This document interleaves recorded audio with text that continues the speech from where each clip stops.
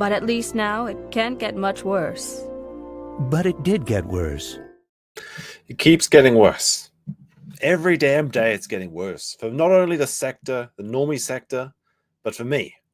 Because my computer like shut down like 5 minutes ago and I had to restart everything. But how's it going, guys? So, where to begin? Where to begin? We got a three-way drama session today. You've got the three characters, the three musketeers. Do I have a photo of these guys? No, that's not that person I want to do. You got Ethan Klein. Ethan Klein, he H3H3 Productions, the Fupa Trooper himself, a man that has had a very interesting little internet career. And he came out of hiatus. It's not really been a hiatus, but he's been just doing live streams, which is not working. Live streams aren't work. They're just having fun. Posting videos, that's real work. But he decided to post a video for the first time in, I think, 2 years called Content Nuke. Hasan, let me see. Yeah, no, actually, his last video on this channel was 4 years ago. It was 4 years ago. But this isn't the only nuke that's dropping. You've got Content Nukes on Destiny as well.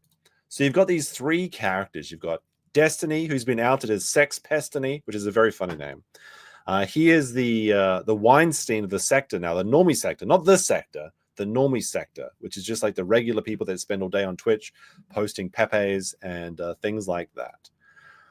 But we're going to start with Hasan, because I think that's the one person everyone dislikes the most. Although, ironically, I think like Hasan is probably only the second worst person in this group. If you had to rate, like, how would you guys rate these from best to worst? I think it would have to be Destiny at the top. Because while Hasan is an idiot, and while he is a grape apologist and a terrorism supporter, he's basically just a himbo who's just trolling and sucking out money from his socialist audience while he lives the capitalist pig lifestyle, which is kind of funny. I can kind of appreciate that he does that. So I think like Destiny's the worst. Hasan's number 2. And Ethan is just kind of annoying, but I still kind of appreciate some of the things he does. He's trying his best. But yeah, there was not only this Content Nuke Hasan that dropped. And we're going to go through not all of it, but parts of it. There was a much better Hasan expose that came out over the last few days, and that was by June the King, who I only started watching recently because I think he did like a Mr. Medica one, and we watched that, I think, and it was very good. These are some very, very high quality, high productions, and it's sad because his video, which is about the same length as they're both about an hour and 40 minutes long. I feel like June the King's documentary on Hasan, which came out about a week before, was Ethan's came out 3 days ago.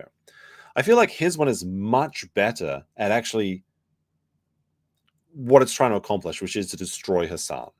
Ethan, like his video, it starts off with this beginning of like Oppenheimer, which I still haven't seen the movie Oppenheimer. I heard it's pretty good though. And you've got like Ethan, he's like, it's Ozempic Ethan though. And it's kind of weird because his head is like now too big for his body. But he goes on, it's hard to describe, but we're going to watch part of it in a second. It's hard to describe, but I feel like Ethan approached this with too good of faith, expecting people to be reasonable. But he also included too much information about Israel. And that's a mistake because he doesn't like Hasan. And the point of this video is to nuke Hasan.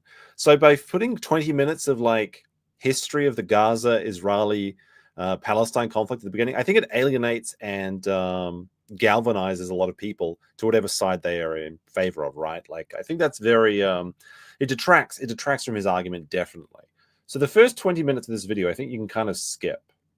Where he goes, he kind of introduces the players, he introduces the stakes, he introduces everything. But then he gets into about 20 minutes in, he starts doing these skits. And I think that's when the video really takes off. But there is another thing I have to criticize about Ethan's video, is that in both the June the King documentary and the Ethan Klein H3H3 Productions video, they both have a sponsor. And for June the King, it makes sense. It makes perfect sense because June the King just is doing a documentary about Hasan. He's just trying to document sort of thing and talk about why he's a piece of shit, basically. So it makes sense for him to have a sponsor in it. For Ethan, he's like cooking. He's like talking about all the the territorial disputes and how there's only one Jew left in Afghanistan and things like that, which is a very funny moment where they go through these statistics and they show you how many Jews are actually left in these different parts of the Middle East. I think that's around this area, right? Oh, here it is. Here it is. It's like this part here. So you've got like there's 0 left in Lebanon, in Libya. I think these numbers are not exactly 100% right. But there's like Bahrain. There's like there's 35 in Bahrain. Where is it? Where's the one? There's like one dude in one of these countries. Where is it? Oh, here it is. Afghanistan, one known Jew, which is a very funny statistic. Like, it's very well documented. It's all very good and well. But I think that if he wanted to destroy Hasan, which is what he's trying to accomplish with this, I feel like he should have skipped this part and gone straight into the dirt slinging, because that's what people care about. The internet people don't care about the history of the Gaza Strip. I'm sorry, they don't. They don't. They just want you to make fun of the person that they don't like. And these expose style videos aren't as effective as they used to be. Like, you used to be able to destroy someone's career with this, but people figured out that if you just keep streaming and keep showing up every day, people will watch you basically no matter what. And Destiny's a great example of that, because he's still getting lots and lots of his viewers. They don't care that it's actually been out that he just had all these like he's got all these sex tapes and he's got all these blackmail and everything. It's crazy. But we'll get into that maybe a bit later in the video, I think. But first, we'll get into Jana, who has, yo, Josh, and happy February. Thank you very much. Much appreciated. Yes, it is a happy February. I think this is the first stream of February, but there should be streams this week. I was a little busy in the first few days. But anyway, we'll go through this at about 1.25 speed. Oh, no, sorry. I was going to say, I almost missed my point entirely. So in the middle of Ethan's video, about 25 minutes in, he's got an ad for ExpressVPN. And this is just like the most, I'm sorry, you can't, when you're trying to like kill somebody, when you're trying to take a shot at the king or whatever, you can't include a sponsor. It detracts entirely from your argument. And it's just like, well, what were you talking about? Like, people being murdered and how this person's a piece of shit, and now I've got to buy ExpressVPN so I can watch Netflix. This is a bad move on Ethan's part. But like I said, it makes sense in the June the King documentary, because June the King is impartial, basically. Like, maybe I don't know what his feelings are about Hasan, but he's just sort of reporting the facts as they are. Ethan is like, I hate Hasan. This person needs to go away. This is why he needs to go away. This is why you shouldn't be watching him. By the way, use code H3H3 to get 25% off your like ExpressVPN thing. It's like, it's really bad. It's really stupid. And it's just money grubbing and silly and very, very silly. It's like his first video in 4 years, and he made sure to get a sponsor on his H3H on his Content Nuke video. I thought like this was so out of place that I thought it was a bit. I thought he was going to talk about ExpressVPN, and then he was going to and then like it was going to segue into a joke about Hasan or something. Like, if you're a terrorist and you need to use ExpressVPN, because then you can globe trot around the world or something like that. But no, the code is right there. It's ExpressVPN H3H3. So it's not a great ad spot, if I'm being honest. But the video really picks up about 20 minutes in when he starts doing this. He starts doing this skit. So it's kind of like old internet humor, and it's definitely dated style of humor, like maybe Ethan's out of practice or something, but it's okay. I don't mind it. I don't hate it, but it's a little bit weird. So anyway, we'll pick up the video about 30 minutes in, and this is when he starts talking about the Houthi pirates. I'm going to watch this at 1.25 speed, and then at a certain point through this, we'll jump over to the June the King, which I think is much better, because that is actually really shows the shame of Hasan and just how terrible he is and how much of a poser he is and how he doesn't actually care about anything except for money, which is like all socialists, really, because they say they hate money, but they absolutely love it, just like me. But they also love it when you like the stream. There, we'll pick it up from about here. Maybe we'll go back up everything. But this is when he introduces the Houthi pirate. Now, if you're unaware of what happened because you've got a job, basically there was this guy, and Ethan's going to explain this as we go through it. But there was this guy, and he became very popular on TikTok because he was, oh, look, he's a terrorist, but he's kind of cute. He's kind of a twink or something. I don't know. He's like Luffy or some shit like that. But he's actually like a terrible person. He's a terrorist. He engaged in kidnapping, but I assume rape of these boat people that they rob, and it's not even like you're gonna see. Billy Oki says money. Yes, money is the answer. And Kitty says, no, money down. But one other thing that I'll mention, since we did mention Destiny, And I'm sad. I'm sad because if there was one person I wish was a better person, it was Destiny, because I still have some residual nostalgia from watching Destiny when he played StarCraft 2. And I'm also a big Factorio fan. So Destiny used to play Factorio for like 20 hours a day and then just debate people. And I don't care about the debates, but I love Factorio. It's the peak autism game. But speaking of Factorio, there's an expansion. There is the space age expansion to Factorio. So maybe if we hit the goal, which I haven't actually started a goal yet, but maybe this weekend I'll do a gaming stream where I just play Factorio for 10 hours or something. Would you guys like to see that? Do you guys want to see the Factorio stream? Because Factorio looks pretty based. It looks pretty fun. There's like 4 new worlds or something. But anyway, sorry. Well, I'll apologize for that. We'll get into this video. Make sure the order is everything. So he's introducing the Houthi pirate and why Hasan loves this guy so much. And it also goes to show you how Hasan changes the narrative about how he supported this very literal, very real terrorist and then tried to say, no, he's just some kid. Kidding, this guy's a fucking terrorist. All right, so here we go. He's literally tweeting out he wants to kill Jews and put their heads on pikes. And somehow, not somehow, because of his genius, all right, we'll go watch this 1.25. We have rebranded the Houthi fucking pirates, the Houthi terrorist organization. So the music was sound a bit strange. Yeah, the Islamic fundamentalists. Death to America, curse upon the Jews. That's right. That's the Jolly Roger of this man here. None other than Monkey D. Luffy. So let's get out there, guys. And let's make 2025 our biggest year, guys. Come on, guys. The resist. All right, first, before we really get into this, we have to do the fit check. How are we feeling about skinny Ethan? I don't know. It looks weird. As a man that made his humor all about his body being fat and having that fupa, it's very strange to see him fitting in a suit so well. And you got the net flex in there, so it's not great. Although I do have to appreciate his lavalier mic. He's actually got it attached to his tie, which is nice. I hate it. I hate it when people hold the mic to their mouth and they're like, "Hey guys, so this is my video. I'm just I'm holding this mic, even though it's got a clip to put in my shirt, but it's so cute, it's so intimate if we just hold it like." So I have to give 1 point to Ethan so far. That even though he looks a bit weird being skinny, I do like his microphone placement. And that's one autistic detail that nobody cares but me. But I had to mention it. Resistance is imperfect. The resistance is imperfect. Yeah, let's get him. If you want to know where on the political spectrum Hasan sits, take a look at a recent media analysis by Ad Fonte, which rated Hasan as the most extreme left-wing, untrustworthy media source on the internet. And to give you an idea. Now, to put this in perspective, Hasan isn't just untrustworthy. He just makes shit up.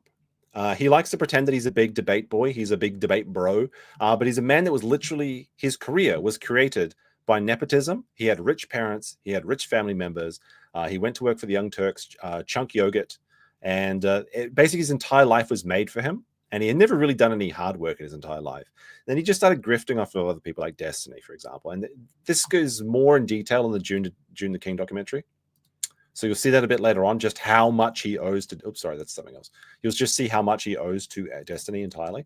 And that's the thing that makes him mad. One of the things that makes him the maddest, like if you ever see him, if you say Destiny made you, or like, you know, Sex Pestity made you or something like that, that drives him up the fucking wall. He gets so mad, so frazzled. But also one thing he hates is he hates being seen as not being a smart boy, because he basically knows nothing. There's actually a part in this video where he's talking about Yemeni people and everything, and he can't even find Yemen on a map. Not that I'm an expert on geography at all, but if your job, your bread and butter, your bread lines and butter, I suppose, is communism and socialism and shilling death to America, you better be able to find countries in the Middle East. But one of the funny things about Hasan is that he lies so frequently. There's these compilations of him just making shit up, which also some of those do appear in this video as well. Carlos gifted 1 membership. Thank you very much. That's the first gifted membership for the month. What a legend. Thank you very much. All right, so this is his left-leaning on the... I saw Alex Jones was on the opposite side of the spectrum, which is kind of cute. But I mean, Alex Jones tells the truth more than Hasan does, so that's interesting. He is opposite of InfoWars. Now, I'm not going to sit here and tell you that Hasan loves all terrorists, but what I will say is that there isn't many he don't like. Let's start with our good friend Luffy here and his organization, the Houthis. And yes, this is what it looks like. They are hiling Hitler. The Houthis are an Islamic... Now, I'm not sure if they're actually hiling Hitler. They're probably just, I don't know, doing a Muslim chant or something. But the funny thing is, third world countries actually really love Hitler. It's kind of a crazy thing. But if you see, like, there's like bars in India which is just called Hitler and stuff like that. They actually really do like him.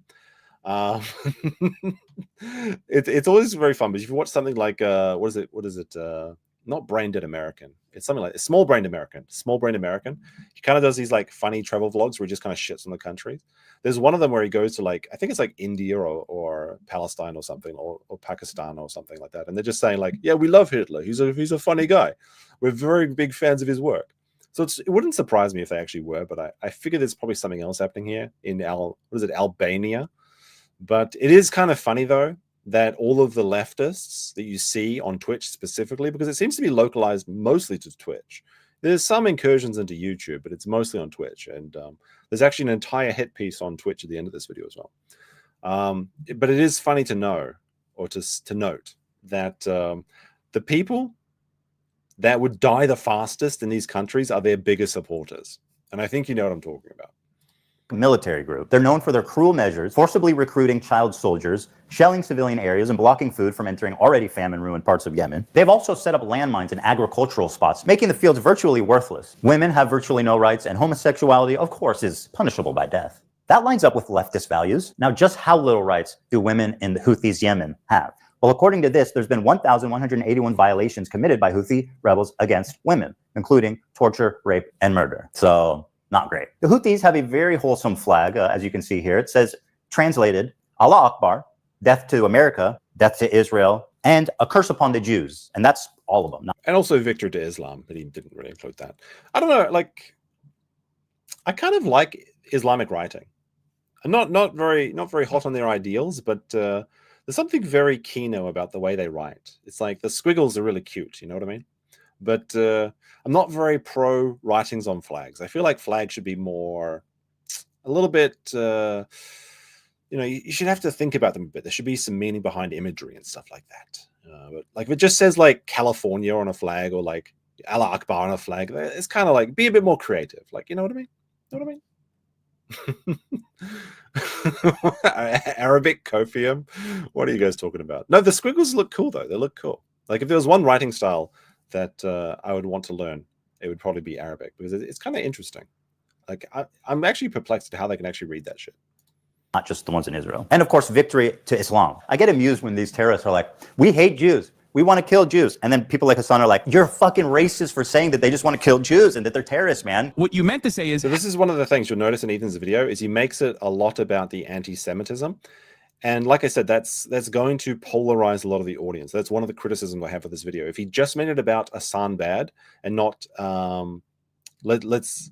if it was just Hasan bad and not, let's think about this detail a little bit deeper. Let's have a look at the Palestine versus Israeli conflict. Like if he'd left that shit out, this video would have been a lot better received, in my opinion, which is kind of funny to say because over the last 3 days, it's got 2.2 million views. And people are calling this like an absolute banger. Like it's Kino, it's the best H3 video ever. I don't know about that. Like, I don't know about that. But I feel like he could have captured a lot more and succeeded in his goal of canceling Hasan if he'd left that stuff out. Hezbollah is Muslim. You're not thinking deep enough about this topic. My criticisms of the Houthis' slogan do not factor into what they are doing. Of course, it is anti-Semitic, but contextualizing it matters. Yeah, it's really interesting because like that is such Western-focused propaganda. Like for a Palestinian to arrive at anti-Semitic opinions, okay, they don't need to read Mein Kampf. Oh, I almost forgot the most fun one. They brought back slavery. We think the Houthis, Ansar Allah, is doing what Luffy would do. That lines up with leftist values. All right, so these guys are... One Piece isn't good. I'm going to say something bold here and brave, but One Piece is not a good anime. It's not good. It just goes on for too long. It's like the War and Peace of anime. It's just super fucking long. I'm not a fan. I'm not a fan of One Piece. I know it's very popular. It's like one of the most popular animes ever. Not a fan. Not a fan myself. Clearly the bad guys. So my question is, how does Hasan cover such a genocidal, violent, misogynistic, homophobic, terroristic organization? Oh, you want to see a Houthi musical? Sure. These were the people that the Saudis were killing, by the way. So is this guy here, is this Kendrick Lamar? I don't know. Like he's a very famous guy though, right? Like he's like a big deal or something. So, you know, these fucking musically gifted individuals. This is kind of funny though, this part. Okay, I'm sorry. So there's like this terrorist recruiting video. He puts it on and then he leaves the room because the son is he just puts on content and like leaves the room. That's like his entire gimmick. It's very funny if you go and watch his there's a video I think done by JXC about content theft and freebooting, and Hasan was the primary example in that video, and I think they ended up calling him the Man of Steel, but like steel spelled like STEAL rather than Superman, obviously. But is it the DJ guy? I don't know. It's not Snoop Dogg. Come on now. It's DJ Mustard. Is that a real name? DJ Mustard. DJ Mustard. Is it? It could be. I thought it was. Is it DJ Mustard? I don't know. I don't know. It's a famous person, but this is kind of funny. But I will say one thing after this video. But we'll play this part later.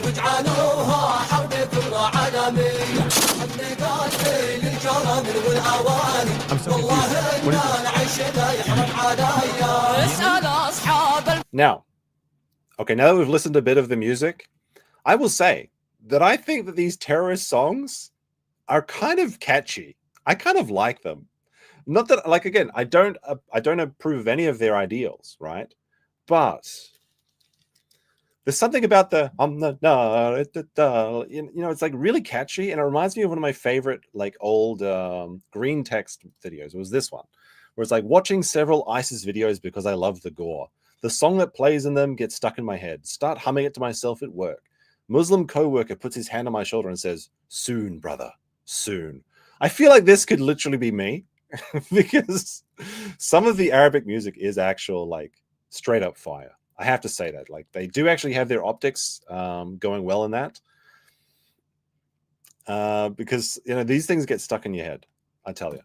الضخامة والمعالي واسألوا عن الحشد العسكري يوم سيطرنا على الخوضة بعالي ما نبالي بالهبر والبدفاعية.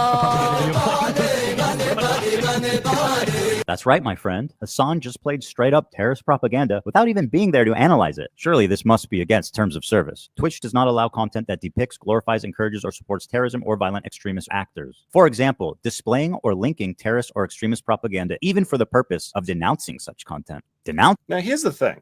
I feel like you should be able to play these things on Twitch and on YouTube. But Twitch does not have a cohesive, concise, or consistent moderation policy, which makes it very frustrating. If you go on there and talk about Trump good, for example, you might get banned permanently. If you're this is something that really happened. There was a chick that just got fucked on stream. She got bent over a table and boned by her boyfriend. She got like a 3-day suspension. Like, when you get banned on Twitch, like banned, it means you're just going to be back in a couple days. It's like a quick Twitch vacation. So it's, you know, if Twitch would allow like all of this stuff, and I don't mean showing acts of violence, obviously, or executions or anything like that, not that far, but like if they actually had a very laissez-faire attitude of moderation on both sides, I would actually be okay with them. But it seems like they only have this policy of allowing anything goes on the LA niche, the LA clique, which basically is a group of like Twitch people, and they all get together and have parties, and I assume they're Diddy parties with the CEO of Twitch. And he comes on later in this video, and it's kind of funny because he's following all these like thirst traps on Twitch when he tries to show off his Twitch account.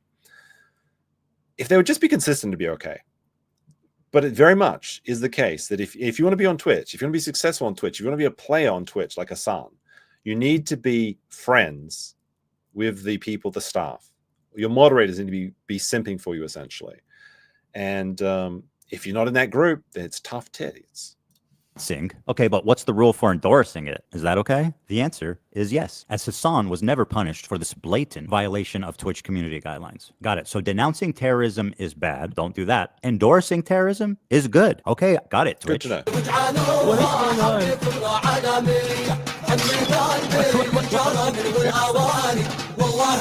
Can you explain this? This is a 3-minute video of.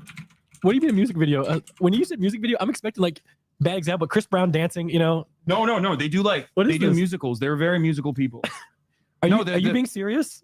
Dog, what do you look? You think I made this? Isn't I know they're singing, but I'm seeing this guns and shit. This isn't a music video, Hasan. No, it is. They do musicals about like their fucking like their actions all the time. Hold on, guys. So he literally just plays terrorist videos on stream to his army of Zoomers, and it just gets away with it. He could just do whatever the fuck he wants because he's best friends. And you'll see there's like these balloon parties and everything. This has happened in the first 20 minutes of the video. They mentioned this, but Twitch literally threw like a birthday party for Hasan. So they absolutely love him. Like, I don't know why, but apparently he's just very popular. Hold on, I've got this. Instead of terrorist propaganda, let's call it musicals. They do musicals. Instead of violent jihadists, let's call them musically talented people. They're very musical people. Are you being serious? Guys, let's just use our brains. Fiddler on the Roof, Wicked, Alexander Hamilton, man. There's no reason we can't put these Houthis on Broadway. Well, they go, listen, you want to fucking bring a ship through here? We're going to take it. So this is one of the most annoying things was that there was a video of and I think he goes on to show it in a second. Yeah, he does. Where like the Houthi pirates, they land a helicopter on a ship, which is kind of cool to watch, honestly, like to see actual operators working, basically.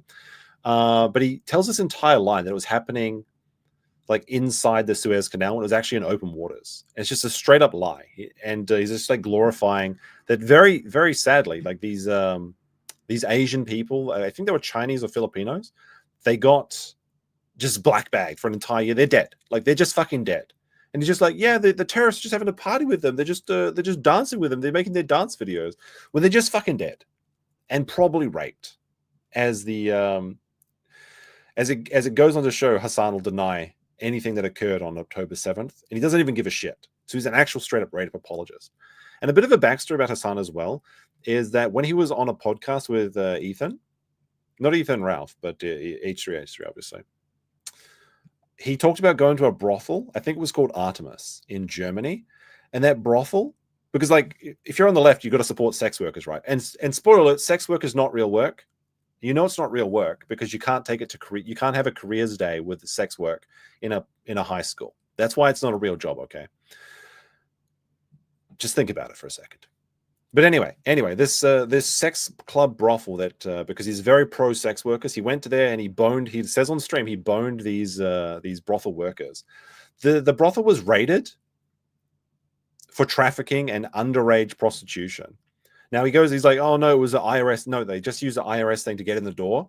He was actually a patron of an establishment that was involved in underage sex trafficking. So it doesn't surprise me in the least that Hasan is a rape supporter because he's engaged in it himself. That's exactly what the Houthis start doing. They start fucking sending in helicopters onto fucking ships. Bro, they fucking, look at this. They got the Palestinian flag that they painted under the helicopter with the Yemen flag. They fucking they start overtaking the ships. See, this is kind of like from an objective sort of non-biased point of view, this is kind of cool to see a helicopter landing on a freighter and then guys jumping out with guns because it's very movie-esque, right?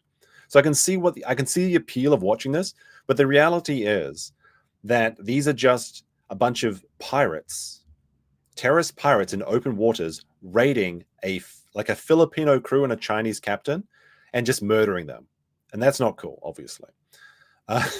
Item 69 says, hi meme, Solari here. How's it going, Solari? Hopefully you've got some more Patreon supporters now. I've been literally crying over how YouTube is being subjecting Hasan to financial abuse. I've told him the only thing I can do is lie on a bed and take antidepressants. Well, actually, Hasan is currently in Japan, as it so happens. And I actually have some photographic evidence about that. You can see it here. Very, very interesting, Hasan. He's dressed up in a maid. He's dressed up as a maid in a maid cafe in Tokyo. He went out on the train dressed like this. This is what he's doing right now. He's actually very successfully dodging any of the critics just by ignoring it and just doing wacky shit because nobody cares. This chick in the middle, that's Shibuya Kaho. She's an ex-porn star, but now she just does Twitch streaming and stuff, but she does a lot of collaboration with Japanese content creators. So you'll see her a lot if you watch Japanese content shit. Not just if you watch Java or anything. Right? But there it is. Let's continue. And they're like, guess what, dog? No more trade to Israel. If you are sending ships into Israel, if you are owned by an Israeli subsidiary, if you're owned by an Israeli corporation, we're going to take over your ship. You cannot fucking use this trade route anymore. guess what, bitch? It's our fucking territorial boundary, and we're going to enforce this until you stop doing genocide in Gaza. So let's review his claims. His first claim is that the boat is headed for Israel. It's not. It's going from Turkey to India. Next claim is that it's owned by an Israeli company. It's not. It's being chartered by a Japanese company, and the boat's owners are registered in the Isle of Man. I'd like to remind everybody that the crew that's kidnapped in this video has been missing for over a year now with zero updates on their health, whereabouts, or anything. That line... Yeah, they're fucking dead. They're just dead. They're at the bottom of the ocean. The crew is dead. Pirates, then you think there'd be the pirates have been the pirates have been feeding and watering these like this entire crew of Filipinos for a year as house pets? No, they're dead. But I guess it's a cool video, right? Let's just they're very musically talented people, right? What's up with leftist values? Hasan's third claim is that this attack happened in their territorial waters, which is also a lie. It happened in international waters. Hasan is lying for the Houthis like he's being paid. And honestly, at this point, is he? I'm a propagandist. Well, no, for the record. no, I'm not calling I'm it a that. This is like a hostile. They're streaming this? Yeah. Yeah. They're flexing. What? And they're coming in hot with guns. Yeah. See, Hasan is like incredibly content brained, so everything he says is like a meme or a reference to Twitch. So like they're flexing or like they're clip farming, things like that. You'll see it a lot when he's literally watching a group of men about to go execute a bunch of Southeast Asians. But you have to understand, this is a deterrent. Israeli society is going to start getting upset. They're going to be like, I can't get my treats. I can't get my Amazon Prime deliveries. What the fuck is going on? I hate this. Israel sucks. I'm leaving Israel. That's the goal. I find it disturbing that Hasan thinks that a slowdown of imports is going to cause Jews to flee Israel. 80% of Israelis were born there and do not have citizenship anywhere else. So where do you want them to go, Hasan? Back to Poland or back to the Arab countries they were forced out of? Israel sucks. I'm leaving Israel. That's the goal. By telling the Jews of Israel to go back where they came from, Hasan attempts to deny Jewish heritage. See, like visually though, this is a kind of a really cool video. I've actually never seen it. I've heard about it, but never watched it myself. Again, the reality is though that they're about to just go murder a bunch of people and take their shit. Not because of any ideals, not because they're trying to liberate their country, because they want free shit. That's why pirates do. They're just the good heart. No. This isn't Captain Jack Sparrow freeing the slaves of the Black Pearl. This is just a pirate that wants to murder people, rape anyone that's got the right holes, and then take their shit because they want free shit. And Hasan is just trying to glaze them constantly. And he actually goes on to actually glaze one live on stream, which is kind of outrageous. Like, I don't really cover this stuff very often, but this is kind of the talk of the town at the moment. So we're here. It is. In the Middle East. It characterizes them not as indigenous, but as white colonizers. This is despite the fact that 60% of Jews in Israel are actually native to the Middle East. This is wild. So these guys did all of this, right? They did all of this. Is that their helicopter? Yeah. That looks like a legit helicopter. It is a legit helicopter. This is wild. So they take it over. They take it over. And they tell the people in the ship, it's usually like mostly Filipino people, Filipino crews. Oh. And they're like, all right, well, we got no problems with you, but you're coming with us. We're taking over the ship. What an incredible way to characterize having a gun in your face. I mean, like, we've got no problem with you. We're just going to take the ship. Yeah, nobody's ever done this. It's not Robin Hood. Fuck off, y'all. This is just absolute fan fiction. And his audience, like, actually just eats this up. It is quite wild. It's quite surreal to see. Is asking us not to believe our own eyes as we watch terrorists hostilely kidnap the crew. We got no problems with you, but you're coming with us. We're taking over the ship. And once again, the crew is still MIA for over a year, prisoners to a terrorist organization. But don't worry, guys. Hasan says they have no problem with them. They're like, all right, we got no problems with you, but you're coming with us.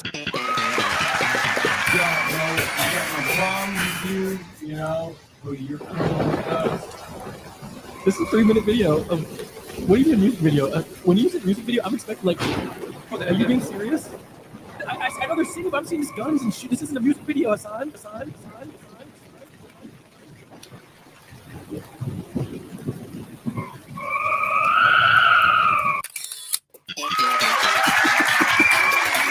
I bet Hasan's friend really appreciated being fed terrorist propaganda on camera. Let's see what he had to say. Because hell, even a couple days ago, I was hanging out with my buddy Hasan, and this guy unironically put a terrorist propaganda music video on and then left the room. Left the room? Yeah, and I was just like, and the thing is, like, if you did that and you knew what you're doing, it's kind of funny. But the thing is, Hasan put it on with the intention of this guy enjoying it. Just like, this is an absolute banger, guy. Just watch this. Like, if you did that as like as a prank video, that's kind of funny. But we know that Hasan's not doing that. We know that he's just doing it because he thinks that it's actually fire and he wants his friend to come back and say, this is amazing. First of all, just don't ask your friends to watch videos. It's not going to happen. Like it's the most annoying thing in the world is like, hey bro, you got to watch this video. It's so good. Like just you can send videos, you can share videos if you want, but if people don't watch them, you just have to accept it. Okay, you can't just put someone on with like homework and expect them to just enjoy it or something. Like in hindsight, it's hilarious, you know. But at the same time, I'm like, what is going on here? This is wild to me. Yeah. But like, I just and like he was like, yo, they're such great dancers. Like, Oh my god. I was like, okay. Wait, is that how it works? If you watch like a politics TikTok, you get recommended Hasan right after? Is that how it works? Bro, he's all over this page. That's crazy.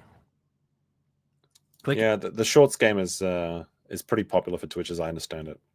Not very successful with shorts myself. I'm not sure why. Dude, Hasan be saying some wild stuff, man. So I don't know if we can. Here's another incident of Hasan enjoying some Houthi propaganda.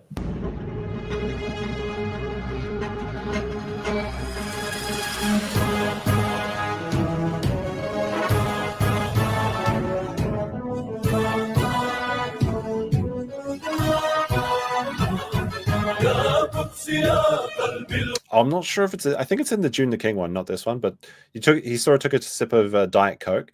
There's a moment, I think it's in the June the King, where like, oh yeah, actually, you know what? I think it's right here, where some woman on the street in Australia confronts him about that, which is very funny because like when you've got these like very liberal audiences and you're trying to show yourself as a paragon of virtue, it's so funny when they start purity spiraling. I think it's like right here. So we'll jump over to the June the King for a second.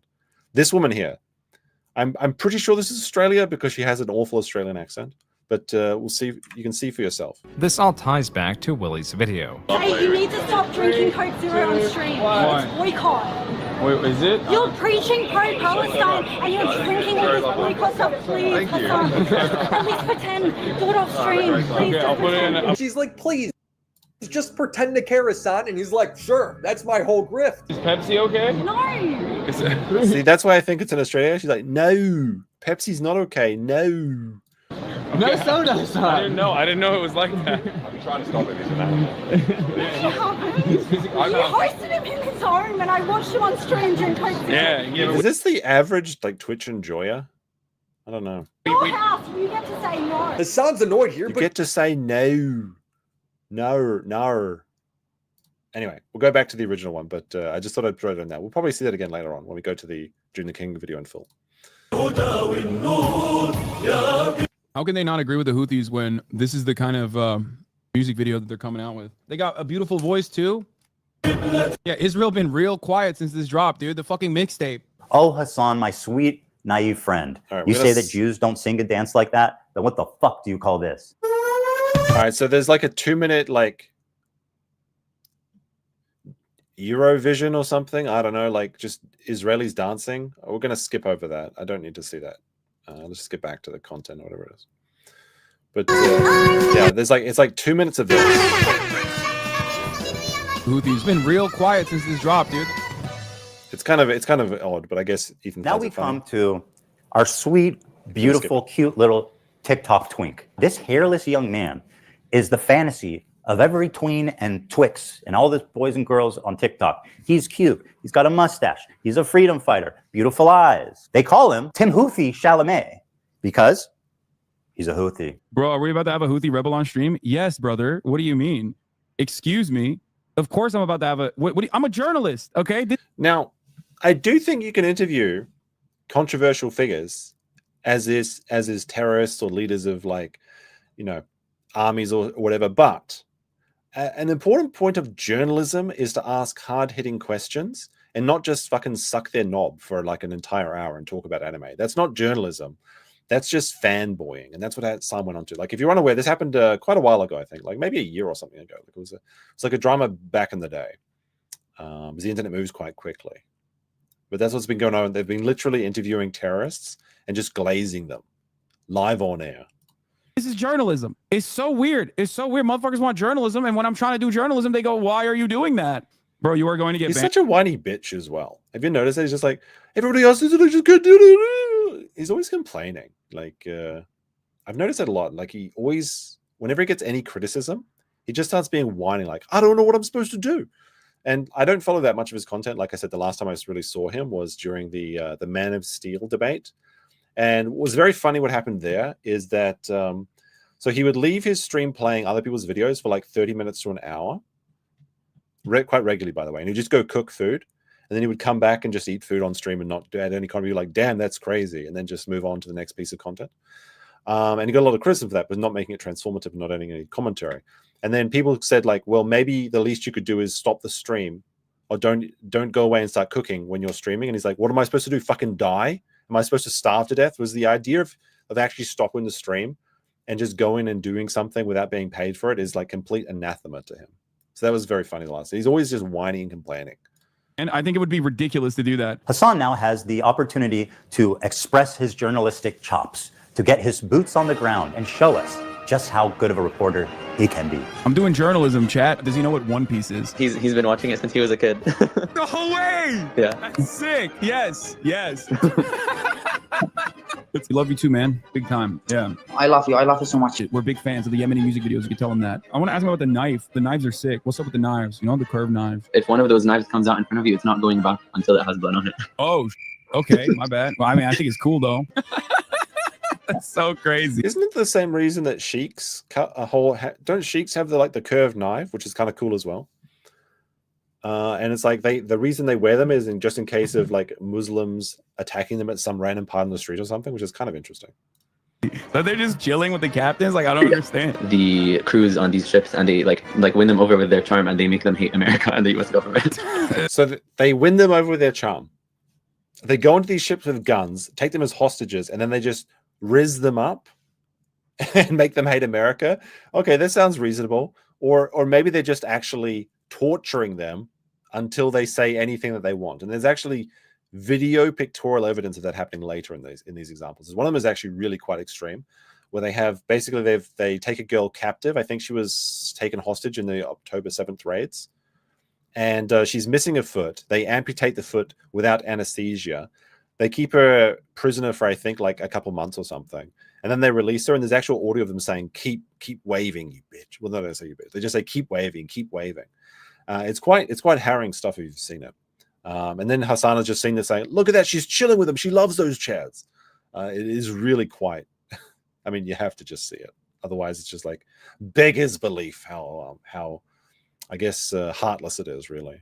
That's so funny. I'm a journalist, okay? This is journalism. It's so weird. It's so weird. Motherfuckers want journalism, and when I'm trying to do journalism, they go, "Why are you doing that?" What do you mean? I'm just chilling. We're just vibing. Yeah, we're just vibing. We're vibing big time. Hasan uncritically interviewed this kid for about an hour. It was the most brazen display of disgusting terrorist propaganda that I have maybe ever seen in Western media. What has happened to, does he know what has happened to any of the crews? Like I heard Hasan almost asked a good question, but it's actually leading to the most obscene part of this interview. He's saying he hasn't spent much time with Chinese people, but one of the captain was Chinese, and he did clots with them, and he danced some music with them, and he was vibing. So he likes them, yeah. So this is an important detail, because that confirms that this man, this Houthi pirate, was actually there on the ships, or at least interacting with them in prisoner camps. And Hasan goes on to try and whitewash history and say that this man he's just like not a pirate, he's not a terrorist. He's just like a Yemeni citizen, he's 19 years old or something. But he completely just tries to rewrite anything. And this happens every single time he receives criticism. They've even got like the Hasan system, where he just like deflects. I can't remember the exact what it stands for, but he just always deflects from the actual argument, rewrites history, gaslights his own audience, and then tries to make it a personal attacks on whoever is criticizing him, which you will see later on. So, I mean, what? That's so crazy. So they're just chilling with the captains? Like, I don't understand. Ask yourself, why is he able to hang out with the captain and the crew of this pirated ship? Why would he even have access to that? Hasan knows why. Of course, he is a Houthi terrorist. Instead of challenging him and demanding more details about these kidnapped and missing people, he just runs defense for this guy, acting like he doesn't know why that would even happen. He's saying that they win over the crews on these ships, and they like win them over with their charm, and they make them hate America and the U.S. government. That's so funny. It is super funny, the idea of kidnapped crew members who are being forced, probably at gunpoint, to do some death to Americas and maybe some curse upon the Jews. And frankly, the callous disregard for the well-being of the literal hostages is shocking, even for somebody they're dead. They're dead. They're just fucking dead. Hey, potentially Sean in the chat says Jordan B. Peterson warned Ethan this would happen. Did he? Is this back when Ethan was streaming with him on the the Leftovers podcast? I think they had it. That sounds about right. Loves terrorists. That's so funny. Is there a KFC there? They're everywhere. I don't think there's a KFC in Yemen, dog. He says they have two. Oh, they do have KFC in Yemen? That's crazy. Okay, that's sick. Is there a KFC in Yemen? No way, dude! Holy fuck! There's a KFC in Yemen! He's just like us! Wow, rip headphone users. Also, I have to say that Ethan's like hacking cough thing is a bit played out. I know it's a bit of his is an old meme for him, but it's not good. It's not good. What does he know what One Piece is? What if he's been watching it since he was a kid? No way! Yeah. That's sick. Yes. That's fire. That's so fire. Oh my god. We think the Houthis, Ansar Allah, is doing what Luffy would do. You should tell him that. You guys all I want to just like I gotta be honest, like anytime I see I hear stories of pirates interacting with commerce and trade, because I like trade, I like commerce. Why doesn't somebody just go there with like some actual blackout killers, some good helicopters, I don't know, and just shoot the shit out of them? Like it's insane to me that in such a well-trafficked part of the world that the pirates actually exist. Like, why don't we have like gun turrets mounted on these container ships? That's my question. Like, it's open waters, right? Surely they should be allowed to do this.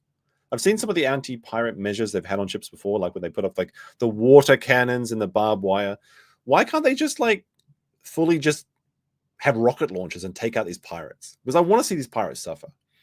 remember Luffy's flag, right? Now I'm only halfway through that show, so maybe I just haven't come to it yet. But I do not remember Luffy's flag looking like this.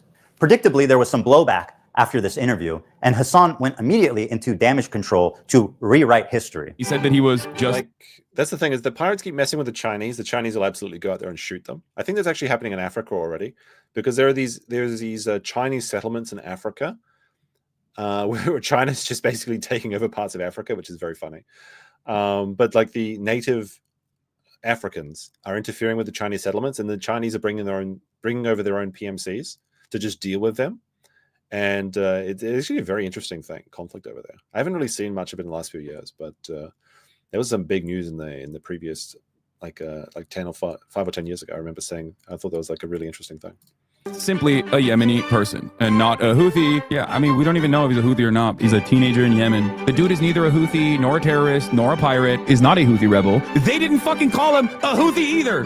You want to know why? Because he's not one. He's not a Houthi himself. He's not a pirate, but... you know, I don't think he's not a pirate. He has reiterated the position that he is not a Houthi. Trust me, bro, I'm not Houthi. Be for real. You sucked him off the entire stream. Not even a Houthi militant or anything like that. When I interviewed the dude who they still to this day call a Houthi terrorist, Tim Houthi's not even a fucking Houthi. I thought he wasn't a Houthi because he's not.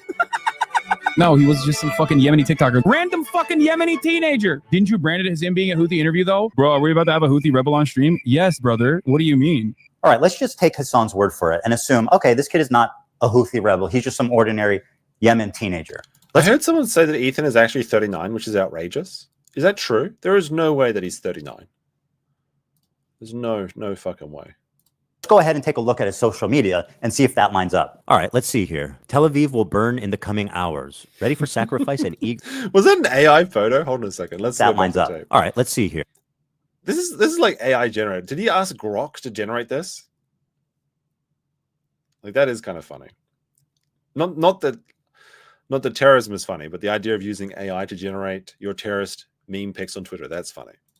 Tel Aviv will burn in the coming hours. Ready for sacrifice and eager for martyrdom. Maybe he's talking about football? Here he is singing a song with the words, "Do you threaten us with what we are waiting for, son of a Jew?" The meaning of Houthi is a title, and it's not something to fear, but for the Jews. They are very afraid of this title. The execution we will carry out on all Zionists, with the lovely depiction of a man impaled through his asshole and out of his mouth. Isn't that how Vlad the Impaler killed people? With a pike, or how Hasan likes to say it, a pike for a cup. Okay, why would he retweet this article? Oh, I see what they blurred out there. That's actually kind of funny. Called Houthis use social media to boost global prominence and support. Israel falls. Wait for the new operation in Tel Aviv. The Jaffa drone, which no Israeli defense can stop. The ships we bombed and sank. I know the red arrow is supposed to be a cool military Hamas thing. This is a butt plug. Just saying. To every Zionist, I will put this into your stomach. And let me state the obvious. Jew and Zionist is clearly interchangeable to this guy. Okay, but hating Jews doesn't make... And he very clearly appears to be on the ship right there, right? So the idea that Hasan is like, oh, this guy is not a pirate. It's just like, come on now. You'd have to be... You're doing a lot of role play to not to make up this story, I think. Make you a Houthi? Are you a soldier? Yes. That seems pretty definitive. You know what makes you a Houthi? What a Chad. Just admit it. Don't even lie. Just say yes. Being a Houthi. At least one of the two of them is being honest about it. No way! Yeah. That's sick. Yes. That's fire. And that's so fire. Oh my God. We think the Houthis is doing what Luffy would do. They're tweeting an image of a Jewish person on a pike. I don't understand why this problem can't be approached with nuance. Because he is a teenager in Yemen, dude. Talk about the bigotry of low expectations. He's a kid in Yemen, dude. What do you expect? Of course he's going to want to put a pike through a Jew's asshole and through his mouth. That's just what kids in Yemen are like, man. And also, what do you mean? It's just a person on a pike. There's no Jewish person on a pike on that photo, unless I saw something different. Hasan Klein. Now, this part is actually kind of funny. But the amount of gaslighting that Hasan engages in, it's kind of, I'm not sure if it's just stupidity or it's actually malicious, or he just doesn't care about anything. And when we take a look at the During the King documentary next, you'll see that you'll probably just come to the conclusion he's just a retard. But I don't know. It's very hard to tell. Although there's some stuff with Anna Kasparian. Actually, if Sean's still here, maybe he could get in contact with Anna Kasparian, because she's been throwing shade at Hasan recently as well, because she is a based Sean watcher, as I understand it. Claims this isn't even a Jewish person on the pike. How exactly is a naked piked person supposed to look like a Jew for you, Hasan? You know what? You're right. Let me make it a little clearer. Now, this is funny. This is actually a very funny part from Ethan, so I will leave this part for you. First, he needs a bigger nose, right, Hasan? Of course, he needs a yarmulke, the curly things. Oh, look, Hasan, he dropped his dreidel. He must be Jewish for sure. Or, you could just read what he wrote, you dumbass, liar, terrorist-loving, propagandist piece of shit. This is why this entire conversation is... See, that part was actually very funny. I'm not sure about the earlier parts where he's doing the Twitch stockholder meeting or something, like that part over here. Or the ExpressVPN Adam, that's not very funny, but that part was actually very funny. Fucking idiotic. It's not a Jewish person. He said, why am I held accountable for some random fucking 19-year-old in Yemen? Imagine being held accountable for platforming a terrorist. Tweets. What is happening? How many steps removed are we from this situation? 0. I mean, you platformed him. Do you not remember? Did the check not clear or something? When faced with fair criticism for his coverage of the Houthi Luffy, he has a total meltdown. I fucking despise all of you, dude. I do. I really do. I hate all of you. You successfully got me to talk about this, and my patience is running thin on this matter. The endless selfishness, the untapped well of American selfishness and American individualism is in full display. How is this the conversation that you want to have right now? One of the most cynical methods Hasan deploys to sidestep any criticism is to deflect to the ongoing genocide in Gaza. I've seen him do this so many times. He frames it like you are selfish for trying to criticize him, no matter what the reason is, because there's a genocide happening, man. How can you criticize me at a time like this? Claiming that I am, too pro-Houthi. When someone is like focusing on that while there's an active fucking ethnic cleansing campaign happening. He also apparently thinks Twitch is liable for me interviewing a Yemeni teenager who's only known genocide his entire life. In the middle of fucking talking about fucking genocide in Gaza, and this dumb fuck. Blow your nose, brother. Love you. Not trying to be mean. Just keep some tissue nearby and clear it out occasionally when needed. Much love. Fuck you, dude. My argument sucks? You think it justifies genocide? What are you, stupid? He's only in Japan for a week or something, okay? He doesn't live here. It's kind of funny, though, because like if he actually stayed in Japan long term, he would actually realize that Japan is quite a racist country comparatively to America.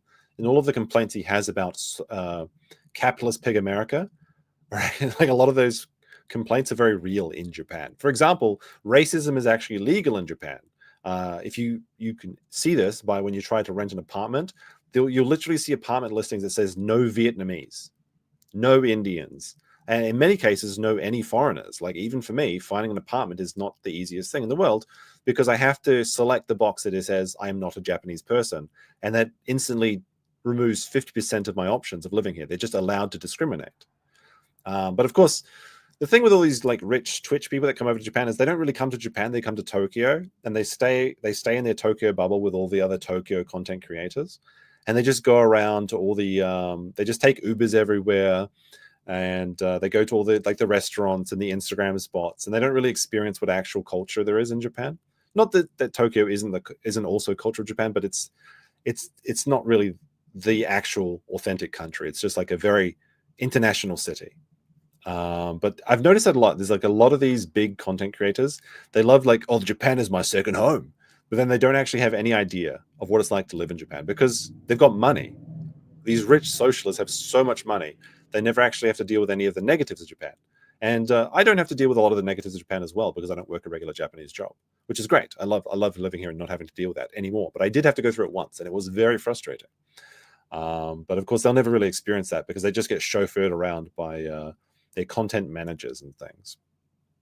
Can be tangentially turned into like Jewish people are under attack is a decent way to just like drive discourse away from open genocide in Gaza. If your sole focus when Israel is doing a complete genocide in Gaza, if your sole focus revolves around that people are saying you're a Zionist, yeah, go fucking yell at streamers for not covering sufficiently the ongoing active genocide in Gaza instead of coming in here and fucking chirping at me. It's quite a charge to just say I'm a stenographer of the Israeli government or I'm a propagandist. I don't think there's any evidence I'm either of those things. I'm curious who you think I'm doing While the we're having this propaganda conversation, 3,000 Piers, while we're having this back and forth, 3,840 Palestinians have been ruthlessly slaughtered in the last incursion into Gaza. I feel like this is an incredibly selfish, self-centered conversation to have. This technique is so powerful because everyone's afraid of being labeled as a genocide denier. Pierce Morgan, with decades of experience, immediately surrenders when the genocide card is pulled. When you're just a fucking stenographer, you're not a truth teller. He has every right to defend himself. And grow a pair, Pierce. Stand up for yourself, man. It's time to stop being intimidated by these online overnight activists who couldn't even point to Gaza on a map before October 7th.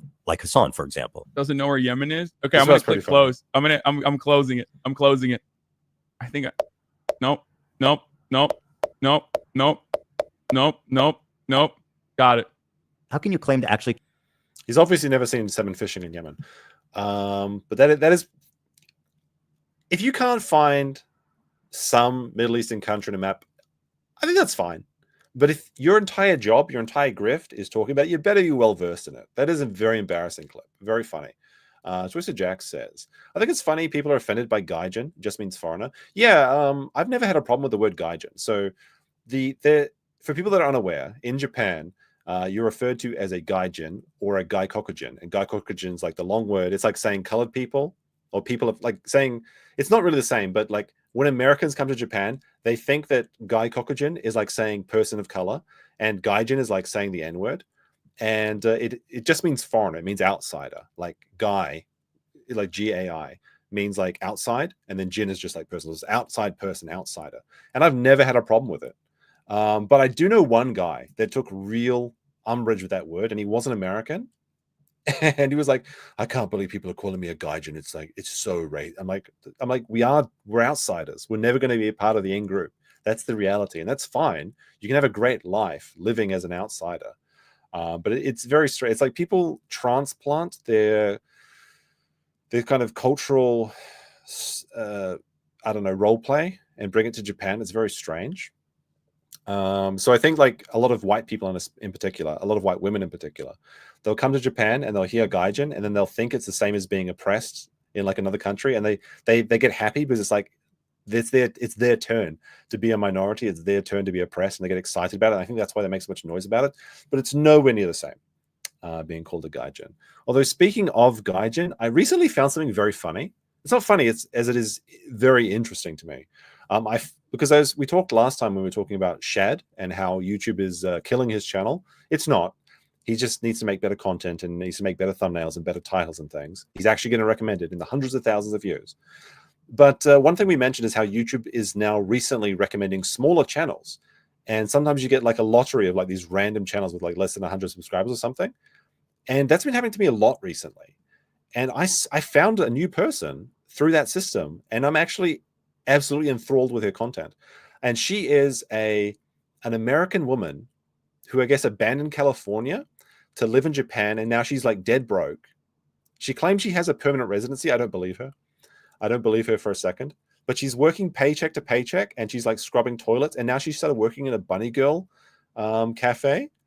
And she's doing these daily vlogs about, she's like, so I was at the bunny girl cafe and I got like, I got 2 people to buy me champagne today. And there's something so raw and unfiltered about the videos. It's like, it's really interesting.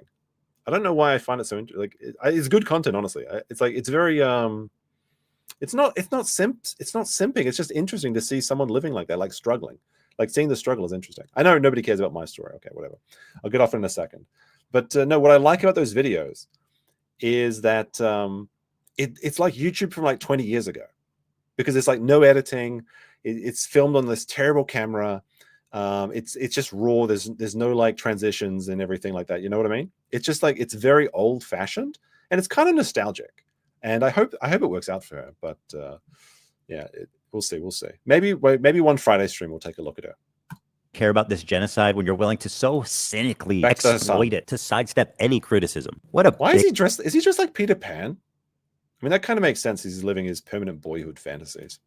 Before we move on, Hasan has one final taste of idiocy for us all to enjoy. Now, this kid is like, I think he was like 19 at the time when I talked to him, which means that for most of his life, he has withstood genocide, right? Like he is a person whose only experience is like, it's literally like talking to fucking Anne Frank, basically. Okay. Being able to talk to Anne Frank in real time. To quote Anne Frank, I keep my ideals because in spite of everything, I still believe that people are really good at heart. Anne Frank continues to inspire generations of people because in the face of a genocide that eventually took her and her entire family's life, except for her dad, she refused to give in to hate, malice, and violence. Now, I've never read Anne Frank's diary. Is it true that she actually talks about her periods and shit in that diary?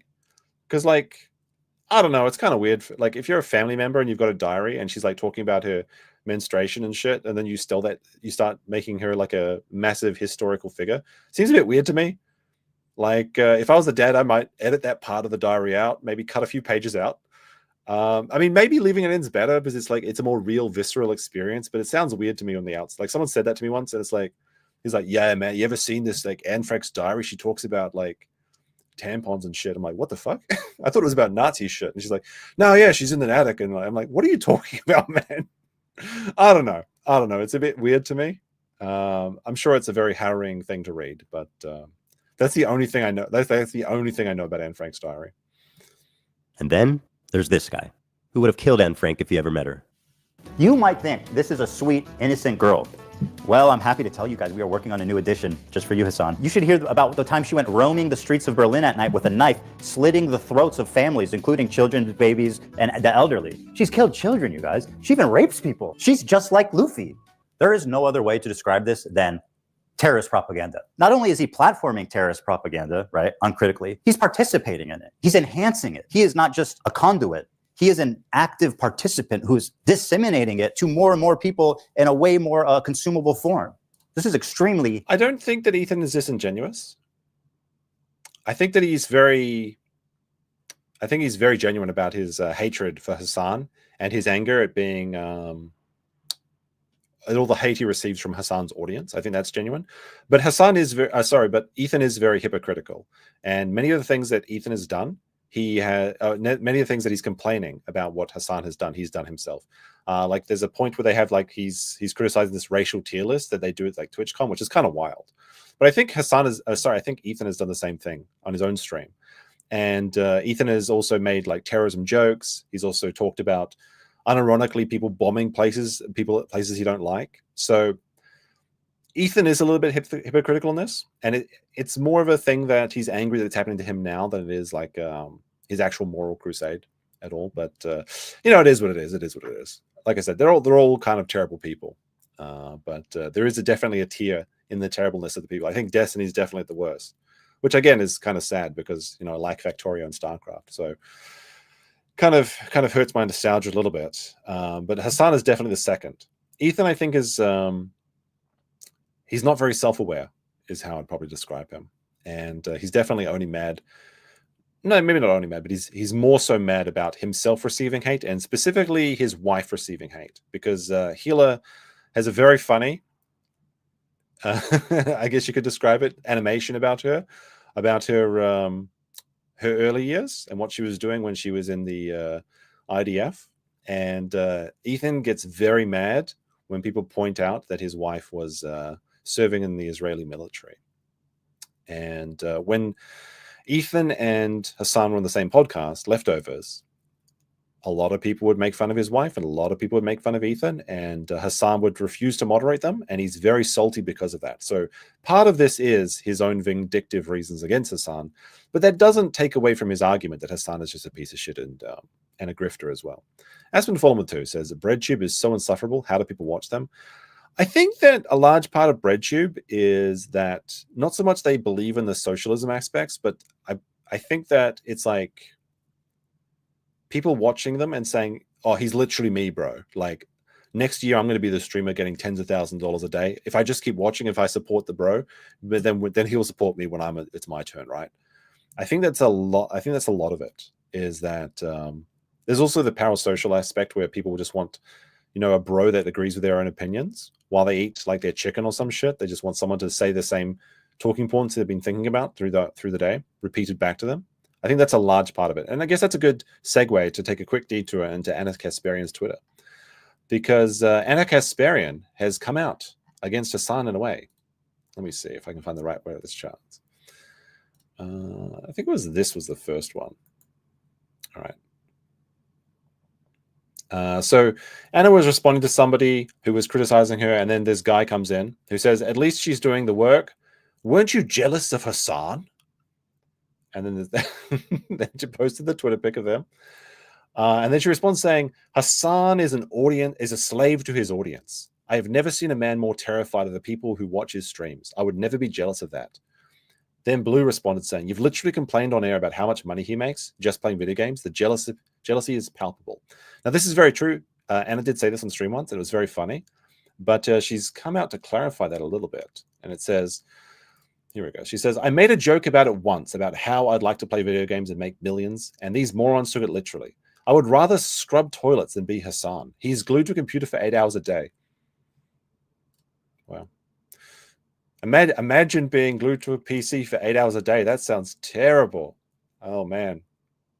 Oh, that sounds really bad.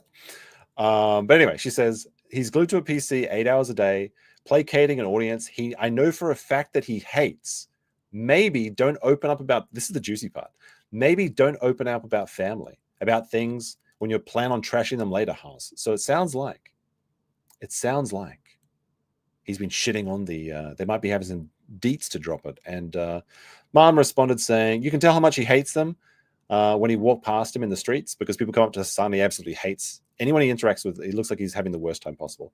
And Anna says, I know it's both sad and hilarious. And I think that's the last one of that trend. But we'll go back to Ethan now. But thank you for the tour there. Oops, there we go.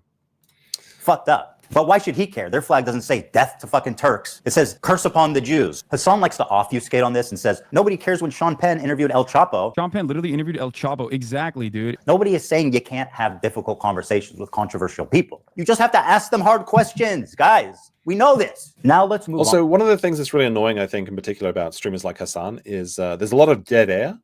Oh, I fucking bit my tongue.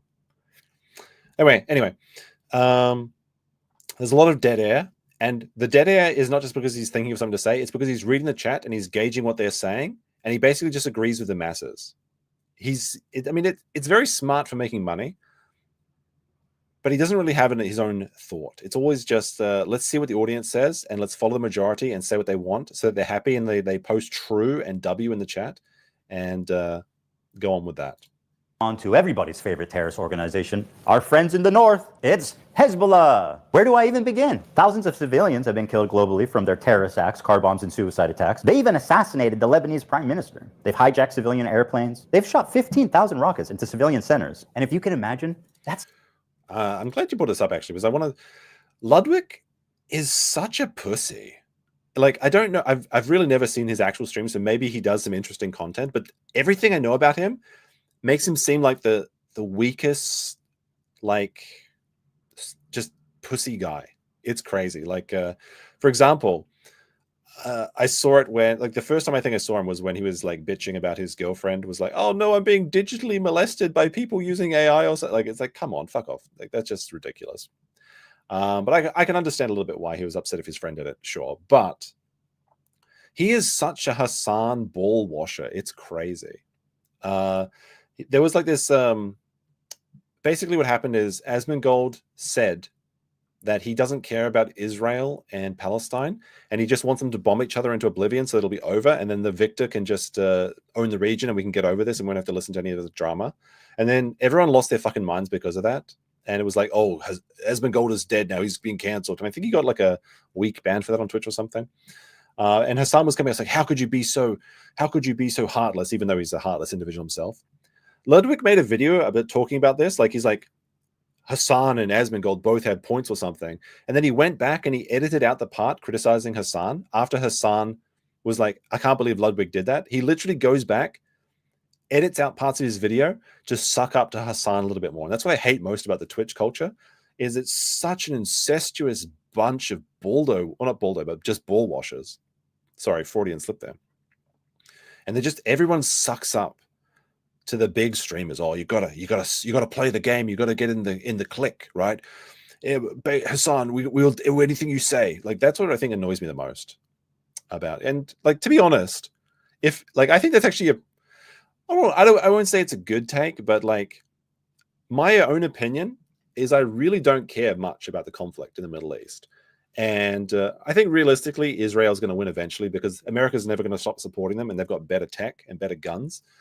But to be honest, I don't care when two people that have been fighting over the same piece of sand for the last 100 years or some shit are fighting each other. And I would actually be happier if one of them won quickly, so we could get over it and stop wasting money in that area, because it seems like a total waste. Someone tried to convince me that it's actually like good for America's economy to keep paying for guns to go over there. I don't think so. But anyway, I don't know. People get really annoyed when you bring up Israel versus Palestine, but can't they just like get over it and done with? Can't they have like sudden death or something? The match has been going on too long. They should just do like a battle royale to finish it off on, so we can all get back to our lives. It's not even the worst things they've done. They participated in the slaughter of over 500,000 Syrian civilians to help a dictator, Bashar Assad, stay in power. They indiscriminately bombed over civilian centers, and they killed hundreds of thousands of civilians in what can only be described as a genocide. They are a designated terrorist group by the US, by the EU, and, oh yeah, the entire Arab League, which gave them that status after their participation in the Syrian genocide. In short, nobody likes them. Well, there is one person. Hezbollah is a paramilitary organization. Do we like them or no? They are a terrorist organization. Like, they're designated. They are designated by the American state as a terrorist organization. I do not like them then. Well, like, I like what you like. I don't have an issue with them, let's just say. This is Hezbollah's leader, Hasan Nasrallah. According to Hassan Piker, this man is a brilliant freedom fighter. But before we get into that, let's see how he feels about Jewish people. Here are some choice quotes from Hezbollah's leader, Hasan Nasrallah. According to Shaul Shai, Hasan Nasrallah said in a speech delivered in Beirut, "What do the Jews want? They want security and money. Throughout history, the Jews have been Allah's most cowardly and avaricious creatures. If you look all over the world, you will find no one more miserly or greedy than they are." I don't have an issue with them. If we search the Anyway, we'll just continue. Entire world for a person more cowardly, despicable, weak, and feeble in psyche, mind, ideology, and religion, we would not find anyone like the Jew. Notice, I do not say Israeli. I don't have an issue with them. If Jews all gathered in Israel, it will save us the trouble of going after them worldwide. The history of Jews has proven that, regardless of the Zionist proposal, they are a people who are evil. This is where I think this is where Ethan loses people. Is like I said, if Ethan had kept it just Hasan being dumbass, or just Hasan sucking up to destiny, or like all of the times where Hasan has said like weird shit or done sussy shit and things like that, I think if he kept to that, it would be much more effective, because he throws in this stuff and it's going to divide the audience, rather whether they like Hasan or not. 50% of people are going to go one way on this and 50 are going to go the other way. So I think it really detracts from his entire like hit piece, because like this is a hit piece. Like, he goes on to ask people at the end of the videos, like, if Hasan is like working with like a sponsor or something, maybe let them know what Hasan is like, that sort of thing. So this is definitely designed to try and end. I mean, it's the content nuke, right? It's supposed to end Hasan's career, but it's not going to. That's the reality, is that if you just keep streaming and you don't do anything like actually get arrested, you just can avoid controversies by just keep putting out content. That's the thing with streaming. It's like, it's mostly a consistency game. I mean, there's obviously like, there's a bit of luck, there's a bit of talent involved, but it's mostly consistency. And that's what's kind of interesting. If you like, if we want to make like a reference back to the question, the RQ, if Rekieta had just kept streaming and never stopped, like obviously after he got out of prison, like if he just like come back and said like, wow, some crazy stuff happened on the weekend, guys, not going to talk about it until my case is done, and he just went back into his regular time frame, he probably would have maintained a lot more of his audience than he has. I mean, there's people that are just going to support him no matter what. And as long as you're there, people are in the habit of watching you. You're their guy, and they will just support you through thick and thin, unless you do something really, really crazy, like, I don't know, like eating people or some shit, like something. But I mean, then again, people still watch JF, and he ate his wife, didn't he? So I don't know. We'll have to see. We'll have to see. Or we'll continue with this very interesting description of the chosen people. their ideas. The state of the grandsons of apes and pigs, the Zionist Jew, the murderers of the prophet. The Jews invented the legend of the Nazi atrocities. I don't have an issue with them. I can't believe I'm calling Nasrallah base. I mean, listen. You have to remember something, okay? A lot of these dudes, you see them in their fucking fits, and you hear about like some of their attitudes about like gay people, for example, and you immediately fucking resort to Orientalist perspectives, not realizing that these motherfuckers are better read than you by a million. What is the Orientalist point of view? Does he mean the imperial point of view or American point of view? Wouldn't the Orientalist point of view be like the Asian point of view or something? I don't know. Maybe he misspoke. Okay. You know. Like, it's not a broken clock situation. No, dude. Half of these dudes literally get educated in America and in the UK. What the fuck are you guys talking about? The more you learn, this is why it's Orientalist. To literally look at these dudes and go, oh no, they're fucking barbaric baboons. And like, sometimes they get this shit right. No, dude, he knows. It's crazy. He's read more books. So it's just an Eastern opinion, Orientalist? I don't know. That doesn't sound quite right to me. Than you could ever imagine. And also, ultimately, very funny Ty Lopez, though. Like, do you guys remember that? Ty Lopez out here in my garage? That's like an ancient meme. Hope he should be careful with that. He shouldn't drop it or anything. That belongs in a museum. Regarded as a pretty brilliant person in terms of like everything that he's done. You might not agree with his methods. You might not agree with his attitude overall in terms of like the wind sound is like, because we skipped the beginning of the video, I guess I should clarify. So there's like this whole like 2-minute Oppenheimer speech at the beginning, and then he's got the nuke dropping and everything. So these are like the radioactive winds or something. You know, it's like the desolate after the mushroom cloud sort of thing. That's what the wind sound. It's not because I've got my window open or anything. In terms of his opinions on civil liberties and shit like that. But ultimately, this motherfucker has read a shit ton of books. Knowledge. I feel I've shown you guys enough evidence that Hezbollah is an evil terrorist organization, but have you considered this? What you meant to say is Hezbollah is Muslim, okay? That's what you meant to say. What you meant to say is they're Muslim. So, of course, as they're Muslim, it's different. If you're wondering why Hasan's audience is so radicalized, it's because of stuff like this. Israel, America's greatest ally, the most... I don't think that Hasan has had an active role in radicalizing his audience. I feel like he saw an undercurrent that he could exploit, and he garnered that audience. But I'm tend to be of the opinion that streamers and like influencers don't actually influence that much of people. I feel like you act a certain way and you attract people that enjoy that sort of content or that sort of attitude. I don't know. Do you guys disagree with me on this? Like, I'm actually kind of curious. Like, there's someone just like a Twitch Zoomer playing Minecraft and he watches Hasan and then all of a sudden he's like praising Allah or something. I don't think that happens. I think that he's already praising Allah and he sees Hasan. He's like, oh, this guy praises Allah as well. I may as well join in.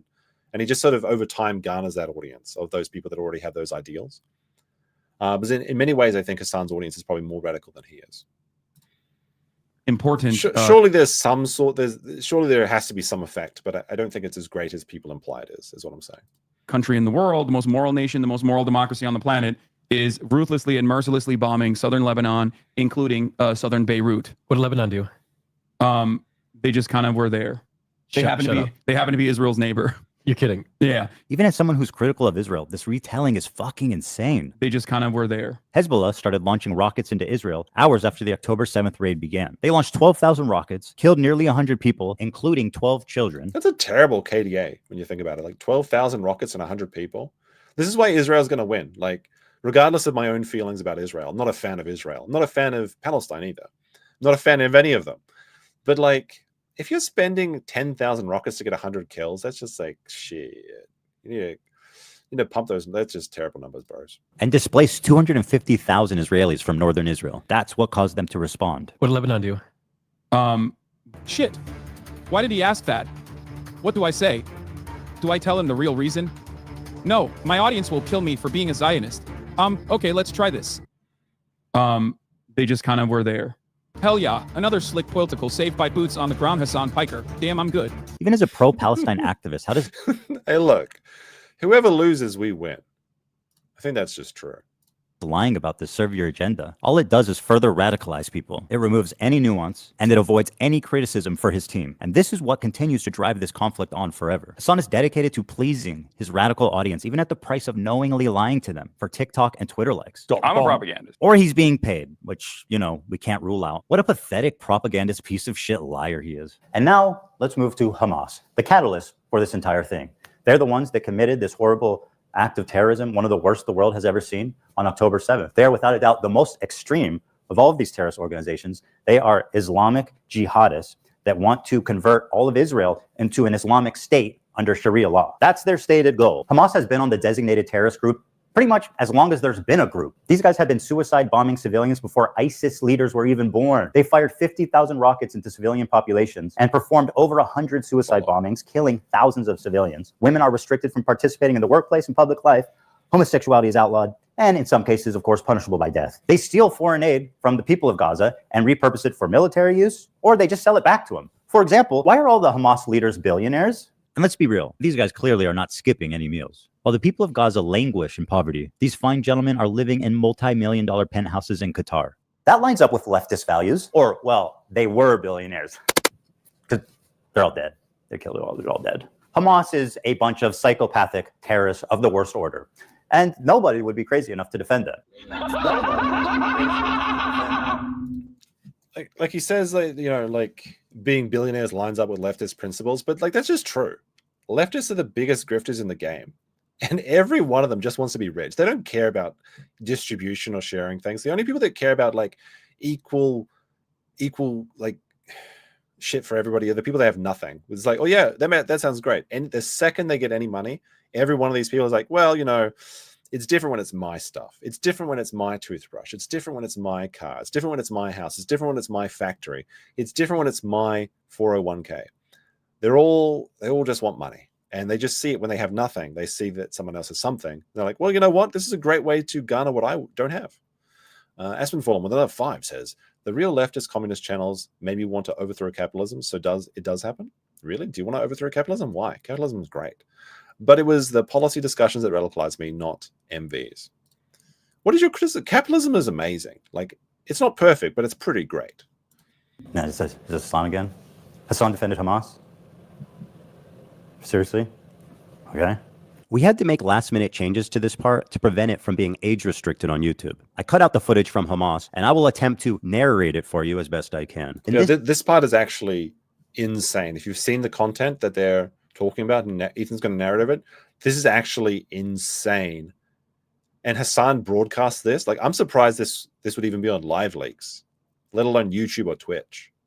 Scene, an older woman is walking hand in hand with a girl who looks about 12. And as they're getting in the back of the van, one of the terrorists gives them a wave goodbye and says goodbye to them in English. Goodbye. And the two of them smiling wave back. That's crazy, dog. Dude. Okay, that's crazy. That's crazy.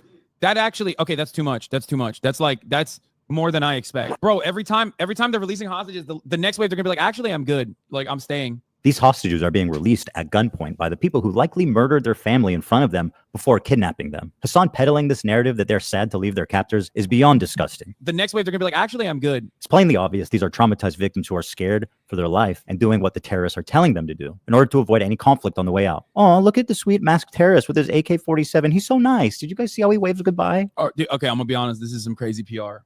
They look traumatized as fuck. Wait, what?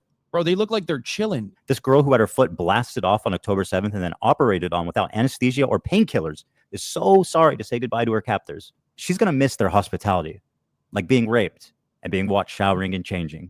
The next way they're going to be like, actually, I'm good. Like, I'm staying. So obvious the terrorists are telling them what to do. Ethan, how can you say that? If you listen carefully, I think they're going to boost the audio as well. They're actually telling them what to do, and they left it in the recording because they didn't understand that people were going to like analyze the tapes. They look so happy. Yeah, you can hear it. Keep waving. These morons forgot to cut out this part. Yes, that's a terrorist giving them an order to keep waving, and she does. See how fast she reacts? Well, we can't, but obviously business has been blocked out. But you know, you get the picture. Totally not a fearful victim of terroristic kidnapping. Anyone peddling this nonsense should be embarrassed and ashamed. How pathetic can you get? This isn't like, when you think about it, this was broadcast on Twitch. a girl who I think was like under 15 was abducted, who had her foot amputated, operated on her with no anesthetic to just rusty saw off her foot. Then she was held captive and raped and watched as she changed and all sorts of things, and just treated as a piece of meat until they released her. Then they point guns at her, tell her to wave so that it's a nice PR op. And then she actually comes out and tells her story and goes through all the horrors that she went through, and it's absolutely like terrible. Like it's disgusting shit. And Hasan was playing this on Twitch and saying that they look like they were chilling and they want to go back and stay for dinner or some shit. It's insane. He just plays his shit. And then anytime he gets criticized about it, he just deflects, gaslights, and starts making fun of the people, like looking up their chat history. Like it's like the most Reddit thing you can do. He'll click on people in his chat, look at all the things that they've said, and he'll look for one thing. And if he can find some sort of like stupid little thing, like, oh, you said this about this, then that means you're just acting in bad faith. You're bad faith. Get the fuck out. Banned for life. Like he's so ban happy as well. He bans anyone that has any criticism of him. Even if you've been paying like 30 months subscription or something to him, he's just like, you're gone. And he has the wealth and he has the audience to be able to do that and get away with it. It's really annoying. It's right frustrating. They're gonna be like, actually, I'm good, bro. They look like they're chilling. All right, the Houthis is one thing, but he's not going to turn on Hamas propaganda videos and watch it on stream. There's no way. I do want to see him fight Sam Hyde. That's the crazy thing. He refuses to box Sam Hyde because he doesn't want to platform a Nazi, when he's literally platforming terrorists and promoting rape culture. And when I say rape culture, I don't mean like American rape culture. I mean like the rape culture in the Middle East, where they abduct people and rape them for days and days and days, because rape is their culture. That's what I mean by that. But he won't box the Candyman in the ring. It's pathetic. Like, come on now. I think like didn't Sam Hyde offer like $2 million to charity if Hasan would accept the fight? I think win or lose, right? Okay, it's getting hard to defend him. Freedom fighters, musical shit. Here is a video that came out of how Hamas produces their own motherfucking sniper rifles. He can hardly contain his admiration for them. Produces their own motherfucking sniper rifles. Let's see how long he can go without offering any commentary or analysis on this Hamas hype video. Now, I think that Sean said that these are very shit quality sniper rifles, by the way. Like, he goes on to call these artisanal, more like autismal, but he's very proud of their sniper rifle productions in their little tent.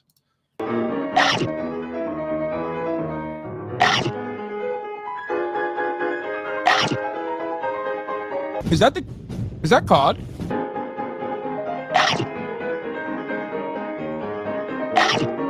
Although, like, if we're being honest, this is actually a very well produced video. Like, these angles are quite nice. Like the bokeh, the low depth of field with the like out of focus like bullets while they're like pressing the I guess gunpowder into them. This is a very well shot video though. So whoever is the terrorist cinematographer, they're doing a bang up job. Hopefully they do a better job on their guns than they're doing with this.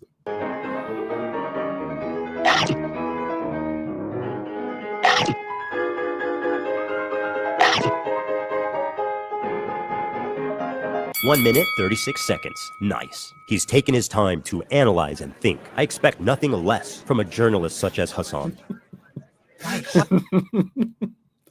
I'm glazing the cameraman because it's me. I mean, I am in that field of work, so that's why I've been gone for like 6 days. I had to go shoot another music video. I saw some people actually shooting a music video the other day, just like in this, like doing a guerrilla music video in the streets of America Murder, which is kind of funny. Hi, everybody. He's about to speak. He's going to talk. He's going to say, "Damn, that's crazy." That's crazy. Yes. Yes, we did it, chat. That's crazy is such a meme on Twitch. Like, there is entire 10-hour catalogs of people just like watching other people's videos and saying, "Damn, that's crazy." I haven't been filming cross-dressing in Japan. No. I think Hasan is in Tokyo. I'm not in Tokyo. That's crazy, yeah. He's done it again. Love you. We will continue killing your soldiers by our locally manufactured snipers. Wow, there's they're not going to ban him. Hasan is never going to be banned from Twitch unless all of the advertisers pull out, or like Jeff Bezos comes down and says to fire him, because he's literally best friends with the guy that owns Twitch, and the guy that owns Twitch actually threw Hasan a birthday party in the office. Little message for the Americans out there as well. They're saying like artisanal snipers. So why am I showing you this? Good question. Why are you showing us 2 minutes of uninterrupted Hamas propaganda? I'm sure he has a good answer. The reason why I'm showing you this is because one thing that the Israeli maintenance of the apartheid has shown us is that there are no half measures on genocide. You either got to hit the full gen, okay? You can't do half genocide, a little bit of displacement, and then. Hey, look, I usually just do G-gen, but I'm not sure about this full genocide. That is quite a wild thing to say on any platform. It makes you wonder, right? EA, it's in the game. Remember for 5 months says, damn, that's another win for the toe. Crazy. Indeed it is. Indeed it is. Continue maintaining an apartheid state and maintaining an occupation, okay? Which is basically what America did back in the day when, you know, we were building America, Manifest Destiny, right? Hold on. You showed this to us because of Manifest Destiny? What the fuck are you talking about? This is just word salad. I mean, he's really saying nothing here. So he has no good reason. Got it. Okay, fine. He likes Hamas. He watches their propaganda. Yeah, but he's not going to deny the violent rapes that took place. That is way beyond the pale. There is one instance in captivity that we have actually gotten verifiable evidence on. Beyond that, the systematized mass rapes that Hamas dealt on October 7, not a single bit of that has been verified. And people still run with it over and over and over again. No, they were raped. The teenagers and the young adults that were attending the music festival on October 7th, they all got blown apart, raped, and their corpses got raped as well, probably. Like, these people will fuck goats. You think they're not going to... I mean... They're going to go for just about anything. Like, honestly, if you're in that situation, you probably want to be shot first, even if you're a dude, because it's going to be a bad time. Many young people who were simply attending a music festival, women were horribly raped. As I said then, I say today, Israel has a right to defend itself. What rapes did Hezbollah do? Bro, what rapes did Hamas do? What are you talking about? The Stop Anti-Semitism account that considered me to be anti-Semite of the week has also been hallucinating rapes once again, doing rape fantasies once again, because they're fucking mentally ill. Hamas has committed horrific acts of sexual violence and took women and girls, men and boys slaughtered after enduring sexual violence. The deadliest day for the Jewish people. It doesn't matter if fucking rapes happen on October 7th. Like, that doesn't change the dynamic for me even this much. So there you go. Even not only does he deny that it happened, he doesn't give a shit. And like I said, Hasan literally supports rape. That's why he engaged in a brothel that was caught in Germany for underage trafficking. He doesn't surprise me whatsoever. And like, when we go to watch the King documentary next, some of the stuff he said in his early days is pretty crazy. Like, we'll go to the June. I'll take a clip out of context just for fun. Let me see. I think it was this part here. Let's just see. Absolutely terrifying. This is Hasan back when he was trying to do his bro-fessor phase. So this is before he was on the Young Turks. Actually, I think this was when he was on the Young Turks. But he tried to do like bro science type thing.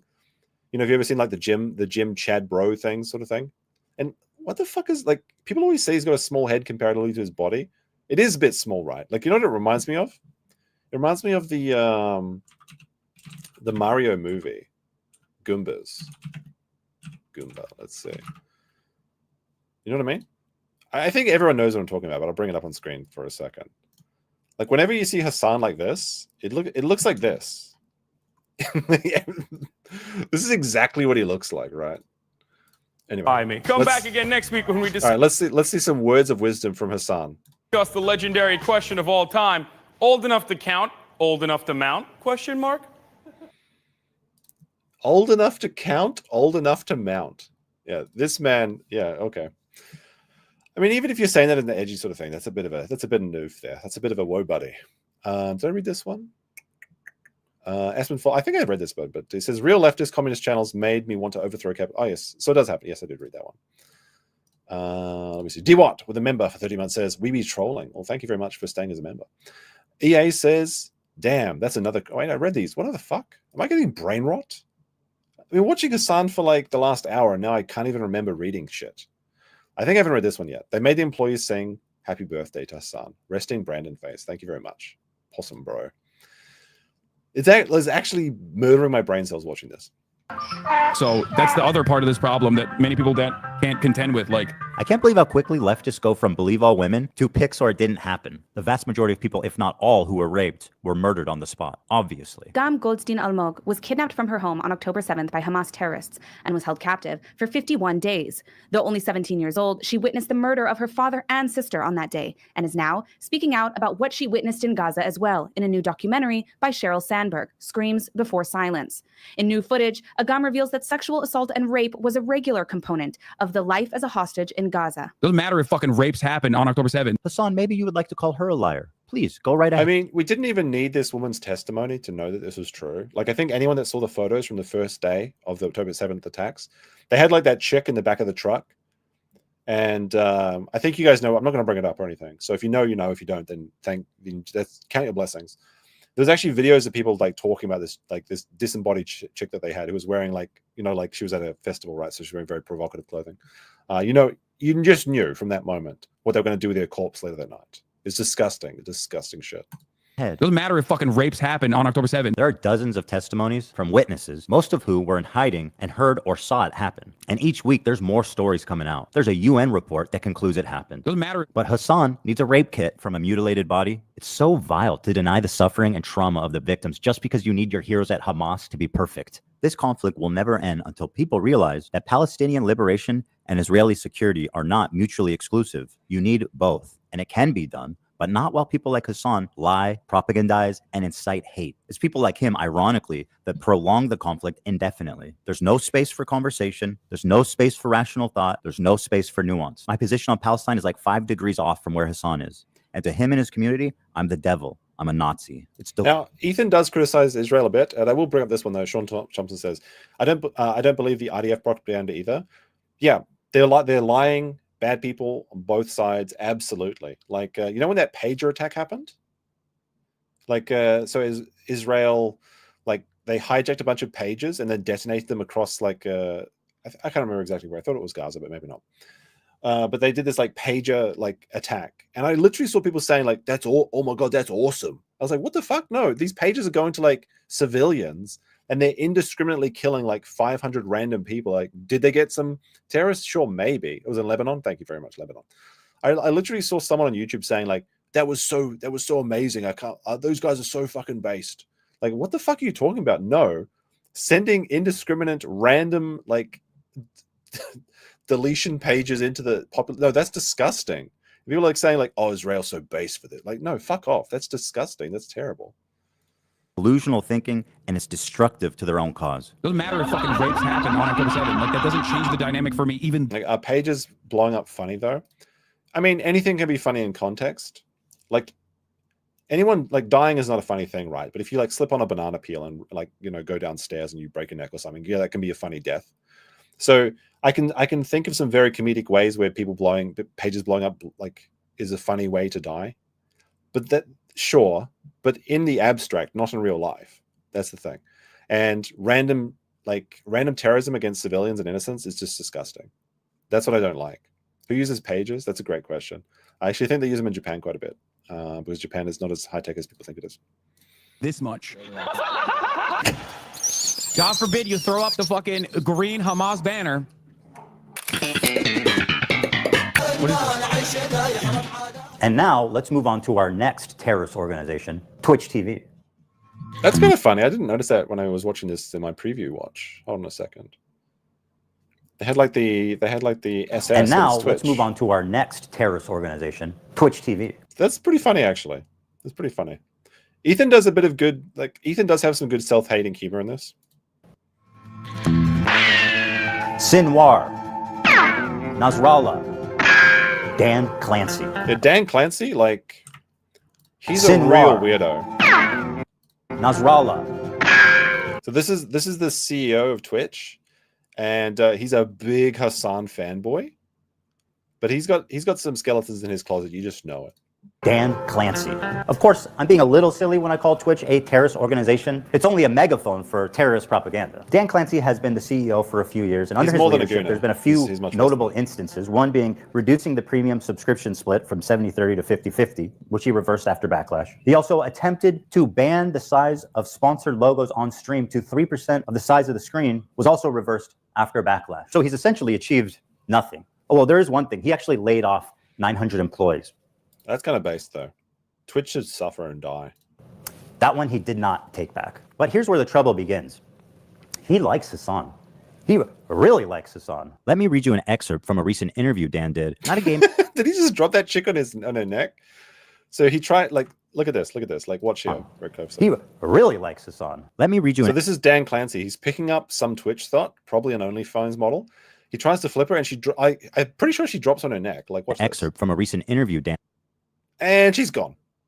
And she's gone. Not a game. Also, there was like, this is kind of like off topic, I guess, but there was like a Twitch con, I believe, and they had like what are those like rodeo like mechanical bulls?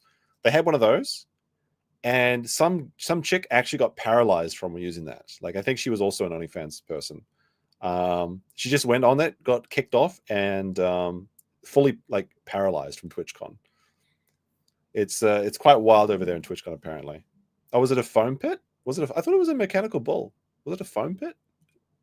There was a mechanical bull in when I was working for the Black Company in Japan. There was a mechanical bull very close to where I lived. It wasn't just a mechanical bull. It was like a game building. So they had ping pong, basketball, arcade machines, and they also had a mechanical bull.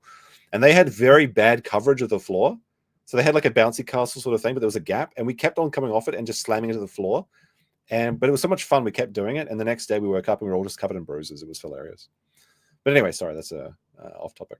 Himself, Clancy mostly watches musicians or talk shows on Twitch. He particularly enjoys leftist political commentator Hasan Piker. I like the frankness and the bluntness. He's comfortable saying whatever he believes. Don't you think that might be part of the problem there, Danny boy? Hello, fellow kids. Matter if fucking rapes happen on October 7th. By speaking what he believes, he should be on Rumble with the other fringe radical political streamers. But no. Hey, like, I've criticized Rumble quite a bit, but like, Rumble's catching strays in this stream too. You know, Rumble reached out to me, not on this channel, but my other channel. They reached out to me and they said like, hey, you should study Rumble channel. Well, it's great. And I'm like, not really that keen on it. They're like, no, just give it a chance. So I made a Rumble account and I uploaded like 5 videos to it. And I expect nothing to come from it, but you never know. So I'm giving Rumble a chance. People that told me I should give Rumble a chance, I'm giving it a chance. But I don't have very high hopes for it. We'll see. We'll see. No, not under Dan. I like Kick though. Kick seems like a good. Like Kick is just literally stealing Amazon, stealing Twitch's infrastructure and just doing it over there. I kind of like Kick. Yeah, I might start a Kick channel and do some shit on that. Because like I said, if we hit the goal, we'll do a Factorio stream, maybe gaming stream on Saturday. And maybe I'll do that one more gaming stream on this channel, and then I'll move all the gaming stuff I do in the future to Kick or something, because it maybe seems like a better place to do gaming and stuff like that. Clancy's watch. Dan has elevated him to the status of Twitch Golden Boy. And if you still have doubts, let this settle the matter. Just for clarity, Dan Clancy is the one filming and singing in this video. Happy birthday to you. What the fuck? Happy birthday to you. Bro, we're never beating the Hasan runs Twitch allegations after this. This is crazy. Oh my God. Happy birthday, dear. It's just so cringe though. Like, not only is it the CEO, but it's your boss making you sing happy birthday for someone you don't know. That's really just cringe. This is crazy. Happy birthday to you. I'm cooked. Happy birthday from Twitch, Hasan. Happy birthday from Twitch. I've been looking around and I genuinely have never seen another video like this anywhere, where Dan Clancy or any top executive forced all these poor sons of bitches during their lunch break to gather around in the crew room and sing happy birthday for Hasan Piker. How humiliating is that? There's also a small issue of Dan being a total creep. Want to explore clips? That's very nice. And now you have a clips feed. Okay? Mm-hmm. Suppose you want to check out the stories to see what you missed yesterday. You click there. And now you're in your stories feed. This is pretty funny. Okay? Okay. That's very nice. Yeah. That's also... Okay, there we go. Being caught. You can see it on his face too. when he's scrolling through all the thoughts. I'm gonna go back and watch that again. That's so funny. There's a better part to this as well. He's got his old man freckle hands, and it's just everyone he's subscribed to is like a bitch. Dating is that. There's also a small issue of Dan being a total creep. Want to explore clips? That's very nice. And now you have a clip. Wait, there was a guy cooking some food. Feed. Okay. Hot tubs. Suppose you want to check out the stories to see what you missed yesterday. You click there, and now you're in your stories feed. You got your thought. You got your thought. You got your thought. You got your Okay. thought. Okay. You got your thought. That's also. His face is so good. Look at this. He's just like, shit. Put this chat back for me. Okay. Okay. Suppose you want to check out the stories. So to it see gets what you better. missed It yesterday. gets better. This part's Click really good, there, actually. and now you're in your stories. Okay. Okay. That's very nice. That's also. Okay. Okay. This is a pretty good edit. Like, this part of You it know, is pretty Dan, funny. I would have let this creep narrative go. If it didn't happen twice, roll it. You want to see clips? Swipe this way, and now you're seeing clips. The clips are, and that's not necessarily the algorithm. It's just like old bitches. First of all, it's gross enough you're a creep, but what an incompetent idiot you are. You're the CEO of Twitch, and you get caught with the fucking, you get caught with the girlies on your homepage twice? Bro, come on, dude. You got wife, man. Got daughter. To be fair, that's pretty much most of Twitch these days. We don't need to know about this. Don't want that in my head, bro. It's also a little bit disturbing considering, you know, he's these people's bosses. Okay. All right, so he's incompetent. He's a creep. He's protecting terrorist propagandists. So what's up? So what's the big deal with Dan Clancy? Well, what happened next is what really made me realize how corrupted and rotten Twitch is to the very core of the organization. First, let me introduce you to Frogan. Frogan is a mystery, and I have to say she is possibly one of the most disgusting people that I've ever seen. And it's not because she wears like hijab or anything. When I was in university, there were some very cute girls I saw wearing hijabs. Quite a lot of them, actually. Like half of my classmates were hijabis, and they were very, very cute. But she just has this like Jabba the Hutt aesthetic. I don't know what it's. I don't know. It's like people. She even leads into it, but she's just disgusting inside and out. Hijaba the Hutt, yeah, that's what they call her. And like for some reason, she is so not popular, but she only gets about 100 people watching her every live stream. It's like a 100, 200 people. But she is being shilled by Twitch so hard. And she's being shilled by Hasan and Dan Clancy and everyone. Like, it's a big mystery. Like, the only thing I can explain is that she's some sort of, she's got like the god tier lips or something. And she gives the most amazing, incredible, degenerate sloppy toppy or something. And she's just like sucked her way to the top to getting like an entire year of being on the front page of Twitch. But even with all this like Twitch support trying to help her out, she's going nowhere. So it's very bizarre. It's very strange. Very strange. Take a trip to Home Depot and buy some rope. She's one of Hasan's main moderators. She's leading great discourse like Ethan's Islamophobic for saying, don't kill civilians. She has zero talent. She has 100 concurrent viewers, but somehow she's always... Like, doesn't that mean like Cog's more popular than her? Doesn't Cog get like more views than Frogan? I don't like, isn't he? on the homepage. She's winning awards. Nobody's watching her. Nobody cares. Like, she's getting awards and shit. Like, this is outrageous. 130 average views. But somehow she's always on the homepage. She's winning awards. Nobody's watching her. Nobody cares. Yeah, so there's a slight mistake in this video. But AM says she won Twitch Oscars Best Newcomer or some shit twice. So what happened is she was nominated for Up and Coming Twitch Person 1 year, and then the next year she won Up and Coming. So she didn't win it twice, but she was nominated twice, and then she won the second time. Ethan gets this detail wrong in this video, and Ludwig, because he's such a like Hasan ball washer, and he's such a disingenuous pussy, he goes on about Hasan like, oh my god, Hasan got this detail so wrong, I can't believe it, this is what actually happened. And by the way, Ludwig's girlfriend is the person that created the Twitch streaming awards. It's not really an official event, it's just a bunch of Ludwig's girlfriend's friends voting for who they like. And I think, and I don't know this entirely because, like I said, I'm not a big Twitch follower, but my understanding is that the Twitch Awards, 70% of the vote comes from other streamers, the like 10 people that are running the event, and then the 30% of the vote comes from like open audience polls and things like that. So it's a completely incestuous little LA like bullshit click thing, and it's run by Ludwig's girlfriend. And surprise, surprise, Ludwig wins basically every year in some category. Imagine that. Why is she relevant? We don't know. It's important for me to show you guys what an actual horrible person Frogan is, so that you can see who Twitch is elevating. So let's start with this clip. Ludwig, a large streamer on Twitch, Yeah, so this guy's girlfriend runs the Twitch Awards. It's just her pet project, but they make it look very professional, to be fair. donated $10,000 to the Palestinian Children's Relief Fund. That's a wonderful thing to do, right? No, not good enough for Frogan.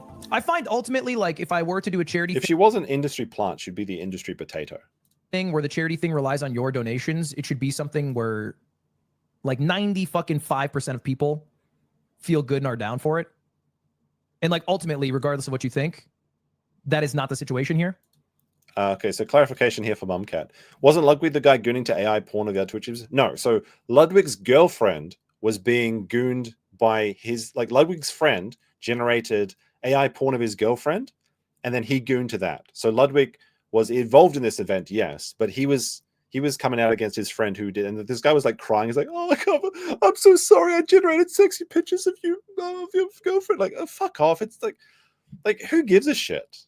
Like, oh, there's digital rape. Like that is like the weirdest thing I think in the world. Like hypothetically, right? If you took a picture of me, right? Like, hold on, I'm probably gonna get some shit for this, but I don't care. I truly believe this. You just can't do anything about it. All right, so I need to get a quick. Let me set up the lab for a second, guys. Okay. And maybe I'm wrong about this, and you can tell me if I'm wrong. But this is my take, basically. All right. Hold on a second. I need to redo this. Crop, and then paste. There we go. All right. Okay. So as a part of it, as an experiment, we're going to do a little thought experiment. Okay, so here's a picture of me. All right. If you take a picture of me and you use AI to make this into like a big boober thing, right? Okay. Like if you do this and then you goon to this image, you are degenerate. Okay. But how have I been affected by this? I haven't. Like, you could generate all the sexy or just draw like I don't think that generating AI nudes of people or drawing them by hand is different in any sense of the word. Like it was one better, maybe, right? But like it's the same thing in concept. And there's no way you can stop this, and there's no way that you can complain about this or police this. So I think that it shouldn't be an issue whatsoever. You should just ignore it. Like people have been able to do this from the dawn of time, right? So when people do, like, I don't think anyone has ever done this, but if they did, it would not affect me in any way. And I don't care. And I would just look away. I'd call them a creep. Sure. I'd call them a degenerate. I wouldn't want to associate with them. Sure. But it's not like digital sexual assault or anything. Like that is the craziest thing in the world. Like you're sitting at home, you know, drinking your cocoa or something. And then someone is mysteriously out there drawing sexy pics of you or something. All right. It doesn't make it doesn't change your life. It doesn't matter.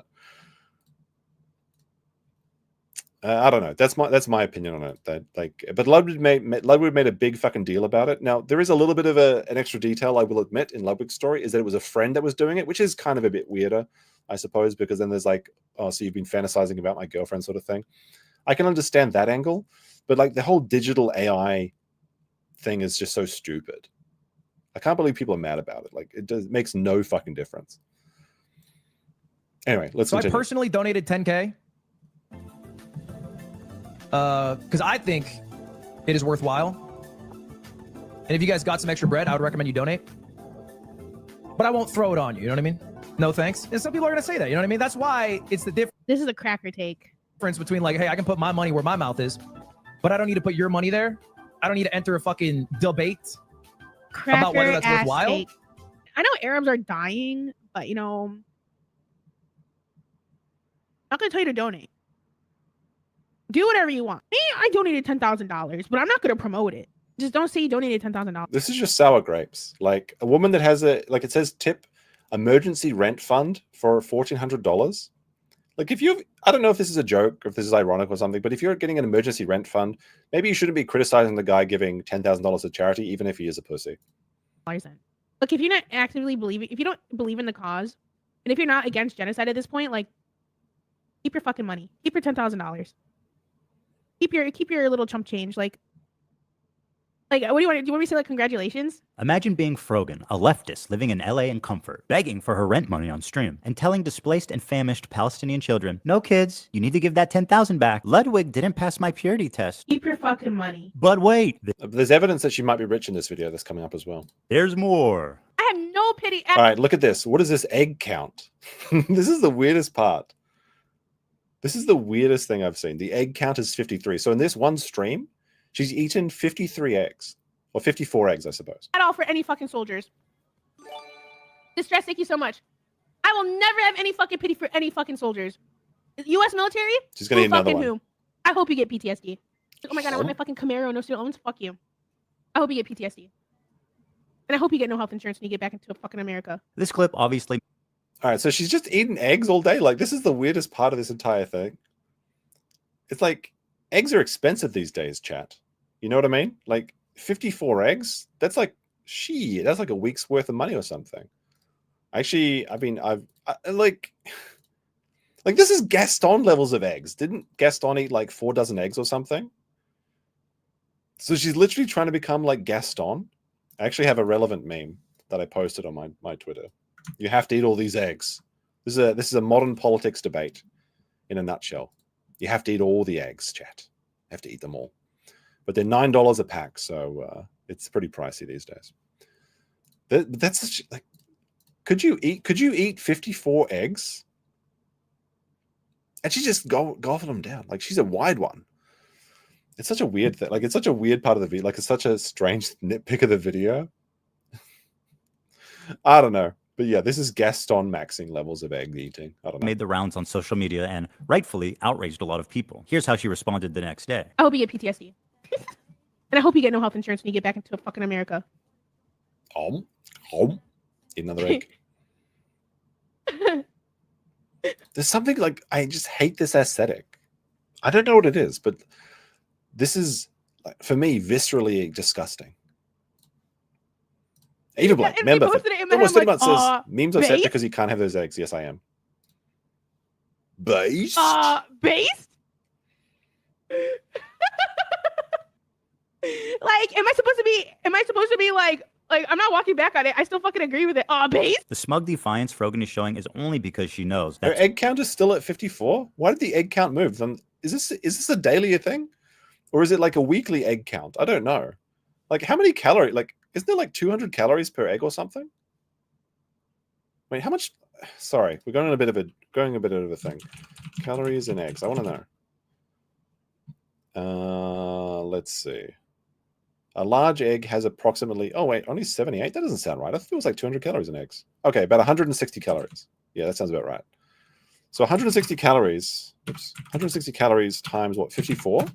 That's 8,000 calories. That's like 5 days worth of food for a woman.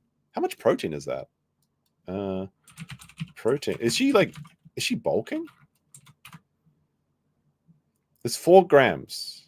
There's about 4 to 5 grams, so we'll say 5. It's like 270 grams of protein? Shit. Twitch will do nothing to moderate her. One egg is 70 calories. There's no way. There's no way.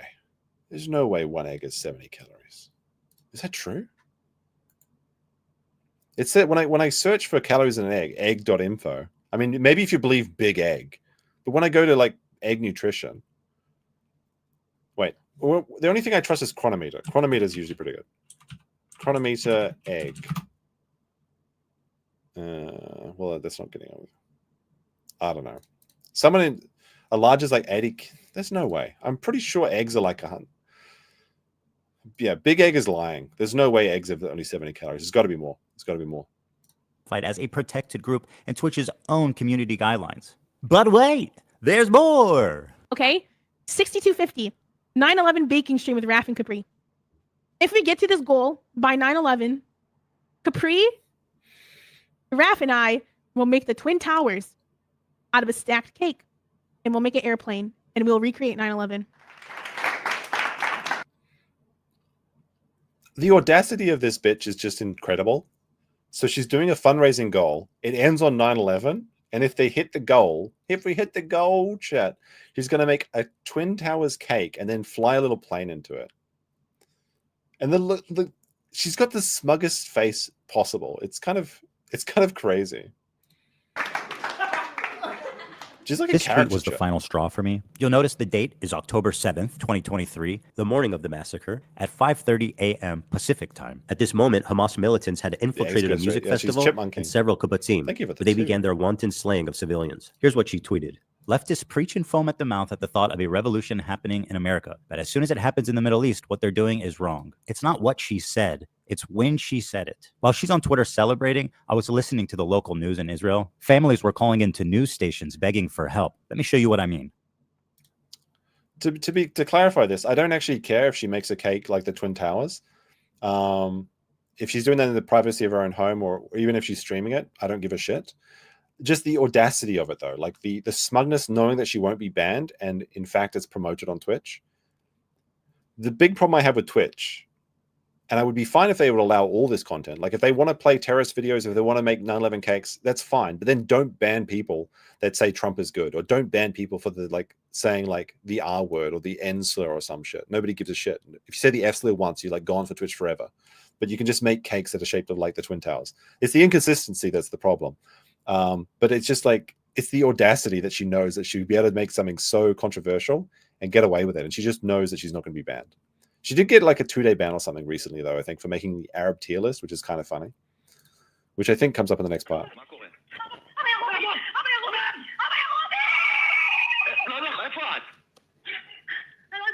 So these are tapes from the attack, yeah, obviously, on October 11th.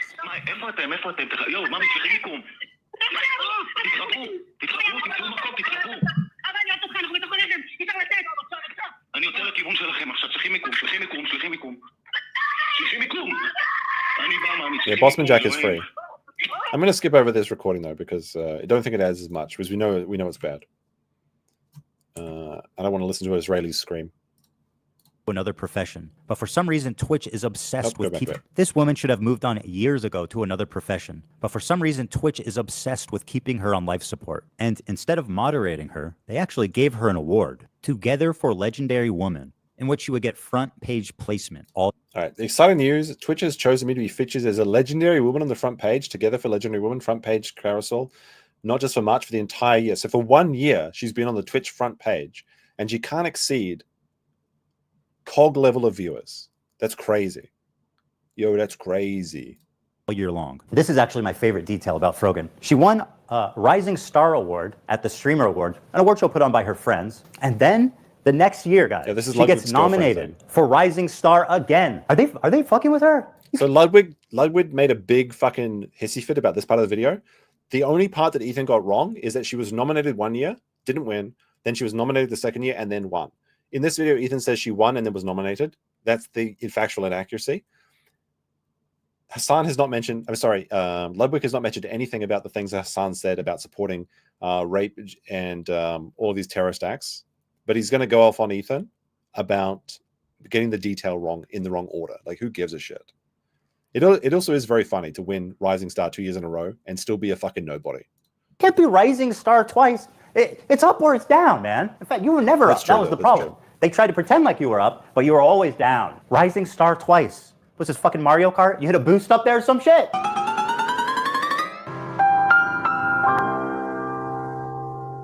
Because Frogan maybe she can win Rising Star again next year. Is the 2-time Rising Star champ, and because of her massive viewership of 100 concurrent viewers, it only makes sense that Twitch would give her one of the main stages at TwitchCon. You're about to see some, I was going to skip the last part of the video and go on to the June the King thing at this point. But the last part of the video is actually really, really funny because there's nuclear levels of cringe. This guy's about to go absolutely wild. To do a 45-minute long segment. Her idea that was Twitch approved, an Arab to Jew racial tier list. So the premise is who can say habibi, an Arabic word of affection like baby or sweetheart. And this tier list determines who can say it. Top and most desirable tier is Arab. And at the bottom, the worst one is, quote, loves Sabra. Now, why does loves Sabra... Now, correct me if I'm wrong, but I think Ethan did like an ethnic tier list at some point himself as a joke. I'm pretty sure he has done tier lists, specifically racial tier lists. So it is a little bit hypocritical of him to bring this up, although it is pretty wild that they would do this at TwitchCon as well. Equate to Jews. Sabra is a well-known Israeli company that makes hummus. They've been on the divestment list for many, many years, so the activists are well aware of their status. Oh yeah, and Sabra literally means a Jew that was born in Israel. It also plays up an anti-Semitic trope that denies Jewish identity in the Middle East. There's this idea that Israelis are all white colonizers who are stealing the culture and identity of Arabs to make it seem like they belong there. Watch Frogan and her co-host accuse it. Like, she's just so disgusting. Like, these nails, like... Now, I actually do like long nails, but they don't fit this woman. Like, these are like... Here's the problem, I think, right? Here's the problem as I see it. When I see this, it's like these like these like triangle fingers that go in like this, like witches' fingers, where they're super skinny at the end and they're super fat at the end. This is what I hate. Like, it's just so weird to see. Like, you've got this like meaty hook of a hand, and then you've got these like sharp nails. These like monster fingers. Like, this is what I see. It's like literally Godzilla fingers like that. When I see that, this is what I don't like about like this style. If you've got delicate, thin lady fingers, then long nails are fine. But when you've got these like tapering, like pyramid fingers, I don't know. It's like something so disgusting about that. You know what I mean? Is it just me? I don't like it. I don't like it. Israelis of culturally appropriating Arab culture. The one thing that's like funny is that there's two types of like genocide, right? There's like genocide of real people, and then there's like cultural genocide, right? Like, this is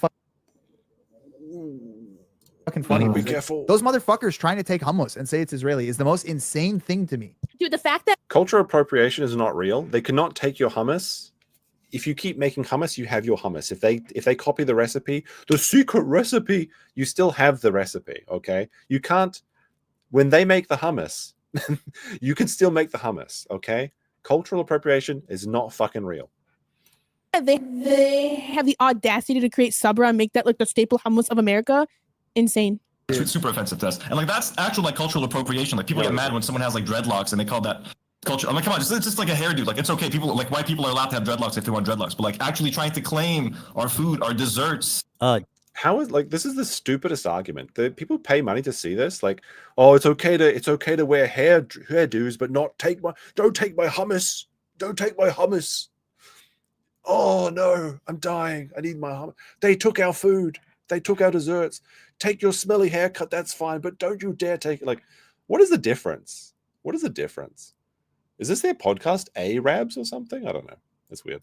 Just one question What a for you weird guys. complaint. Who the fuck do you think is making the hummus in Israel? Martha Stewart? No, it's the same fucking Arabic-speaking Jews that you kicked out in the 1950s. Yes, they also like hummus, and they like all the same shit you do. Because they are you. They're from your country. You kicked them all out, and now you're accusing them of stealing your culture. You want to talk about cultural genocide? Well, here it is. You racist piece of shit. Those motherfuckers trying to take hummus and say it's Israeli is the most insane thing to me. Hey, scumbag.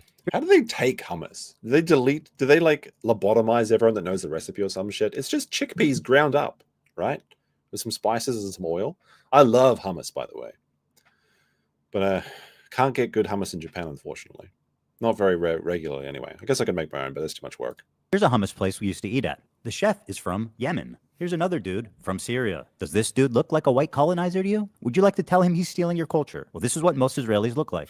Dude, the fact Yeah, that in they Japan, we only have the have hummus. the audacity to create Sabra. This is casual bigotry being passed around like a leftist talking point. It's exactly why people are saying that anti-Semitism is coming mostly from the left. And yes, I know this dipshit is also Jewish. Incredible. He picked up so many tokens, he actually became one. And by the way, everybody on this panel is looking pretty fucking white themselves. So bearing all of this in mind, it's really not a stretch to say that. So this chick here, she's really fucking dumb. Her name's Denims, and I think she's an OnlyFans thought. But she had an entire I think she had an entire EFAP episode dedicated to her and just her stupidity. It was very funny. That's how I know about it, because I saw that episode. It was a really good one, actually. I quite enjoy those ones. But I think she got into some drama recently as well, because like she was complaining that someone was sexualizing her when she literally sexualizes herself for her own job. It was very funny as well. Chaos Smash 64 with a $2 says, whale ho. I'm not sorry. Yes. She's a whale with meaty fingers. That the Love Sabra bracket is a dog whistle for Israelis or Jews. The next person is one of my favorite people, Ethan Klein. It's kind of weird to call Hasan an Arab when he's a Turkish person anyway, but all right, whatever. I told you guys to clap. This is a good reaction. That was a good one. That's Prepare for nuclear levels of cringe from this guy in a second. good. All right. He's gonna be the biggest. You're about to see the biggest simp in the world right here. Turn that up. Turn the giraffes. We all know where this is going. You guys are missing a category for Zionist. That was a joke. That was just a joke in my. Stand up. That's rough. When you try and get a chant going, it's like and nobody starts clapping. Holy shit! The audience threw a song, like the audience wasn't having it either, and this guy comes in with his denims, and nobody picks it up. That is like dying of cringe levels. Like this is when you go at the back and shoot yourself in the back of the head. All right. Turn that up. Turn the giraffes. We all know where this is going. You guys are missing a category for Zionist. That was a joke. That was just a joke in my. Stand up. Well, obviously it's Love Sabra, right? Yeah. He has to say something afterwards to move the conversation along because the awkward silence is murdering him. Holy shit. That's easy. That's definitely Love Sabra. She apparently consulted with the head of the KKK, and he told her more subtle. So if it wasn't obvious enough, they pull me, one of the best-known Jewish creators, and immediately put me in Sabra. Hasan, by the way, who's Turkish, not Arab, is Arab. That's the good one. That's the good one. The Arab ethnicity is S tier. Then Denham's jokes that we don't have a category low enough for Zionists. Once again, calling out my Jewish identity. Where's the? You guys are missing a category for Zionist. And if it isn't about being Jewish, Why would they put Ben Shapiro in the thumbnail? one of the other most prominent Jews on I mean, if they don't mention Ben Shapiro in the actual video and then he's in the thumbnail, yeah, that is kind of bait. That's bait. But I want to see about being Jewish. Why would they put Ben? So apparently she made her own video and she put herself in A tier. She put herself in A tier. Holy thirst. And by the way, the reason that she's actually got any career whatsoever is that she was a Hasan mod. So basically she worked her way up through the mod mines. And I guess she just has like the magic lips and the magic suction or something, because there's no other way that people are supporting this woman. She has no talent. Even with the entire backing of Twitch, she can't beat 200 live viewers. Absolute industry plant, or sucking away to the top. Or she's got some, maybe she just has the amazing details on everyone. Like she's got the biggest like hit folder or something. Like, I don't know. Like it's between her and Kamala Harris for the two people who have succeeded in life only by sucking their way to the top.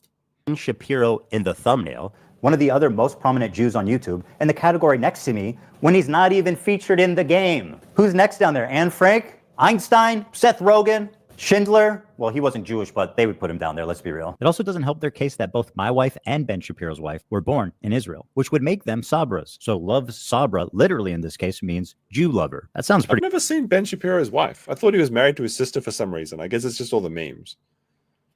Racist. And what about the title? How Arab are these Twitch streamers? Hold on a minute. I thought this was about hummus. You know, I'm tired of these people gaslighting me. Haven't the Jews been gassed enough? So you're telling me you understand what a mic... That was a pretty spicy little offhand comment. I actually do appreciate some of Ethan's humor there, and that was pretty funny. But the best part about it is how he just moves on without mentioning it further. He didn't let it sit. He just said it and kept going. That's something I wish I would do more, honestly. Microaggression is, but you can't understand why a Jewish man might be uncomfortable with this. I feel like this is indefensible, blatant, obvious anti-Semitism, and this was greenlit by Twitch to appear on their main stage. How is that even possible? Right in front of their sponsors too, Chevron, Capcom, and Samsung. This racial tier list was brought to you by our sponsors, Chevron, Capcom, and Samsung. This is an example of Twitch management elevating a racist nobody like Frogan at the detriment of their own company's well-being. Why? After the predictable... Yeah, it makes no fucking sense. Like, they got to get rid of this bitch. She's providing no benefit to the company. Obviously, she's a liability. Just get rid of her. Controversy this caused, Dan Clancy, the CEO, went live for the first time after 2 weeks and did an FAQ. It's exciting to be here. Mary, thanks for having me. It's always a joy to do this with you. And we have a lot to talk about. And, looking forward to questions. Let's take a look at some of the questions they got. This person asked, do you plan on addressing the anti-Semitism problem? Dan's response, permanent ban. Why do you not ban streamers that show terrorist propaganda on your website? Good question. Permanent ban. Do you care to comment about the ADL and anti-Semitism on Twitch? Ban. Why the fuck? When do you see this? They actually banned the entire country of Israel. It's kind of crazy. Fuck is the CEO banning people for asking reasonable questions about a relevant controversy they've been in? What the fuck is this? These are not even written like in a mean way. You are banned, just like the entire country of Israel. It had just been discovered around the same time as this Arab tier list that Twitch had secretly, without announcing it anywhere, banned the entire country of Israel from creating new accounts. This wasn't. So this happened about a year ago, I think. And I think it almost lasted for an entire year that Israel could not accounts on Twitch. And I totally think they did it on purpose. But let me know what you think. Twitch claims that what happened is that when the conflict started, they didn't want anyone to be live streaming like executions on Twitch. So they banned everyone in that region. And as it so happens, they just forgot to unban Israel. That's their claim. I think it's a little bit too perfect, especially since it happened on National Jihad Day, which I think they're going to mention. Do you think they did it on purpose? 1 in the chat for yes, 2 for no. Just 2 for it's a coincidence, 1 for they absolutely banned Israel just because they hate them, which is insane. And this was all revealed, I think, by Destiny's friend. Then the problem is like Destiny's got no cash anymore. He has money, but he has no cachet because he's currently being cancelled for being a sex pest. That's why they call him Sex Pestiny. But I don't think we'll get to that tonight. We might have to do another stream for that one. Which it's very funny, by the way, just how evil Destiny is. Enacted right after October 7th, and it continued on for a year. And if you're wondering how you didn't hear about it before, it's Also, not be sure because to the like the Israelis stream weren't while you're talking. pressing 1, Here's the if you're top so Israeli streamer's video about it, which is entitled, Twitch does not want Jews on their platform. He explains that they slowly started to realize no accounts could be made, and him and his fellow Israeli streamers were causing a lot of noise to get noticed. But Twitch completely ignored them for 5 months. When he created a support ticket with Twitch, it was straight up deleted with 0 explanation. Around the end of the year, when people started talking about anti-Semitism on Twitch, Dan Saltman discovered the Israel ban when he was sent the code proving the block happened, presumably from someone who works at Twitch. And it could. All right. Let's see. Disabling sign-up email, Palestine and Israel IP addresses. So it's like they claim that they banned both. I guess there's just no computers in Palestine, I guess, so nobody noticed it. Anyways, it says IP ban is for Israel and Palestine. Return errors blocked country by IP.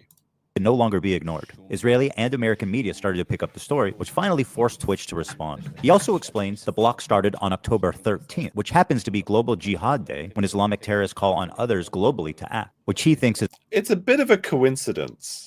It's a bit of a coincidence, I have to say. an odd coincidence. They were never notified in any way, and it greatly affected their business. He says he doesn't feel safe with Dan Clancy in power, as he feels he can no longer trust him. When Israelis try to sign up, it gives you a generic error message. It doesn't say anything that suggests that you're ineligible because you're in Israel. So when one of these guys wrote to Twitch customer service, this is what they said. I am really sorry that you are having issues creating an account. We have reviewed your case thoroughly and can confirm that, unfortunately, you are not eligible to create a Twitch account. As a result, we will be closing your case at this time. Under the new increased scrutiny, Dan Clancy panicked and posted 2 terrible explanations on Twitter that were immediately community noted. How can Twitch say... All right, let me have a look at these community notes. Okay, it says, very sorry about the mistake. The following tweet explains what happened. We tried to fix it. Let's see. This statement is a lie. Both email and phone number sign-ups were disabled. While this was happening, the most popular political streamers on platform were cheering on, spreading terrorist propaganda, and rape apologists on stream. And let me see. That's the same one there. Okay. And posted 2 terrible explanations on Twitter that were immediately community noted. How can Twitch say on one hand that they've reviewed the case thoroughly, and then on the other hand say it was an accident and they didn't know? This is all very fishy. A big media company like Twitch doesn't realize that their new account signups from Israel has completely flatlined? You're telling me that you guys didn't notice that? That's impossible. Then, at the same time, it was announced that Sneeko, Fresh and Fit, and the little Houthi twink terrorists were all unbanned and they could stream again on Twitch. This is like the holy trinity of anti-Semitism. So guys, yeah, we're back on Twitch. Welcome. I know we had gotten banned or whatever, or we got suspended, but I went ahead and appealed it. Why is this microphone so terrible? Isn't Fresh and Fit like a massive podcast, like 10,000 live viewers, and they've got sounds like he's calling in from a toilet. And we're back in the house, man. So for all the haters out there that were like, you know, oh yeah, they go ban on Twitter. Hey, be mad. Be mad, guys, because we are back in the house. They can't stop us. They did stop them an hour later. All 3 of the accounts were eventually rebanned. But the decision to unban those 3 creators at that exact time, and being 3 of the best known anti-Semites on the internet, seems too clear. I mean, I can understand Sneeko and this Houthi guy. Is Fresh and Fit actually like known as a anti-Semite? I know they make some jokes. And I know they had Nick Fuentes on their streams once or twice. Andrew was on it too. Yeah, that's correct. But they're actually known as anti-Semites. I'm not sure about. I've never really watched their content. Because all they do, like, it's exactly the same. All those podcasts, right? They just bring on dumb women and then call them sluts for like half an hour or for like 2 hours or something while they read super chats. I mean, maybe there's some anti-Semitism in there as well, but it's too hard to watch it with like 5 black women on there going, I need a real man or some shit, and you're like, you're a hoe. And then there's like, oh, read the super chats. Like, I don't know, I can't. Like, it was funny once or twice, you know, but I can't watch that stuff. Clearly be trying to send a message. And then it was discovered that Twitch's head of policy and community guidelines. Wait, I have to correct this person though. They don't hate women. They obviously love women because Fresh and Fit, well, that guy, I think his name's Myron, the one with the sussy hair. He was caught on a sugar daddy website. So they actually love women. They just have to pay for it. So it's all fraud, you know, it's all just a scam. They just like pretend to be alpha chads or whatever. It is what it is. That was the funniest thing when he really exposed that they're cucks and exposed that they have to pay to get women to come to talk to them. Was previously fired from her job publicly by the British government. Why? She does not like the Jews. That's right. Their head of trust and safety was previously suspended from her job at Ofcom for being too anti-Zionist. And guess where her very next job was at? That's right. Twitch TV. Apparently she was posting pro... I mean, there are a lot of coincidences. I'm starting to think that this is pretty damning of Twitch. But I think nothing's going to happen. That's just the way it is. If you just ignore the criticism and keep trying to make money for your company, nobody will give a shit. Hamas tweets only mere days after October 7th happened. That's so interesting. It sounds just like someone else we know. It's almost like supporting terrorists is institutional. Hell, it might even be a prerequisite. Take a look at this tweet from Twitch's senior manager of inclusive marketing, Bridget Chermating, on October 12th. I have to give Ethan credit for reading that name because this name looks fucking impossible to pronounce. Bridget Cheramatang? Cheramatang? Like, how would you say it? I guess Ethan's right there, probably. Tweet from Twitch's senior manager of inclusive marketing, Bridget Chermating, on October 12th. People are posting screenshots of them donating to Israel relief funds. Shake my head, y'all are truly rooting for the oppressor. Read a damn book. This tweet was made only 5 days after the October 7th massacre. The donations she's criticizing would go to families like this, if they were still alive. This entire family was murdered in cold blood by Hamas terrorists on October 7th.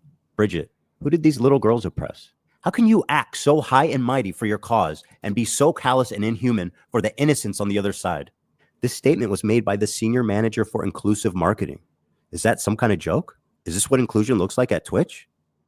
Is it really crazy at this point, after all this, to say that Twitch has an anti-Semitism problem? I think it would be harder at this point to argue the opposite. Oh, Bridget, one more thing. Sorry, I forgot. Can you tell me the answer to this riddle? What's the difference between a Boy Scout and a Jewish kid? I'm standing by. Let us know. And yes. Is there an answer to this? Like, I don't think Ethan actually... I'm actually kind of curious. Obviously, it's a joke, but what is the joke? It's true. I should point out this tweet is from 2011. This one, however, is from 22. Sarah Silverman tweeted out, Kanye threatened the Jews yesterday on Twitter, and it's not even trending. Why do mostly only Jews speak up against Jewish hate? The science is so loud. Bridget said, this was the energy I was around when I worked with 2 Jewish women in social impact, who are both senior to me. She's trying to make Sarah Silverman seem like some kind of Jewish Karen for caring about the I mean, Sarah Silverman is a Jewish Karen. Semitism. I wouldn't really care about any of this if she wasn't the head of fucking diversity at Twitch. What the fuck is happening here? This is insane. So with people like her deciding what is and isn't okay on Twitch, there's no surprise that you end up with these extraordinarily uneven. So Elle, thank you for the 5. I'll bring this up in a second. I'll read it again later at the end of this video, because as we go into the better video about Hasan, I want to read him with that.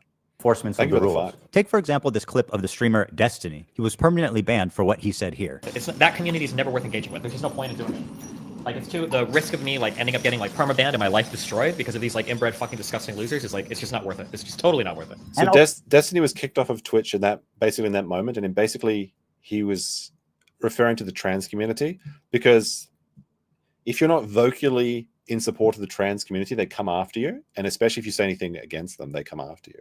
And Destiny was permanently banned off Twitch. Now, as it came out in the last week or so, or maybe like a week and a half or something, massive amounts of stuff is dropping on Destiny, which is why they're calling him like the Weinstein of YouTube, sex pestiny. We'll maybe go through the Destiny stuff tomorrow, I think, if you guys are interested in it. But I think the Hasan stuff is a little bit more interesting right now. But like the Destiny allegations, they're not even allegations, they're just true. Basically what he was doing was he was using his clout and his power to have sex with basically every man and woman he interacted with and went on his streams. And it's insane how much evidence and self-snitching there is, and he recorded all of it. Not only that, there's a lot of stuff that implies that Destiny was engaging with underage people, and there's like clips back from the old Sektor days. I think this was covered on the Kino Casino today, actually, where there was like Mr. Medica and Andy were like woe buddying Medica. Sorry, not Medica, Destiny, because he was saying that like 15-year-old girls were sending him bikini pics and he was like gooning to them and shit. It's some pretty wild crap. Like there's a big expose. It's another hour and a half by this Ryan Beard guy. It's actually pretty interesting. I saw part of it, but not all of it. But basically this guy has a vendetta against Destiny because Destiny has spent his entire career making fun of this guy. And he's just been hiding the evidence, not hiding, but stocking the evidence up until Destiny was his weakest, and he unleashes like the Destiny Content Nuke is a lot more influential, I think, than the Hasan one. But again, the Hasan one's not as good as the June the King one, so we'll have to see. Okay, fair enough. If you're going to be consistent with the enforcement, then let's have a friendly place, a safe environment. It's calling a minority group inbred, which results in a permanent ban. Okay, has anyone else done that? The Jewish KKK brigades out there, just a bunch of fucking inbred hicks. Imagine the most inbred white supremacist guy you can imagine, okay? Every week there was another fucking psychopathic settler, inbred fucking douchebag. Oh, these inbred fucking douchebags in the background, dude. A nation entirely comprised of messianic, inbred, ultra-Orthodox psychopaths that these inbred don't understand. Educated, inbred, fundamentalist hicks. Calling us in the middle of campus, calling us inbred, that we have no culture. One of them grabbed my friend's Israeli flag in the middle of campus, carried it to a mob by the gate that were communicating with the angry mobs outside of campus. Untrained, inbred asses shipped into southern Lebanon, telling us that we are all inbred and that we have no culture. You want to see clips? Inbred.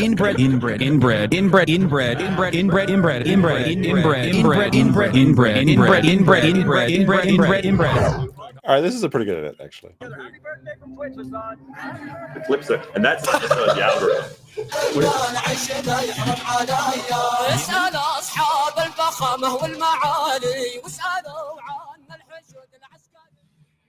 Hasan, a non-Jewish person, is referring to Jews as inbred consistently throughout his career. Inbred, ultra-Orthodox psychopaths.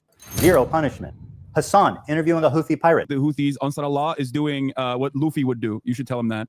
Zero punishment. Hasan watching terrorist propaganda with zero critical commentary. They do do musicals. They're very musical people. All right, so I think we'll that's about the end of this video. But the last parts of it, he goes on to talk about how Hasan posted a picture of the gun that was used to assassinate Shinzo Abe. Basically, he responded to a tweet he didn't like. So it's like an implied call for violence. There was this one funny thing I remember, though, from this part. I think it was after this. It was like this fat guy here. Problems. Like, we would have socialism now at this point, right? We would have this black guy was saying, like, if we just get rid of all the right wing Twitch people, then we'd have socialism. No, you're never going to have socialism. Have socialism at this point. If someone just went out of their way and it would be so easy. Thing that happens, I mean, like this guy, there's something funny about this guy. Holy shit, guys! If you live in Florida, I have an opportunity for you. If you want to earn $100,000, let me know. Oh yeah, so these are all like, I think this is actually directed towards either Asmongold or Mark Kern on Twitter. Basically, like Denim started like a meme where she was like saying, "I want to pay $30,000 to off one of these guys, like shoot them in the back of the head or something," and then people kept on upping the ante. Actually, Mike from PA, the dude that's stuck in the before image of a transformation story, did receive a 3-day ban. This man put a bounty on a fellow streamer's head. This man should not be getting a 3-day suspension. He should be getting a knock on his door from the FBI. I made this video for 2 reasons. First, to stop Hasan infiltrating mainstream media. All right, so I'm going to criticize Ethan's video a bit here. I think that if he just stuck to Hasan being like a retard, he would have been much more effective. I think like all the anti-Semitism and the Israel versus Palestine and everything, that's all very well researched. I think it detracts from his argument and it detracts from his goal of trying to deplatform Hasan, because it's just going to alienate amount of people that you won't get that critical mass you need to actually get some movement to actually remove him.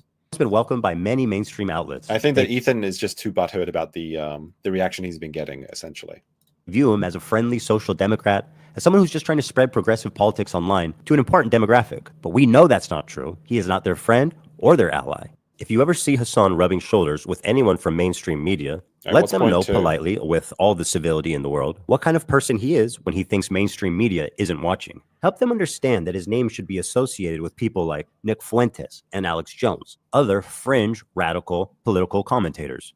Number 2, Twitch must be held accountable. Twitch has proven that it will not change by choice. And so... Right, so I don't like this going after the advertisers thing at the end as well, but I feel like Ethan kind of missed the mark on this. So now that I've been waiting for that, Chaos said the 2 Capcom days, not making bad decisions, 0 days. Yeah, that's very true. Sorry, I missed that one earlier.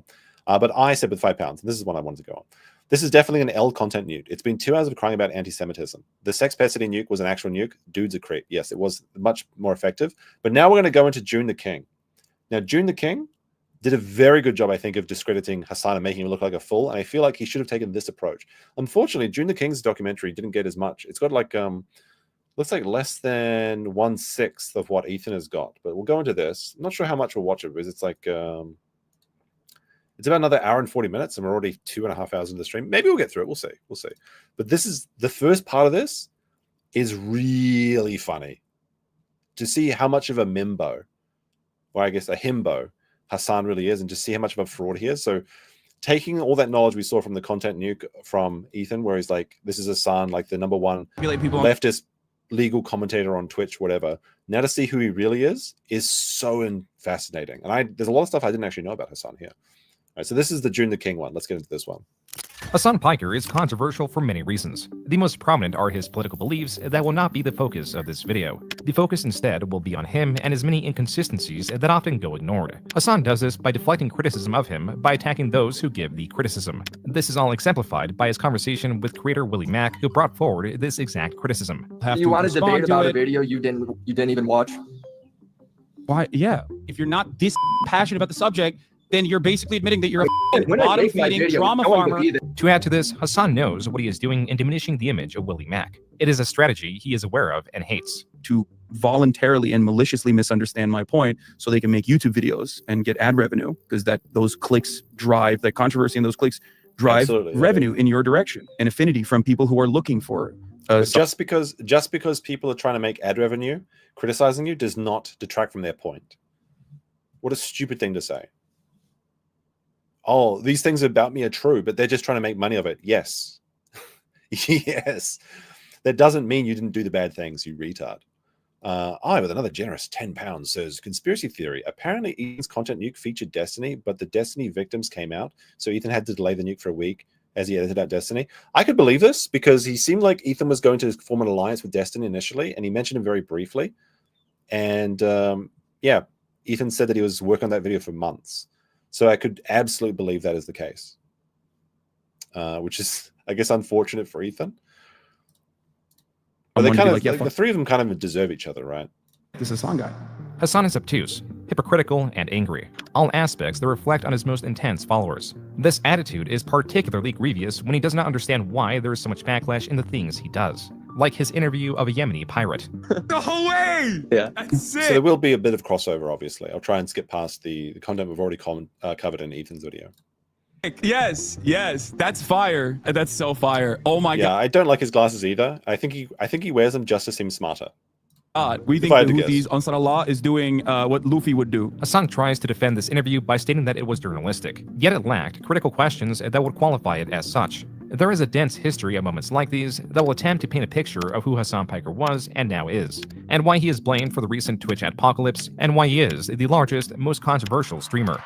Yeah, he's absolutely the reason that advertisers are leaving Twitch. And he tried to pin this on Asmongold for saying that Asmon's saying that he doesn't care when barbaric people blow each other up, and which is a based take, honestly. Like, if people are going to be barbaric and decide to shoot each other with rockets for 100 years, yeah, I don't give a shit what happens to them either.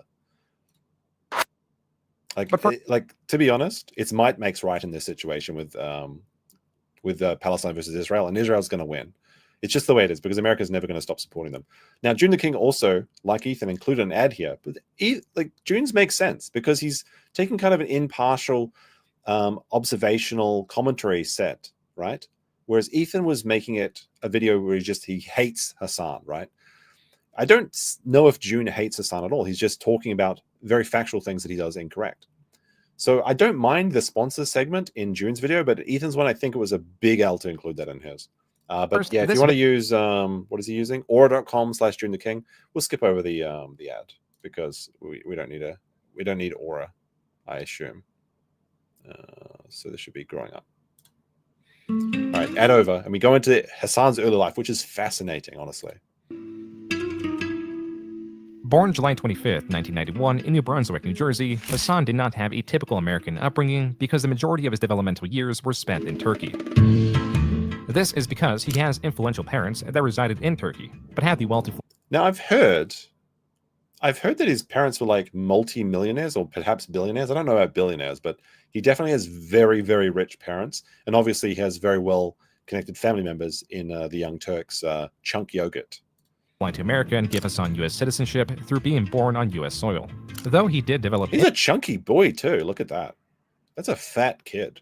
In Turkey, Hasan describes himself as an Ameribu, slang that captures an interest with American culture in the more excessive senses. He describes himself as hedonistic, loving the material goods that can be tied to American culture and foods such as snacks that he took interest in. I can see he likes snacks for sure. To that, while Hasan's family was financially very well off, his life was not perfect. Hasan often describes himself as struggling to lose weight. Other points of conflict were with ideologies. He's fat! And their presentation to him when growing up in Turkey. Something he did not conflict with was the mandatory service, but his parents did. In Turkey, there's still this concept called a pink slip, because everyone has to serve in the military. Every able-bodied male has to serve in the military, either after high school or after college. I thought it would be good. Like, I thought it'd be good for, I'd be even more fit. And my dad was like, I'll disown you. He said, like, I didn't spend this much money on you to fucking go and like die in a mountaintop somewhere, you fucking idiot. Hasan's parents guided a lot of his development, including his college. It was here that he went from living in Turkey to now living and attending college in Miami. Where Hasan's parents wanted him to take up a traditional, well-paying profession such as a lawyer or doctor, Hasan was more interested in the nightlife of Miami. Can you imagine Hasan the lawyer? That would have been wild. What a world to live in. Or the doctor. Imagine being operated on by Dr. Hasan with that little head of his. According to an interview with Hasan Abadi, Hasan stated, quote, "I wanted to party my first year, and I did." He grins. "I got a 2.9 GPA. That's pretty unquote. bad, right? Due to his performance, his GPA parents transferred him to Rutgers, where he graduated with honors with a degree in political science and communications. Even so, Hasan, through an interview with Complex, describes his difficulty in trying to get a job, pinning it on the recent U.S. financial crisis and stating he lacked the proper connections to get the jobs he wanted. But he claims he had no connections. Then he started literally working for the Young Turks through his family connections. He did have one very strong connection. I just couldn't find a job. So I was like, you know what? I want to get the fuck out of New Jersey. Like, I want to get out of here. I want to go to Los Angeles. And my uncle at the time had a little YouTube channel / network called the Young Turks Network. Though Hasan describes the Young Turks YouTube channel as small, in late 2013, the same year of his internship, the channel had over 1 million subscribers in a time that this sort of traction on the platform was hardly reachable. I didn't know that the Young Turks was that large. I thought they had like 100,000 subscribers or something. I thought they were actually quite small. Like, not 100,000, but maybe 200, 300,000. They actually had 1 million back then? That's crazy. Moreover, that's crazy, yo. To Social Blade, during this time, it was actually not just one of the most viewed channels on YouTube with nearly 1 million views a day, it was possibly the largest left-leaning YouTube channel on the platform. That is actually insane, though. 1 million views a day. That's actually pretty good. Chunk was doing pretty good for himself. And so Hasan, living in LA, entered at his uncle's company and also lived in his uncle's house. Hasan describes his job as building the advertising and sales operation in the company. But what he really wanted to do was be in front of the camera. So as an additional obligation for himself, Hasan created videos. These would appear on a channel operated by the Young Turks under TYT University. These videos are incredibly cringe, but also kind of funny. But you'll see. As per the header of the channel, and as the name implies, this was a lifestyle channel that skewed in the direction of college life. Hey, Powdered Toast, is that like a Ren and Stimpy reference? That's a pretty good show. And so the videos largely revolved around sexual topics, and not the typical discussion of politics the network was known for. Hasan's entry was his Bro Tip series. You're thinking it, he's saying it. Leave your comments. Hold on, I got to bring up the photo again. Actual photo of Hasan when he was working for the Young Turks. That tiny head of his, it's so funny. And ideas and opinions that I really truly care about in the section below. And if you don't, I'm gonna come to your house and I'm gonna have sex with your dog. And once more, Bro Tip is ended, audience. I have successfully given you just the tip. This was from a sub 2-minute video where Hasan provides his top 3 favorite cheeses. He's feeling. Look at the austerity. Look at all these wine bottles. He's in his I guess this is Chunks wine cellar. He's filming these videos.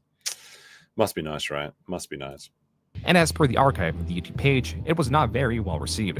Looking at other archive... Yeah, he does look like a Turkish Steven Crowder. He has like that shud sort of physique, but absolutely he looks like Steven Crowder. There, but for the grace of God. If he'd only made friends with the conservative friends in college rather than just liberal chicks that he was trying to bang, maybe he would... maybe he'd be a different person. Episodes. Wait, why are they blurred out this... that's the guy that makes the hover bike, right? He's like a British guy. He makes crazy inventions. I love that guy's channel. This looks to be the standard. Like this one where Hasan gives tips on how to get women in a club. Let's get out of here. It's time to get out of there, and it's time to separate her from her herd, meaning her crowd of girlfriends that are going to do their best to cockblock you because they're fat and lonely. Leave your comments and ideas and opinions that I really truly care about in the section below, and if you don't, I'm gonna come to your house and I'm gonna have sex with your dog. Following this poor reception, Hasan would open a video reading a zesty comment. Sir Meowington says his head looks way too small for his body. If you're saying that about my head, you should see the I mean, it's true, right? It is true. size of my penis.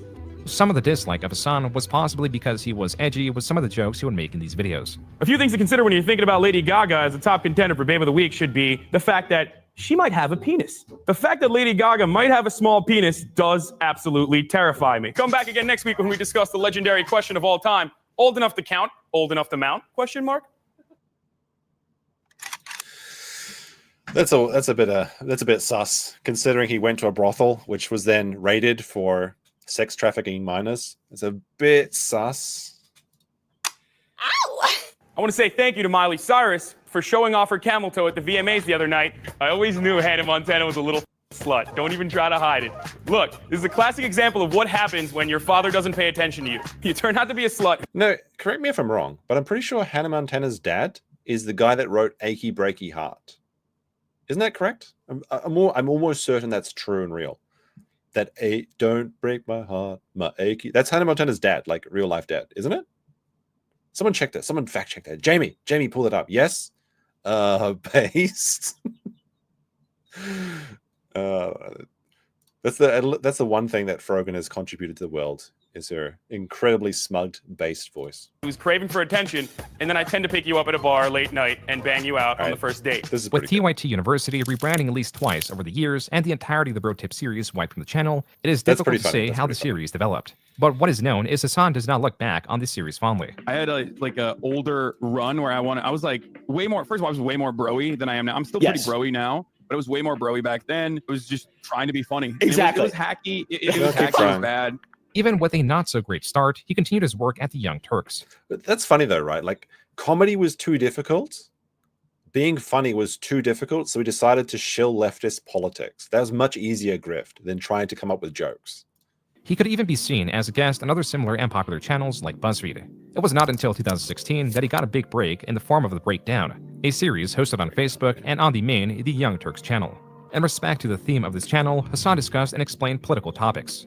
This series appears to be far better received as Hasan had greatly improved in his delivery and did away with the more scandalous jokes. He was also a fill-in host. This is when the planned host for a video is unavailable, and so Hasan is called on as a temporary replacement. And all this was working in his favor. Starting in 2016, every 4 years, interest in content Hasan was producing would reach a new peak. This is due to the US elections driving more interest in politics. And while political pundits are not relatively new, the booming social media space allowed them to gain more influence by their own means. Of note, at least in reference to the story of Hasan, was Tomi Lahren, a political pundit who leans right and was quite popular at the time. Enough so that it inspired Hasan to make videos countering hers. This isn't about. I haven't heard that name in ages. Like, I wonder what happened to her. Did she have kids or something and just disappear from the internet? What happened to Tomi Lahren? Like, for real? Arriving at the truth or justice. For you, it's certainly not about the facts. It's just about tapping into the primal fears of your fan base so they'll go out and vote Republican. If you're not outraged, you're not paying attention. Maybe you're one of the liberal types who spend the next 2 weeks defending this illegal immigrant murderer. As Hasan describes it, these series of videos were highly popular and possibly helped in keeping a series going well into 2017 and 2018. But Hasan still wanted to do more. Not for the Young Turks this time, but for him. He tried his hand at vlogging and other forms of content creation, but more and more was favoring streaming on Twitch. Here, he would play video games while retaining and expressing his political views. He had this personal venture all while still employed at the Young Turks. This position is likely why he was able to debate Charlie Kirk live at Politicon, an event that is remembered for many reasons. One of is that this developed a new friendship with creator Hasan admired. Some of you guys already watched it. Oh, Destiny watched your debate. He didn't like it. Said Testament. Okay, well, I didn't know that. That makes me sad. I don't know if you watched the entire debate or if you watched like some parts of it or not, but I do want to talk to him about it. Destiny was a StarCraft 2 pro player and streamer who, like Hasan, leans left. That's the Destiny that I remember. I never watched any of Destiny's political shit, but I actually did watch Destiny when he was StarCraft streaming, which makes the Destiny Weinstein reveal very sad for me personally, because even though he was cringe, even though he was a cuck, I kind of enjoyed the time when he used to just mass infestors and then do troll strats in StarCraft 2. That was a fun time, honestly. So it's very disappointing. But I remember watching Destiny when he was literally a carpet cleaner. He went from a carpet cleaner to being one of the richest men on Twitch, and then YouTube, I suppose, because like he got banned from Twitch. But it all came out that he wasn't enough. It's never enough for these people. They need to have more. And he had the money to bid as much hookers as he wanted, but he wanted to fuck the mentally ill women that surround the online spaces for some reason. I don't know why. I really don't know why. But we'll have to go into Destiny, I think, maybe tomorrow or the next day. We'll see. More recently is known for engaging in debates regarding politics and other ideologies. Basically, just real quick, somebody emailed me this a long time ago, and I'm not even sure on the efficacy of this research. It might not have been true or not. But basically, the idea was that in part of clinical treatments for helping people that are pedophiles, so you bring them in to treat them, and part of that, to help them manage their urges, Oh my God, the ethical CP argument. Here we go. You contact people that have had pornography made of them as a child. You offer them some sort of reimbursement if they consent to sharing that pornography in a clinical setting with a pedophile, and that would keep them from actually abusing like real life children. Well, that was what the clip was about. There's like Andy Warski in the background, right? After Hasan viewed a clip of Destiny's reaction to some of the debate, I'm pretty sure that's Andy and Medica talking to him, and I think Tonka as well, actually. But I hate the ethical CP argument. It's so stupid. Like, why do we have to appeal? Like, we'll just get your consent from people that have already become no. Why do you have to appease the pedophiles? We don't have to negotiate with the pedophiles to make sure they get their smut. No, you just get rid of them. Holy shit! Like, why? Such a stupid thing. Hasan and Destiny jumped on a Discord call. All right, Destiny said, yeah, call if you want. All right, let's bring in a professional here, okay? Let's bring in a professional here. Sorry, shouldn't have exposed them like this. Hey, what's going on, dude? Hey, I heard you're finally ready to join the Minecraft server, dude. Finally ready to join the Minecraft server? What do you mean? Yeah, I'm just fucking with you. This is when Hasan was literally just a fanboy of Destiny's, and this fact is such a sore point in his history. Anytime anyone mentions that his career is literally thanks to Destiny and debating Destiny and being Destiny's friend, it drives him absolutely fucking up the wall. So just good thing to remember. This multi-hour-long call, the two discussed debate tactics in reference to how they could have improved Hasan's performance before coming to a close. In any case, all right, I gotta go. I have to pee so bad. I'm just gonna raid Destiny because you guys all have expressed how much you fucking love Destiny, and a lot of you probably came here from Destiny stream anyway. So that's what I'm gonna go do right now. No, seriously, like everyone originally was like, "Oh, Destiny's a suck damn, he sucks," blah. And like now, after this like 3-hour conversation, everyone's in love with you. They're like, "Oh my god, he sounds so great. He sounds so awesome." There was one day actually where I think Hasan was streaming on his birthday, and he was crying that Destiny didn't want to hang out with him or something. I vaguely remember that during the StarCraft 2 days. Thanks, I try my hardest. All right, I'm rating you right now. And by the way, thank you so much for the conversation. I thought you were dodging me for a while, and the reason. I suck at responding on Instagram. You sent me like this message like, "Hey, here's what we're gonna debate," and you sent me like 72 topics. Like the reason, yeah. It would be a little over a week later that Destiny traveled to LA. It was here that Destiny and Hasan streamed together on Halloween. Dude, your fans are crazy. They're awesome. They love you. And yeah. Did they fuck? they had to have fucked, right? It's. I don't think there's even a question now that the sex tapes are coming out of Destiny sucking cock. It had to have happened, especially since everyone that Destiny's involved with and helping them go on his platform, like there's screen logs exposing Destiny that he would actually trade feet pics to go on his podcast and other stuff. Hasan absolutely sucked his dick to get a shot at the big time. That's why you got to keep reminding him of the fact as well. A little eccentric sometimes. No, I have no problem with them. I think they're dope. Okay. I'm jealous of how you cultivated such a rabid fan base. There were many perspectives on how the pair were interacting. Virtually all of them were positive. Destiny viewed Hasan as a sort of professional political figure that was entering the Twitch scene. Hasan viewed Destiny as a veteran live streamer and admired the enthusiasm of his fanbase that he had developed over the course of 9 years. And Destiny's fanbase loved Hasan. He was very easygoing and even tried to get Destiny in on some fun. Say, do you want to go out later, or are you into like going out and shit? You know Halloween costume. Listen, I am a professional streamer because I play video games inside my house all day, okay? Yeah. I'm not much for the going out type. The night ended after Destiny dropped off Hasan at his residence, but this would hardly be the last time the two streamed together. Destiny's actually here to help me with my PC setup and make fun of me probably for having a pre-built PC that I use. I have a pre-built PC, by the way. What are these? Oh, that's fucking my sub badges. Okay, don't worry. One of your Speedo McGee's your fan that gave me fucking 200 subs so far. What a fucking loser. What? No, dude. What are you saying? When you snap your fingers, people sub to that person that you're snapping the fingers of? Yeah, you want to see? Are you gonna send me a clip? No, we'll try it right here. All right, guys. Who's got fucking Twitch Primes? Throw them out in the chat. If you've got an Amazon Prime account and it's connected to a Twitch Prime account, you better fucking throw some goddamn fucking subs up. Holy shit, dude! Yeah, what see, the now, fuck? Now I'm losing all these fucking subs.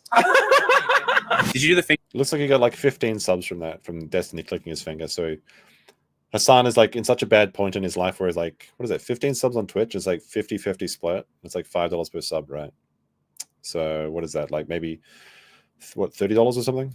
You're snapping on that on Io Velasquez. No, why the fuck would I help anyone else? You're the only person I've ever done that for. You better feel special. Oh wow, I do, dude. Oh, Well, I mean, I was super cute, but you're cuter. Don't worry. In a different way. If one were to tell Hasan and Destiny in these moments that in less than a year they would be at each other's throats, they probably would not believe it. This is because the process of hating each other was gradual and then sudden. I know. The real thing that he wants to connect it back to is that he's butthurt that I've surpassed him on his own fucking platform, which he thought was his own like little kingdom. That's the real fucking reason. Okay, that's it. Yeah, let's be real. That was originally the real reason why he got mad at me too, and like wanted to sever the connection. It just backfired on him. This was from a clip involving some editor drama Hasan had, possibly recounting the reason he believes the fallout with Destiny happened. Hasan does not get very specific with the details, and when talking about Destiny, recounts Destiny's proclivity to debate, or denounces Destiny's community or former ideologies Destiny no longer holds, while Destiny breaks down the falling out succinctly. We went over it, and then we kind of a friendship developed. We hung out in real life. I think when I came to LA, I think I slept on his couch. We played with his dog. We were like kind of friends. And as time went on, I think he was a little bit more. He was farther left than he let on. So like I was a social democrat, he was a social democrat. But back in those days, like 2018, when people said they were a social democrat, they really meant socialist, but they just didn't want to say it. So he was farther left than me, and we had a lot of deep divides in our approach to politics. One was when it was either him or the Young Turks. I think it was him.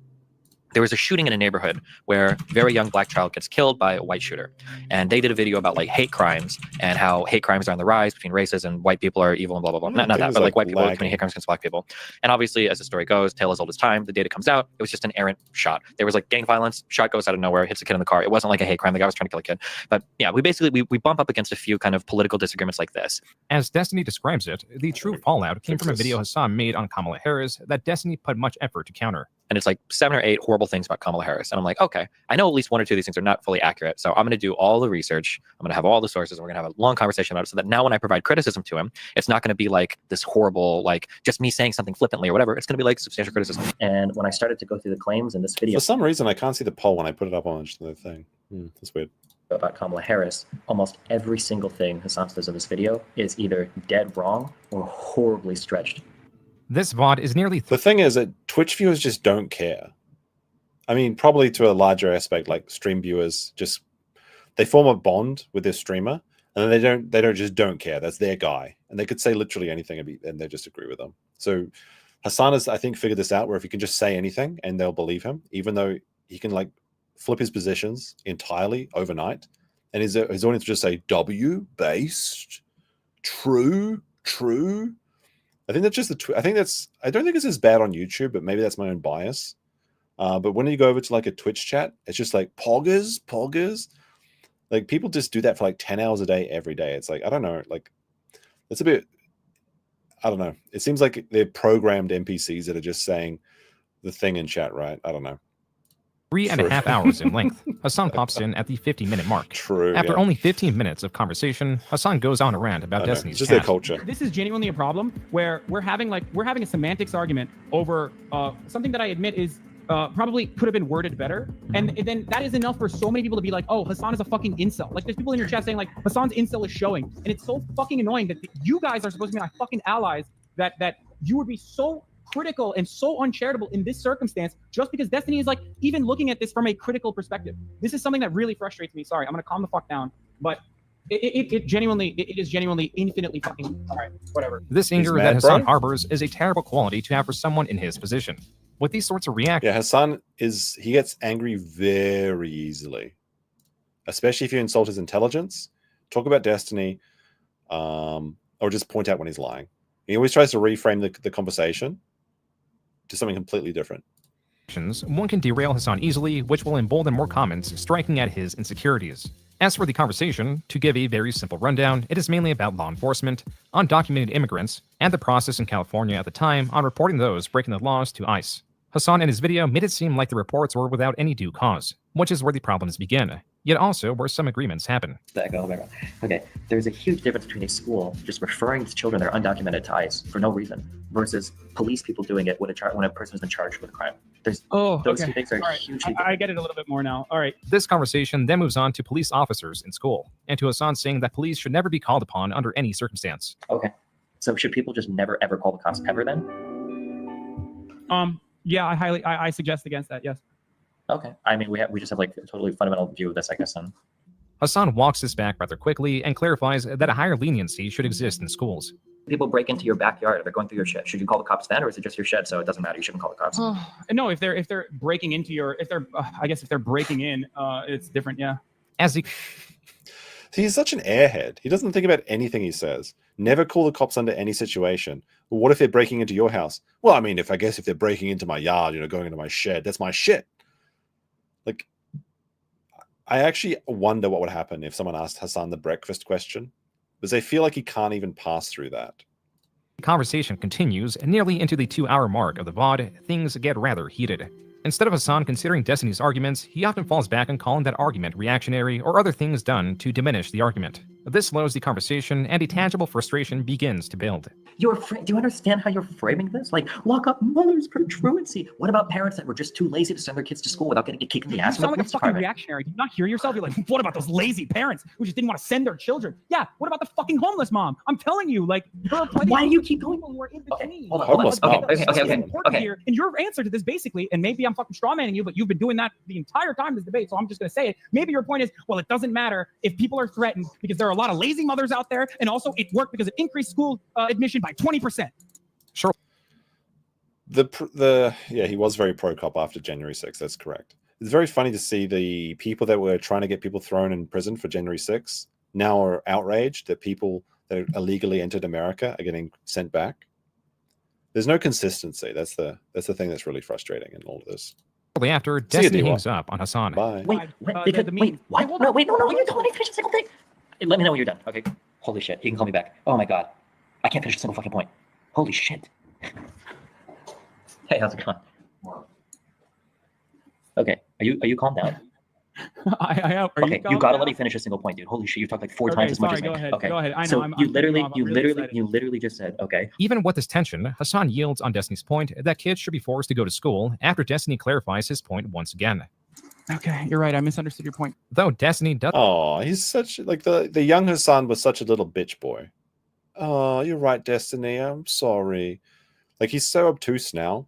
Like he's figured out that he never has to address any of his mistakes if he just gets angry and loud, because loud is equal to argument.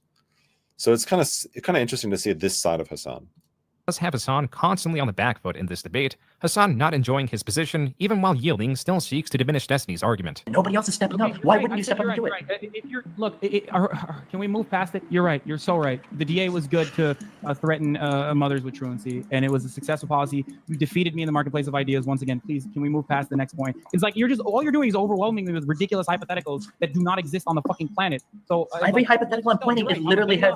Sure, I understand. Okay. As the call is reaching its conclusion, Hasan yields once again. I am so defeated, dude. Like you've owned me into oblivion, Destiny. I'm at. It's 10:30. I still haven't eaten anything yet. You got the stress sigh, and then he's just like, "I am so hungry." He's such an animal, actual caveman. I'm sorry, Destiny. Me hungry, can't think good. It's 10 o'clock.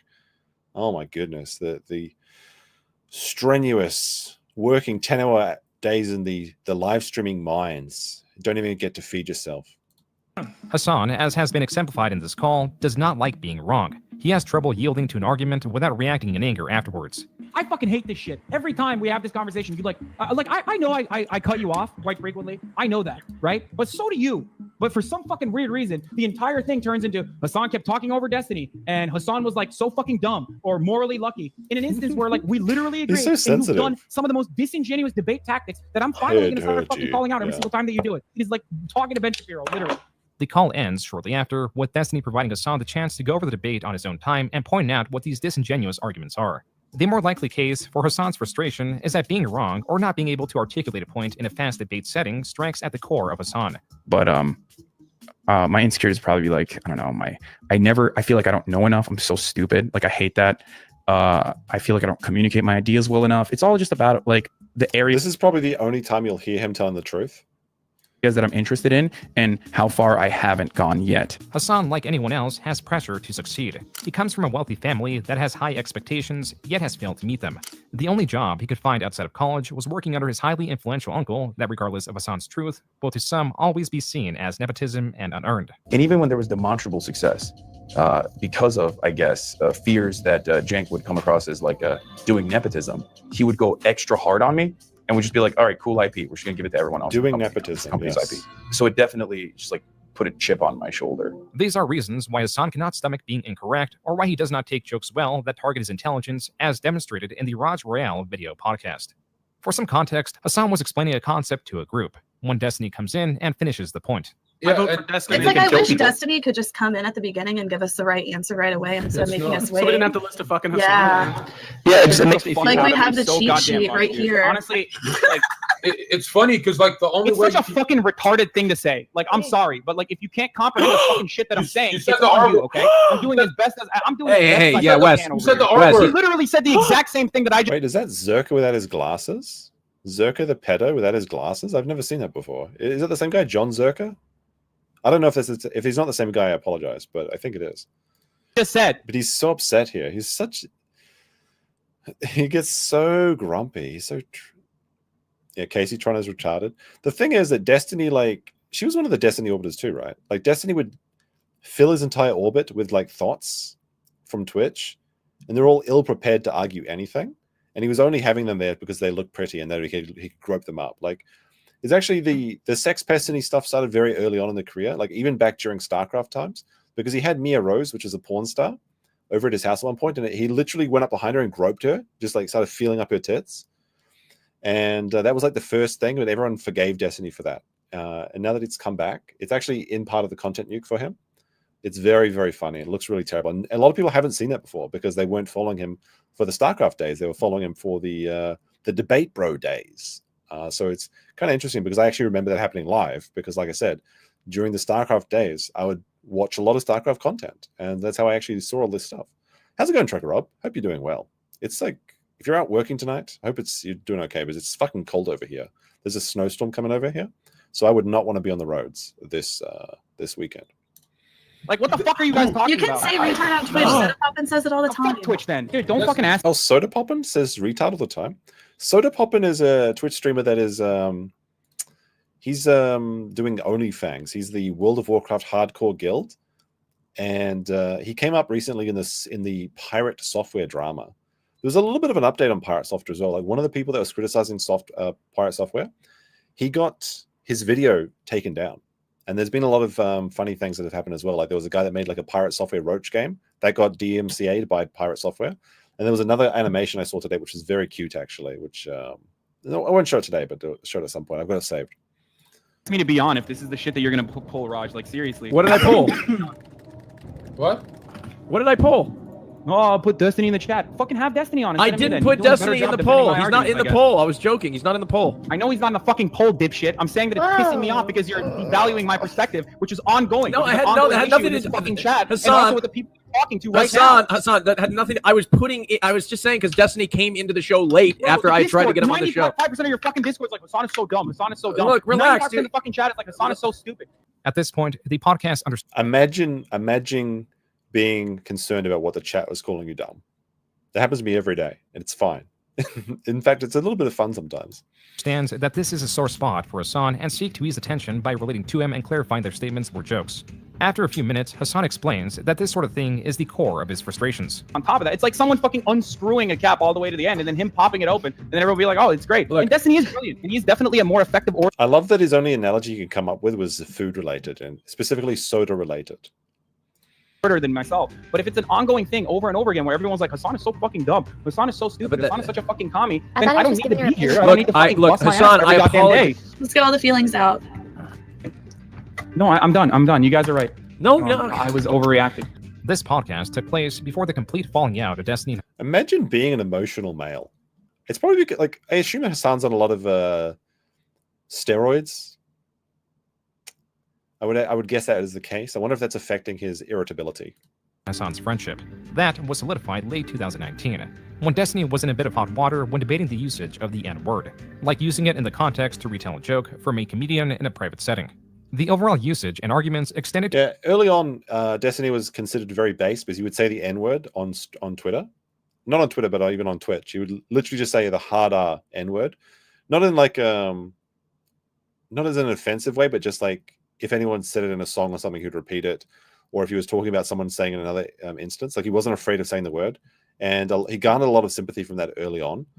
Eventually, he reversed his position on that, which is very sad because he was one of the few people that were bold enough to actually say it.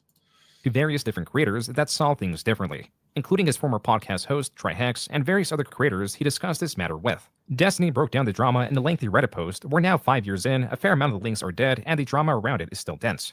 Hasan's role in this, as Destiny explains it, was his changing of stances on the argument depending who he is talking to. Though I don't know why you're bringing it up. But if someone else is doing it in the privacy of their own conversation with another person... This is a very good question. How are there not more likes? What are the people posting ones in chat or posting yes or based or true or W, but they're not liking the stream? It takes a second. Come on, guys. Like the stream. It's much appreciated. Let's see if we can get up to at least half the likes. There are specific contexts in which you could probably say the N-word. Cool. That's my position, literally. Holy shit. But because it ultimately, no matter what, no matter how you use the term... Ultimately, no matter what, no matter how you use the term, the N-word is bad. Ultimately, it just implies that the person themselves are like a racist person. Destiny expanded on... I disagree with this point. I mean, this isn't really relevant to this video, but I don't think that anything is inherently racist. I think there has to be intention behind whatever you do.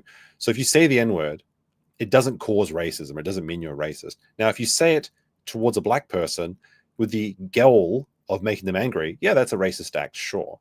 But the word itself has no power. And like even having to refer to it as the N-word itself is ridiculous because it's showing there's such fear behind it. And it really boggles my mind why black people let white people get away with like having so much power over them. Because if there's like a word you can just say, and anytime you say it, it instantly causes people to break down. Why would you want, if hypothetically your enemy is to have this power over you?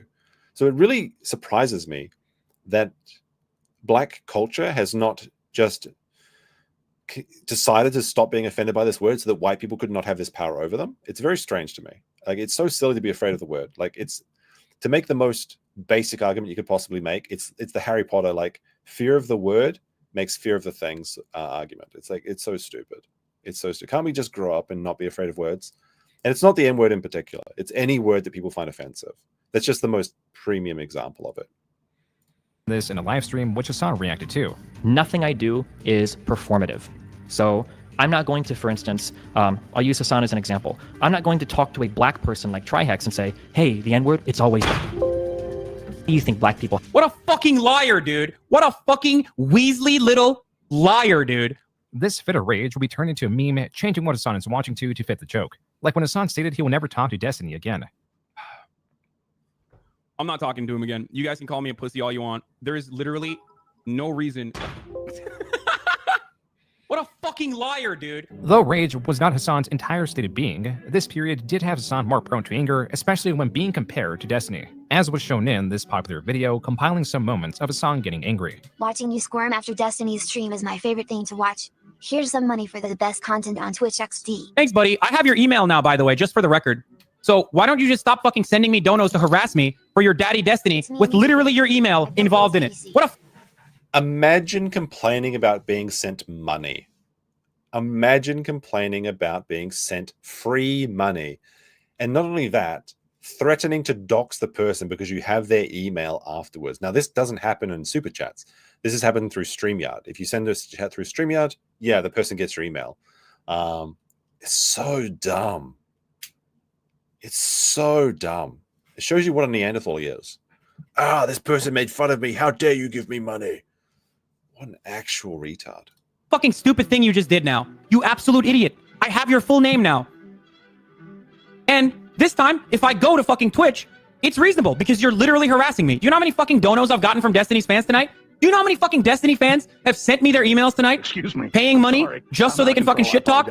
Explain. Oh no, do you know how much money people sent me today? Oh, fuck off. Like, grow up. How Hasan views himself and how he views Destiny explains the anger the dynamic holds. How he sees Destiny as inferior with his beliefs, yet more intelligent overall, is a conflict he would not move on from. And this was hardly the only conflict he was involved in 2019. A smaller of note is when he referred to Pete Buttigieg as this. White liberal friends. Pete Buttigieg. Pete Buttigieg. What? Chicheg? Booty check? Buttigieg? Okay, it's really hard to say this dude's last name. Now, Buttigieg has been the talk of the town, especially in... Hasan calling him Buttigieg was likely not aware that Pete Buttigieg is gay, and this comment could come off as derogatory. This can more easily be seen as a misunderstanding, especially when compared to his most controversial statements of 2019. I can't do it. This guy has the understanding of foreign policy of like a 12-year-old. What the fuck? What the fuck is wrong with this dude? Didn't he go to war and like literally lose his eye because some mujahideen, a brave fucking soldier, fucked his eye hole with their dick? Isn't that how he lost his fucking dumbass eye? Because he got his fucking eye hole fucked? America deserved 9/11, dude. Fuck it. I'm saying it. We're there to partner with them. That's a rough one for an American audience. We're not there doing our own thing. We're there partnering and training in a video and game, equipping and enhancing their capabilities. Like we fucking totally brought it on ourselves, dude. Holy shit. We did. We fucking did in a video game. There are two large aspects to this controversy. There is first interpretation, an interpretation that Hasan supports terrorists by calling them brave.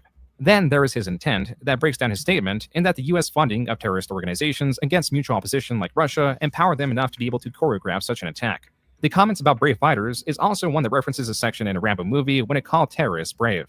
This film was dedicated to the brave Mujahideen fighters of Afghanistan. We did fund them. Yes, they were fighting the Soviet Union at the time. That's obviously important context. But, but we did have blowback when they turned on us. That was Chink, the owner of There's something weird in the background. I think it was just a video. Turks and Hasan's uncle, bringing Hasan on to explain what he meant by his statement and clarify he did not mean ill will. So you said America deserved 9/11. Did you mean that? Following the original statement, Hasan was suspended on Twitch for 7 days, and he and the Young Turks were getting a sea of death threats. Entering 2020, this was one of the cited reasons why Hasan wanted to separate himself from the Young Turks. Bringing this controversial nature to the doorstep, it did not sit right with him. But also had to go on the apology tour with the family, even when he was pretending to be a self-made man, he still had to go back to family for the emergency. So the Young Turks were starting to take issue with Hasan's success. On Twitch, he did virtually the most important thing you can do with content creation, and that is keeping a frequent schedule. Fuck. I'm like, it's like the video's like, here's the most important thing about streaming. I'm like, go on, be consistent. Shit. Oh, fuck, hell. No, damn it. Could it be something else? Damn it, being consistent? Shit. All right, I give up. Did this to a particularly unheard of degree. I mean, it's in 2020, he was live for over 3,600 hours. That's actually an even more insane. jaw-dropping statement when looked at percentage-wise. I was live for 42% of the year. This Truman Show-esque dedication guaranteed a strong following, which was further tempered by those aligned with him politically. I mean, that is insane. Like, if I have to say one nice thing about Hasan, he did show up. 40% of the entire year. That is a crazy amount. Like, what did we say that was 3,600 hours, right? 600 hours, was it? 3,000? I want to check those numbers. How much is that a day? I just want to check. Was it 3,600? But also, the Young Turks were starting to take issue with Hasan's success. On Twitch, he did virtually the most important thing you can do with content creation, and that is keeping a frequent schedule. He did this to a particularly unheard of degree. In 2020, he was live for over 3,600 hours, and that's like 10 hours a day. That's a lot. That is a lot. Even more jaw-dropping statement when looked at percentage-wise. I was live for 42% of the year. This Truman Show-esque dedication guaranteed a strong following, which was further tempered by those aligned with him politically. Additionally, 2020 was an election year full of unrest and perfect for Hasan to grow and grow and grow. This momentum turned Hasan from a relatively unknown streamer to one of the largest. This surge of popularity had those in direct political opposition cover him and his previous controversies. Alex Jones! Hasan Pecker. Can't make up that name. That's his name, Hasan Pecker. He's got some big old giant bitch tits. I'm sorry, family show. just go ahead and roll this. Due to this surge, Hasan Pecker. Oh, in popularity, Hasan was also in the process of making new friends, one of which would be Ethan of the H3H3 podcast. Here, Hasan is explaining why he started streaming more. Yeah, so this is like the only. This was like the only being in my life. I'm like far away from everyone, can't see anybody, and so I just started streaming even more than I did as a way to escape, and like to have some organization in my life. So that there was something I was doing every day when I woke up, because otherwise I was like, I don't know what the fuck I would have done. I think it's because he wanted to have a large amount of people agreeing with him every day, more so than he wouldn't be able to find people to hang out with, because clearly he has a large group of friends in the area that he's living. But to have thousands of people saying yes, true, based every day, I think that's what he gets off on. It's the pure dopamine hit of having a large group of people agreeing with you for the first time, and probably the only time in his life is when he's streaming, because no one takes him seriously in his real life, because he doesn't have a real life. He's on 10 hours a day. That's what Anna was saying. Like, she doesn't wish she would rather scrub toilets than be Hasan, because people that scrub toilets have more free time than someone live streaming 10 hours a day. I think I game too. I play variety games. So I'm not like only one game. I don't play only one game. Hasan goes on to explain that he does dabble in gaming, which relates to his next big stream. Being at the top level of influence in this environment is powerful, yet not as utilized or understood as much as traditional media.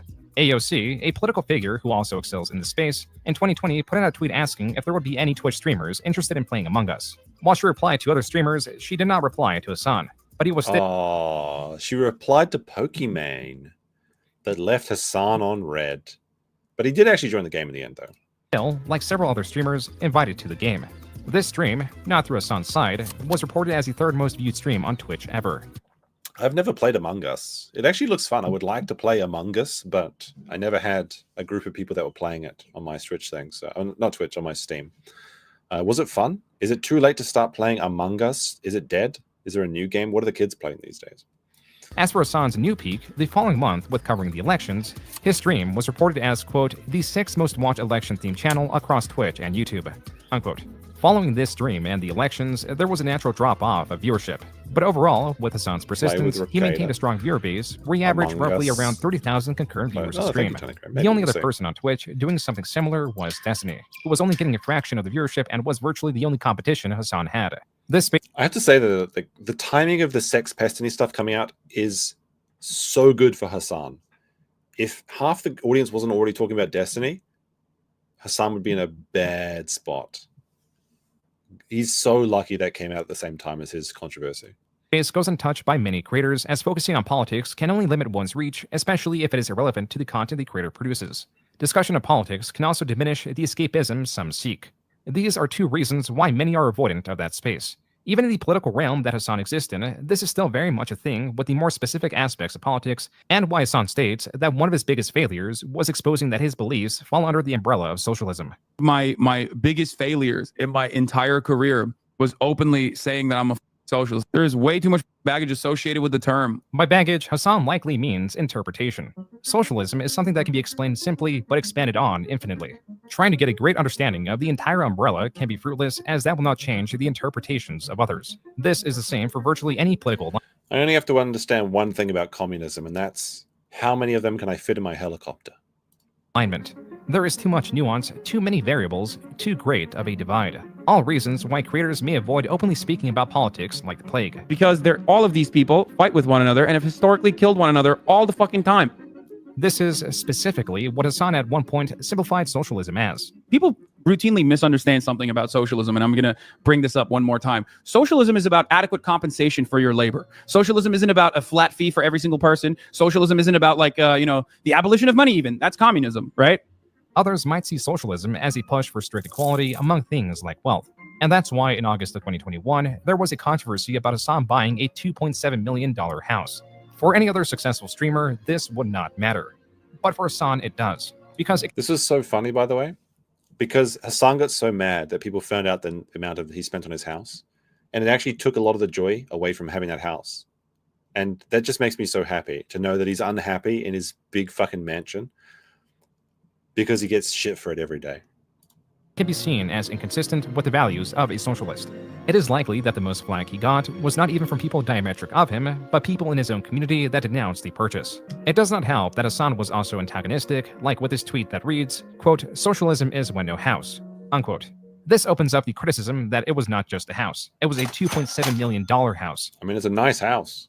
It's pretty, I mean, I wish I lived there, sure. Tweets like these, whether correct or not, do avoid the argument about the significant purchase and whether or not done with intention and just for a joke. It misrepresents why people are angry and will only frustrate them, as Hasan knows. Because that makes a lot of money for them to voluntarily and maliciously misunderstand my point so they can make YouTube videos and get ad revenue, because those clicks drive the controversy, and those clicks. Another element Hasan uses in his defense is a perception that he believes people look at socialism like a poverty cult. Yes, in America, it kind of is, yes. People literally think socialism is a poverty cult. People straight up think if you're a socialist, you need to literally live this life of austerity, and every single dollar that you generate cannot go to any kind of personal consumption because that's fucked up. This is a defense Hasan will use when addressing controversy about other purchases like a Gucci bag. It is not. Why do men buy Gucci bags? Is this just to try and attract LA thoughts or something? Is it just to show, hey, look, I've got money not to waste on a bag? So if you're a vapid whore, you can come and talk to me or something. I don't get why a man would buy a Gucci bag. It's so strange. Not so much people criticizing him about needing to live in poverty, but rather him living a highly consumerist, hedonistic lifestyle. A lifestyle that can be seen as aligning with the greed that capitalism can carry. Whether fair or not, these are the reasons why Hasan is increasingly becoming disliked regardless of political alignment. Even so, Hasan does say he gives money to charity. Oh, there was a really funny thing I forgot that just remembered, is that Hasan bought his editor a PC, an editing PC. And then he expected the guy to work for free for the rest of his life. He's like, okay, I bought you a PC. That's now you own the means to your you own your own means of production. Now you have to be my editor forever.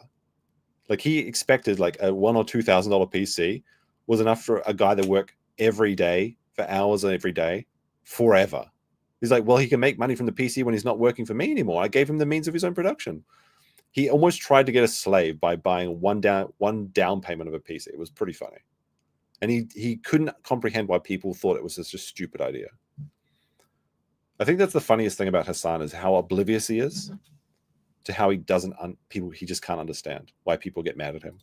Though he does not specify how much, and does make the point that giving money to charity should not exempt someone from criticism. Tangentially, there were a few people involved in this controversy, such as Destiny when he tweeted out a 2017 picture of Hasan wearing an Eat the Rich shirt alongside an article about Hasan purchasing a $2.7 million house.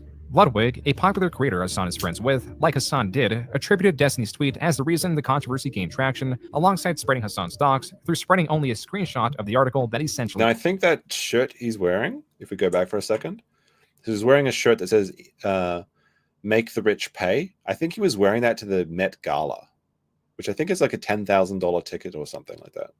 Essentially doxed him. His desk. But because of Destiny's tweet, it picked up in for the past 3 days, 20th, 21st, 22nd, it was Hasan is in his Discord typing out that I doxed him because I put a screenshot of the third mainstream article that was published about him buying a $3 million WeHo house. Okay, I don't know how that counts as doxing. I don't know why the dipshits like Ludwig would repeat that as doxing. It did not help that he was responding to tweets. It is really surprising how much ball washing Ludwig does. And Ludwig gets really upset as well very easily. When anyone criticizes him, he's like, I'm just playing gaming. Why are you guys worried? Why you guys can criticize me? But he'll go to bat for Hasan for any time it comes up. It's very strange. I wonder what special bond they have that he feels compelled to do this. That he believed were subtweeting him. Hasan's core audience that either aligns with his perspective or just doesn't care about his controversy continued to grow. And as such, he was still doing well for himself late 2021. He even became a co-host for the newly released H3H3 Leftovers podcast. Now, finally, all the gears of the Hasan controversy machine were in place. And so, like, Ethan goes through a bit of an interesting transmission through these videos, right? Like, he's got the fat Fupa Trooper Vape Nation body, and then we've seen today his skinny Ethan, which looks a bit weird. But there's, like, one period in these videos where he's, like, cancer patient Ethan. Like, did he actually have chemotherapy or something? Like, I'm not even joking. Was he hiding, like, a diagnosis? Because he looked really bad at one point. Slowly starting to turn. What would be happening from here on, as demonstrated with his purchase of a house, would be controversy about Hasan Piker. Not so much Hasan's take on a sensitive subject, even though those things go hand in hand. The difference now, likely due to his popularity, is that he would be at the center of the controversy. His next controversy took place just 2 months later when he revealed that he had sex with prostitutes in the past, specifically at a German brothel known as Artemis. To this, a Twitter... Yeah, this is the one that got raided for underage sex trafficking. And Hasan goes on to say that, like, well, no, it was raided for IRS reasons. No, that was the pretense. User posted a snippet of the Artemis Wikipedia page, reading, quote, on April 14, 2016, Artemis was raided by 900 police and customs officers investigating human trafficking and tax evasion. The police had obtained information that members of the Hells Angels forced some women to work in Artemis, unquote. With more and more eyes on this tweet, Hasan addressed this on the Leftovers podcast. Had sex with not even escorts, but also like straight. I've gone to a brothel, Artemis, in Berlin, and had sex with the workers there. Yes. You might wonder why he would admit this. It's because he's pushing the narrative that sex work equals real work. So he has to have the evidence of this. Obviously, he just does it because he's degenerate, hedonistic lifestyle. The only thing that Hasan cares about is where's his next dose of pleasure coming from. But why would you say the name? It's such a bad optics, honestly. Like, nobody's gonna slap you on the back for saying you went to a brothel. It's so weird because he tries to cultivate like a Chad persona as well. Like this himbo, like Gucci purse thing. Like, why would you need to go to a brothel anyway? Oh, I don't hide it. I don't give a shit. Why would I? Hasan also provided the information that he visited the brothel in around 2010 and goes on to explain the 2016 raid further. It's for fucking tax evasion. Yeah, okay? I saw that. And secondly, there was a... It wasn't. That was just a pretense. It was for underage trafficking. Accusations that like there might be sex trafficking going on, but all of the people that were appointed to in that situation, they were released. And I believe the brothel is now suing the city of Berlin for damages too, on top of that. This is incorrect. The investigation, in its comparison to Al Capone, started from the ground up with claims of trafficking and abuse. The Guardian, in an article published after the raid, stated, quote, police charge that the 4-story brothel complex constituted a brutal and illegal system that severely exploited dependent women. That article was from 2016. This 2022 article from the Irish Times again summarizes why the investigation started and how it ended. Quote, the 2016 investigation and raid began when a woman who worked at the brothel complained to Berlin police that she had been forced into prostitution at Artemis by her boyfriend, who had links to the Hells Angels gang. Then it's kind of crazy to think this. I thought Hells Angels was an American thing. I didn't realize they were across the world. And now, the owners deny having any links to the gang or other organized crime groups. They insist women who work at the brothel are self-employed, unquote. This article is mainly about Artemis winning what appears to be a defamatory case filed against the government. But even then, the story is not that cut and dry. According to the Berlin Journal, the assailant, quote, was sentenced to 7 years in prison in Berlin on Friday. The former Frankfurt football professional and Hell Angels rocker used drugs and beatings to subdue his girlfriend, who was underage at the time of the crime, and sent to work as a prostitute, unquote. The article details the horrific treatment of the at the time 17-year-old, but does add some clarity in that this is how the investigation started and why the trafficking was likely not systemic, even though the assailant did work as a bouncer. There are varying perspectives on this related to Hasan, with some not caring about the reports, being that Hasan visited the brothel prior to these investigations, but there was also the diminishing of the investigations, more likely as a defense of Hasan. I mean, isn't that worse, though, if it's before the investigation? Because that means he may have engaged in acts with this underage individual. Rather than a more fair interpretation about a crime he was not even responsible for. Also in the mix were criticisms tied to his wealth and status. Then, in December 2021, things moved to his newest and most recent controversy. Wait, what? Fizz got suspended too? What is going on? Bro, what is happening right now? Is there like a fucking crazy... Is there like a crazy fucking Twitch mod right now that just like is banning every single one of my mods right now? Deactivating their accounts? What the fuck is going on? These mods, as discovered, were banned for saying a certain word that Hasan defends the usage of. Something I've talked about so many times too, because it's like white boys. I think the word was cracker, by the way. Love fucking saying like cracker is the same as the N-word. Cracker is the same as the N-word, right? It's really stupid. It's not like the etymology of the word is different. Like cracker means literally whip cracker. It comes from whip cracker. So the power still is in the hands of the white person in that situation, whereas the N-word is dehumanizing. Hasan defends the usage of the word primarily because it is not as worse as others, but does not address the notion that people don't like being insulted due to their skin color. This spiraled into conversation on the usage of the word, and many streamers weighed in, with Hasan even asking some about their opinion, as streamer XQC is reacting to. What do you think about the word cracker? The what? The word cracker. What do I think about the word cracker? 2 of my mods got banned for saying cracker yesterday in a sequence of like 3 minutes. Is this like a hidden camera? Is he like secretly recording people? I don't use it personally. Oh. I'd rather describe people with things that aren't just broad stroke derogatory terms based off the color of their skin. Okay. On Twitter, Hasan continued this tirade, stating that it is not a slur, and then did the same thing on Twitch. I've been called a cracker more times than every single one of you fucking pasty little cracker bitches in my chat, okay? Let's be... Fun little detail, he's wearing a Teddy Fresh shirt, which is Ethan Klein's clothing company, and all of the designs are god-awful. So, just thought I'd throw that detail there. Be fucking real for a second, okay, Mr. Alabama? I've been called a cracker a fuckload more than you. Why? Because I'm extremely online, okay? So shut the fuck up. Stop crying about this fucking term, okay? Recognize the person who's calling you a fucking cracker is literally powerless, okay?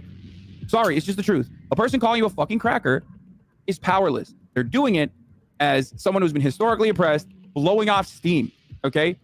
You can say that that's infantilized. Such a stupid take, by the way. Racism is just racism, no matter who it's directed at. The idea that you need to have power, racism equals power and privilege is just false. And I hate that stupid point of view. But then again, I don't think that words should be cared about at all anyway. So I'd be fine with both the N-word and the cracker word being okay in society. But people are so sensitive. It's just the way it is. I think it's more of an American thing, though. It's kind of a weird artifact of their own culture. Or whatever the fuck, but that's truly the reality. Now, 2 days into this controversy, Hasan would not let this go. Just fucking ban me and get it over with if that's the case. You know what I mean? That is from Hasan's video titled, "So I Got Banned." What are you going to do? Stab me? Stabbed, man. But again, Twitch bans aren't real. They're just like, go away for a few days or some shit. And so is this clip. This idea that like I'm being racist towards whites, especially as a fucking white person, especially as someone who advocates for the rights of everyone, which also includes white people, is a fucking ridiculous thing. Hasan on Twitter confirms that he was banned for the reason everyone thought, and was unrelenting on using that word or similar ones. All sorts of people had an opinion on this. Few more extreme than the infamous creator Sam Hyde. But Hasan, you're going to fight me. You are going to fight me one way or another. I don't care if I have to break into that nice house of yours. You're going to fight me, son. Turn this down. Go ahead. Find a way. Find some snarky comment. I don't want $1 million because fuck that guy. He's a Nazi. I don't want his money. Fuck that guy. Sam Hyde was challenging Hasan to a fight under the condition that if Hasan won, then $1 million would Does that say like that neon sign he's got just says sushi? Donated to a charity. Sure. An unlikely happening because, as per sushi. Item's video on Hasan and other sources, he is possibly a Nazi, and not someone Hasan would promote by fighting them. And so Hasan, not banned on YouTube through the H3H3 podcast, did episodes focusing on this. But wouldn't you want to fight a Nazi though? Also, this is kind of funny, like, but it kind of shows you how a bit of the hypocrisy of Ethan Klein when he was criticizing Hasan quite heavily the last video. Is this Amaranth? A Twitch OnlyFans thought they got a big bowl of crackers here. They're in a pool full of crackers, and they've got a big sign that says crackers behind them. Recent controversy. One was where they filmed in a bathtub full of crackers, and the other one was where they made a tier of racial slurs and the like that are used against white people. I mean, so Ethan was complaining. Crackers. And the other one. So Ethan was complaining that there was a tier list about from Arab to Sabra, but he was making a tier list of insults to use against white people. Fish belly, paleface, hog, cracker, hillbilly, hick, honky, peckerwood, mayo, cumskin, white trash, pink dick, Y-peepo. It's like W-Y-P-I-P-O. That's funny, Y-peepo. Karen, Milk Demon, Yakubium, White Devil. Like, so it kind of shows a little bit of the hypocrisy of Ethan and why he really should have just stuck to the facts on the Hasan and kind of left the Israel stuff out of it. I think would have been a much better video. This is why I think this video is much more effective, because it's just focusing entirely on Hasan. Was where they made a tier of racial slurs and the like that are used against white people. Rednecks now in there entering somewhere. 2022, things moved on quickly to the React drama that was going on. Mayo throughout Monkey, I've Twitch. never heard that one. This was pushback to how some streamers may react to video. That's pretty rip funny, the though. thumbnail of said video and compete with it directly on sites like YouTube. In the case of Hasan, this is a bit different in that he does not enforce his copyright. He allows any viewer to rip and re-upload his content without compensation, so long as they are not abusive in trying to control his IP. Another element tied to this. That's actually a pretty effective marketing strategy. It's like why Andrew Tate became so popular is that Andrew Tate allowed people to repost all of his content as long as it had his name in the title, basically. And that's why it just popped up and exploded everywhere, is because people just, they figured out they could make a lot of money by just reposting the spicy things he was saying. Hasan is very much the same way. But Hasan, I think, does actually DMCA people if they use his words to say something negative about him in certain situations. Drama was the At chair. least he did it once So or this twice. is when streamers like Hasan would purposely leave videos playing to entertain their audience while they momentarily left, leaving only the chair. Yeah, so this is called freebooting. So obviously reactionary content is like a big part of YouTube and Twitch these days. And recently we've been doing quite a lot of reacting content, but the important part is to put in your own thoughts, feelings, commentary. That's what makes it transformative. When you put on someone's video and then you just leave and go to the bathroom, that's not transformative. That's just stealing. And it's referred to as freebooting. And Hasan is really bad at this. At times he'll go away for like 30 minutes, 30, 40 minutes. And maybe I've done this once or twice, but typically I ask permission of the video user to do that first, if that is the case. Like with the Wiggle Wiggle, the Lipstick Larry tax-free song. I actually reached out to him and asked if I could play it, and he said it was okay. So that's makes it okay. But a lot of these people, and I don't know, the argument's kind of interesting. Like, does the cannibalization of views exist or not? I don't know. It's hard to say. Because if people are posting Hasan's clips, then that builds up the interest in Hasan and it builds up his personality. So people may go out to search out his actual stream. But when you play a video about a guy that's like a faceless video or a topic there, it's just one thing. It doesn't really get the same benefit on the back end. Like, if Hasan is watching like the UFOs revealed video by some crazy guy on YouTube, it's very unlikely that the person watching it is going to go seek him out. Whereas if you're watching a Hasan clip, you're almost certainly going to go search out more Hasan clips if you like what you see. To react to said video. This also ties into the quote-unquote meta of reacting to the series MasterChef, which, unlike the average creator, does have the financial backing to sue. Twitch people are playing really close to the sun on this one when they're watching MasterChef. And I wish that MasterChef had actually just straight up sued them, because Twitch people in general are very lazy about this. The Twitch streamers reacting to it. But eventually this was quelled when DMCAs were handed out. While this sort of thing with low effort React videos would never die down, criticism of Hasan was continuously moving, now to his leasing of a new car. But not just any new car, a pricey luxury vehicle. This is what Dexerto reported. La la la la, wait till I get my money right. Hasan Piker is getting serious hate for buying a new car. The Twitch streamer has picked up a $200,000 Porsche, and people in the replies were quick to point out how this conflicts with his socialist views. But what do you think? This reinvigorated. That's such brain rot editing. It's absolutely focused on their zoomer. You need to be engaged every single second. Otherwise, you're going to swipe away. And, you know, sometimes I've engaged in that sort of content myself. I won't lie. But it is quite frustrating, that sort of stuff, right? Created the drama around the purchase of his house a year ago. Except many, like Dexerto, were incorrect in reporting on the story. This car was not purchased. It was Do leased. I watch Harmful Opinions? I'm subscribed to Harmful Opinions, but I haven't seen his content in a long time. I think, was it back during Gamergate? Maybe it was some sort of controversy like that I subscribed to. I like Harmful Opinions. Every time I see his content, I like it. He's got a good voice. He's got that right British wit, I believe. And I think he stopped doing mainstream videos, right? Like now he just Twitch streams or something. I see him from time to time on my subscription feed, but I just haven't clicked on one in a long time. I think he had like, he was trying to support his autistic sister or something like that. But yeah, for a streamer, like like when I think of like a good streamer, I would say that Harmful Opinions is among the top of the ones that I've seen. So I hope he's doing well. Let's continue. Okay, so you're gonna lease a custom spec car? okay, here's the deal. So when you're talking about leases, right? Right? Yeah, like a Pokemon card. Because it's not. It's electric. I would. That's the only reason why I'm not buying it. Are you getting rid of the Taycan? Yeah, it's a lease. It does not help that Hasan confusingly referred to it in the past as buying the vehicle, and he states he made the decision to get the car for himself for his viewers. Isn't leasing it more expensive though, long term? It seems like a stupid way to waste money is by leasing a car. Bro, this is why I do this stuff, okay? This is why I was like, I might not even buy this car in the end if it's like, you know, too much of a hassle. But like, I literally do this for that. Dude, that's the reason why I do this. 150K content? Yeah, he spent 150 grand on a car so Osas can make a 30-second video. No, literally, yeah, so we can all have fun. That's how good he has it, baby. So, no, I mean, I'm not even kidding. Yeah, so my community can have fun. Like, There's also the fact that Hasan streams so much, he wouldn't even be able to get utilization from the vehicle. That's the worst part. Wait till they find out I'm probably never going to fucking drive it. You know what I mean? Like, that is probably going to piss motherfuckers off even more. Controversies like these are relatively inconsequential, at least compared to his assessment that Russia would not invade Ukraine by undermining US reports that it was coming.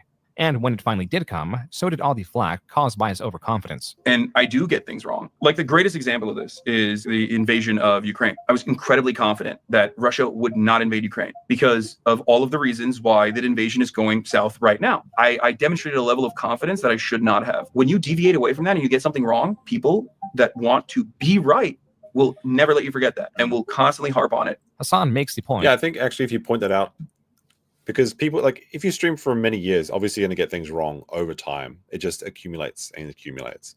But if you point out the things, like the very funny things, like all his political takes being wrong, his political predictions being wrong, not being able to find Yemen on a map, the Russia stuff, and just put them in big compilations and just keep sending to them, those are the things that'll really get to him. The real things that attack his intelligence and show how much of a fraud he is. So that it's kind of funny when people do that. I enjoy it. That people will judge someone based on their previous poor reporting.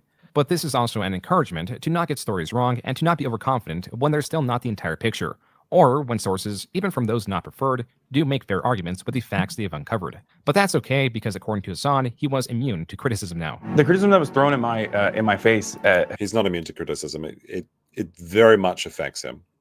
Has been consistent throughout my career. I'm an idiot. I'm a dumb bimbo. I don't know what I'm talking about. I've gotten numb to the criticism. Like as a matter of fact, the fact that he's naming these in particular shows you that what really affects him. I seek it out now because I make content out of it. Hasan is B. I like Hasan a lot. He doesn't play a lot of games, so it cuts his versatility a little bit. Quote, XQC probably ranked me a B-list streamer because I won't fucking have him on when a trendy political thing is happening, where he has to act like he cares to farm the last ounce of the Twitch directory before he goes back to promoting crypto gambling to teens for multiple millions. Unquote.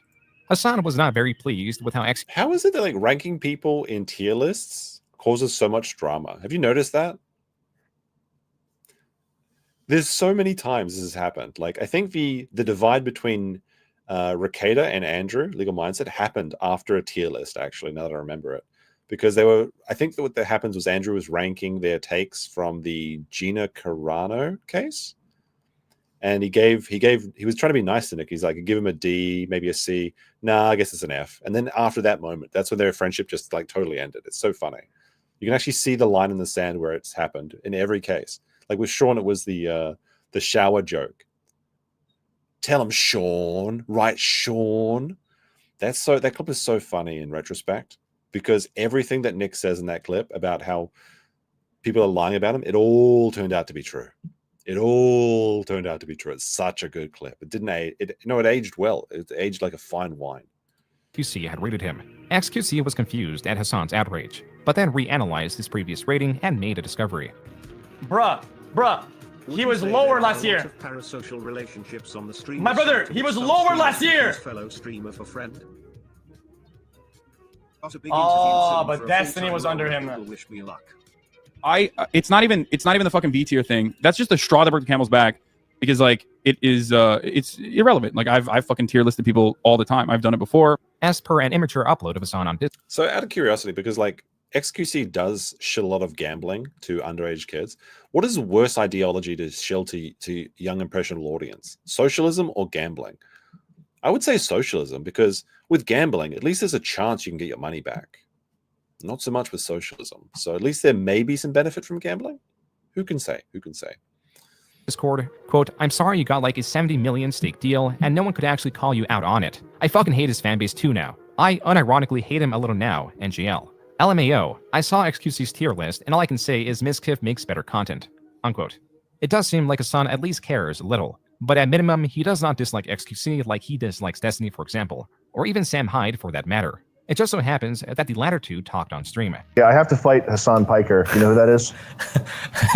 That's my arch nemesis. You have no idea. Okay. I created Hasan 2 years ago on Twitch, but yeah. All jokes aside, I know that you guys are not going to take me seriously when I say this stuff because it's like better to. Bossman is free, by the way, so post your rats in the chat if you want. The Bossman is out. The system works.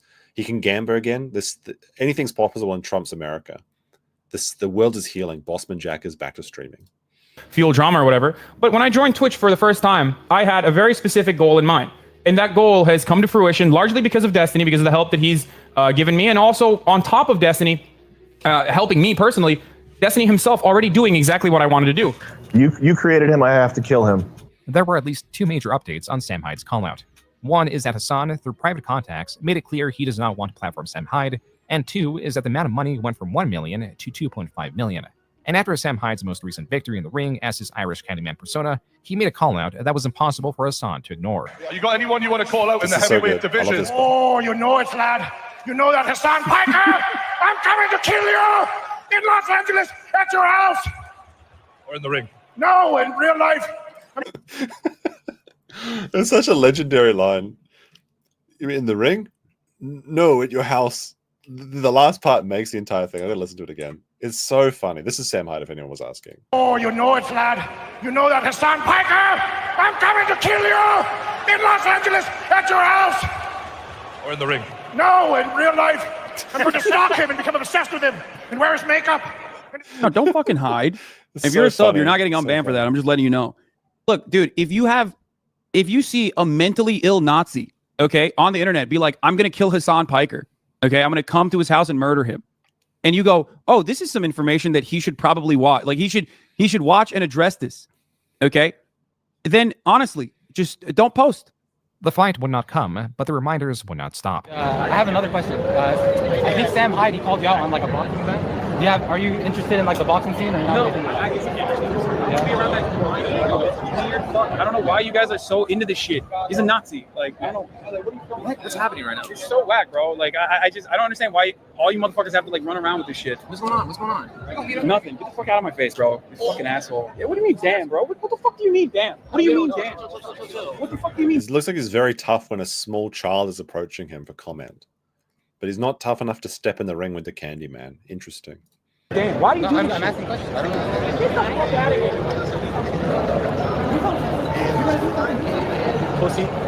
Some of the top comments on this video read, quote, so he wants to fight a random guy over a question, but won't fight Sam Hyde? He's so tough when it's a smaller guy talking to him. Yep, lol. true. Dude is throwing a full-blown tantrum over being asked a simple question, unquote.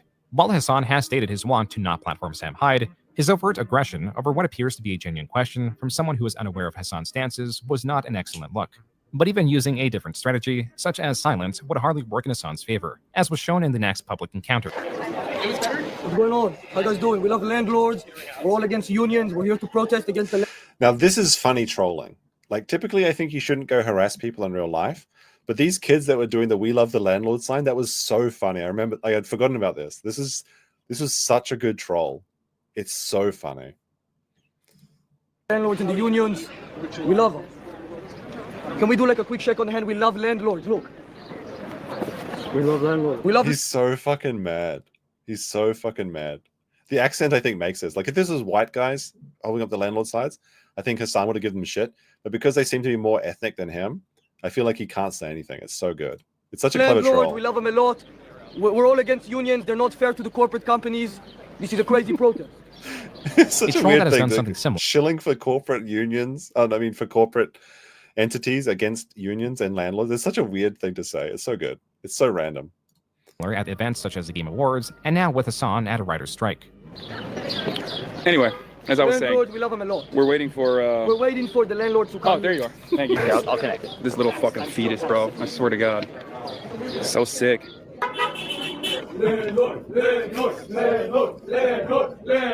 This is who Hasan was in 2023. Oh, man, that's so a creator good. that can be quick to anger, but it is also that passion behind him that some seek. Yet he knows well enough, at least for the most part, when to be calm. Like his conversation with Andrew Tate, where the passive insults had Tate so uncomfortable and unable to retort that he had him removed from the show. Why does Andrew Tate have a male sex doll in his room with him? That's a bit weird. But then again, moments like these are less serious. Even though the influence of the people he interacts with is considerable, all those interactions mean nothing in a grander scale. A grander scale like the Israeli-Palestinian conflict. This is a far different beast. One that even saying it is highly contentious does not do justice to how sensitive it is. One that Ethan and Hasan... So look at Ethan. Like, what the fuck is going on here? Ethan actually looks like a dying child. Foolish to think things like he looks rough, man, and he gets worse in some of these clips too. Like he must have had some sort of condition that he went through. And you know, props to him if he went through chemo and he just didn't tell anyone. That's good for him because he looks much better now. But he looked rough for a while. Was it just proximity to Hasan? Is he just actually toxic? Could remain cordial while discussing the heaviest of subjects. Do want to make something very clear at the top of the show here is that I've seen a lot of people expecting us to come froth and argue and our friendship is going to end and the show is going to end or something like that. And I'm sorry to disappoint you guys, but that's definitely not what we're planning on doing here. It's not going to happen. The following stream was only 11 days later. I mean, it's not just losing weight. Like he looks terrible. He's got like his eyes are like he's got the badger look. He's got the red under his eyes. It looks like his hair's falling out like from stress or something. But then in the recent one, he's got like a full head of hair. It's very strange. Like I actually think he went through a Ozempic. Is that what Ozempic does to you? I mean, who can say? Maybe it is just the Ozempic to melt your body or something, isn't it? Like, don't do that shit. Just stop eating. Something that I need to discuss with Hasan, but like he's got like red mark. Like he's got like it's like an allergic reaction or something. Like poison ivy, like rubbed all over his face. I do feel like I'm probably going to pause leftovers for the time being. Ethan infrequently delves into political conversation as his mainstay content is on internet drama. Hasan, on the other hand, mainly covers politics, and as such, he was day in and day out covering developments in the conflict. Way that he covers this that I think is fucked up. And I understand that him and a lot of people are upset about what's happening because it is horrible. Sorry.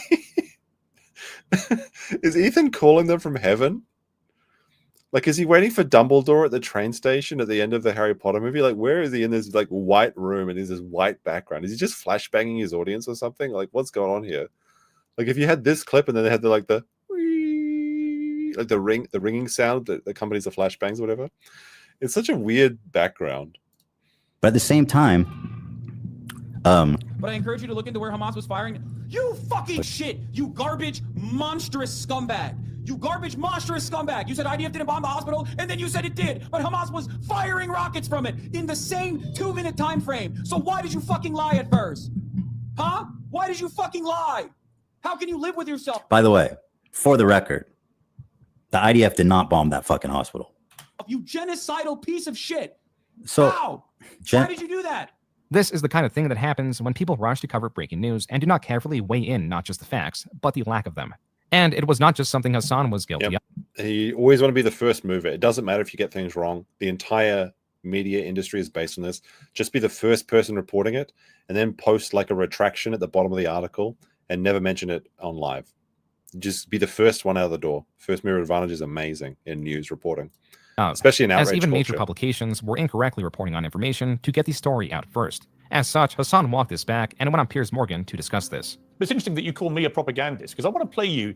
This was your reaction to when the hospital got I'm bombed. a propagandist. Well, no, For the record. I'm not calling I'm you a that. I'm just propagandist. I'm just saying. I'm going to play you. I'm saying I am. Okay, well then, I'm saying I am. I just want to Before put It's a weird thing to say, by the way. You're just admitting to being a propagandist.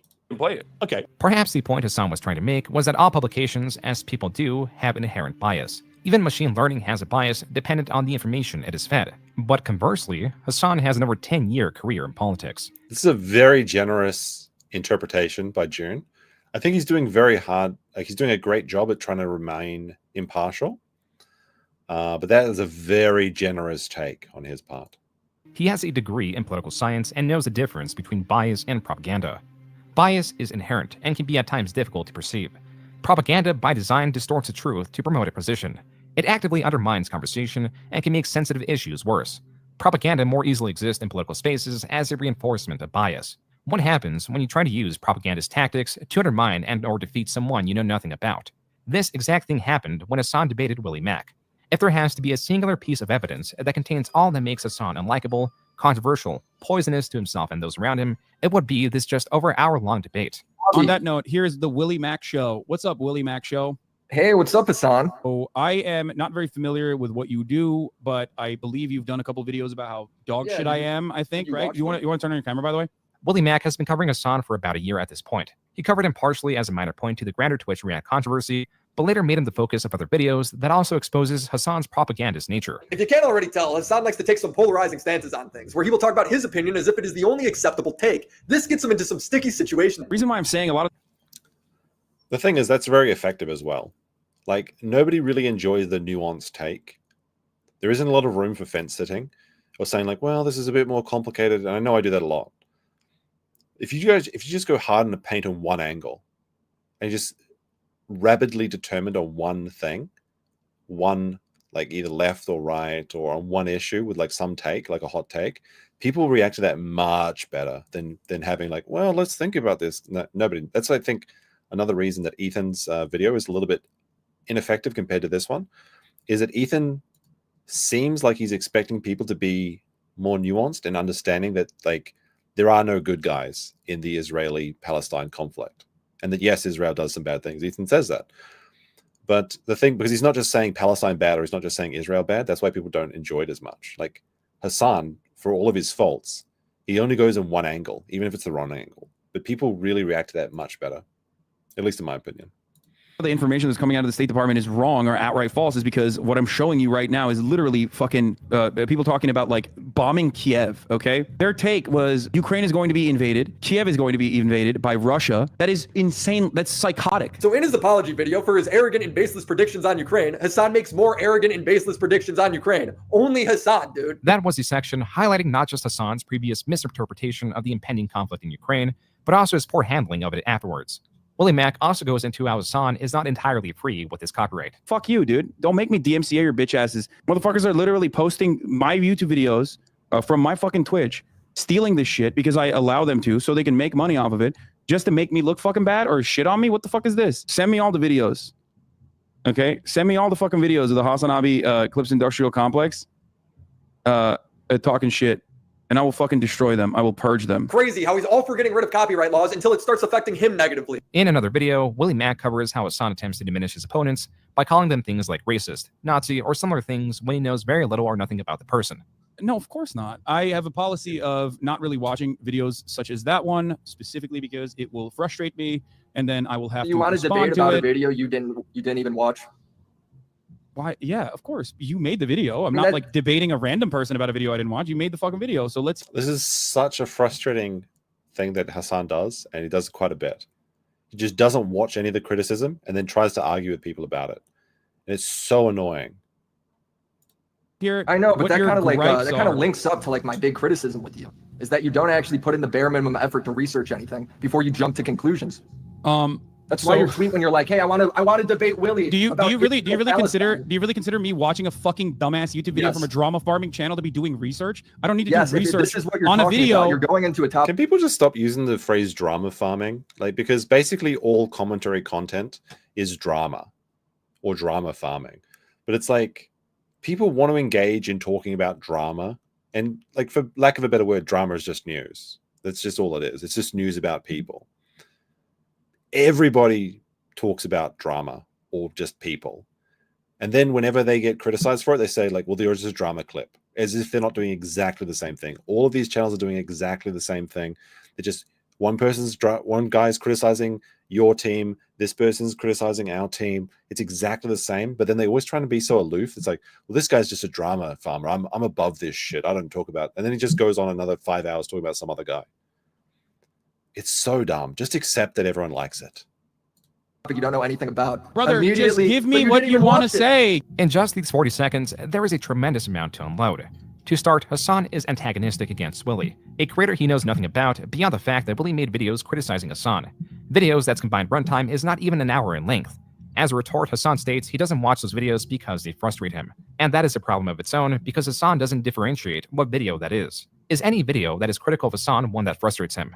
Perhaps he does this as a defense in this highly contentious political space he resides in.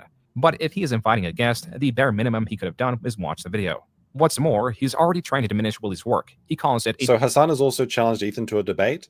Ethan responded saying he'll absolutely debate Hasan, provided he watches his video, which is a very funny take. Dumbass YouTube video and calls Willie Mack a trauma farmer, when those two things are irrelevant and unsubstantiated.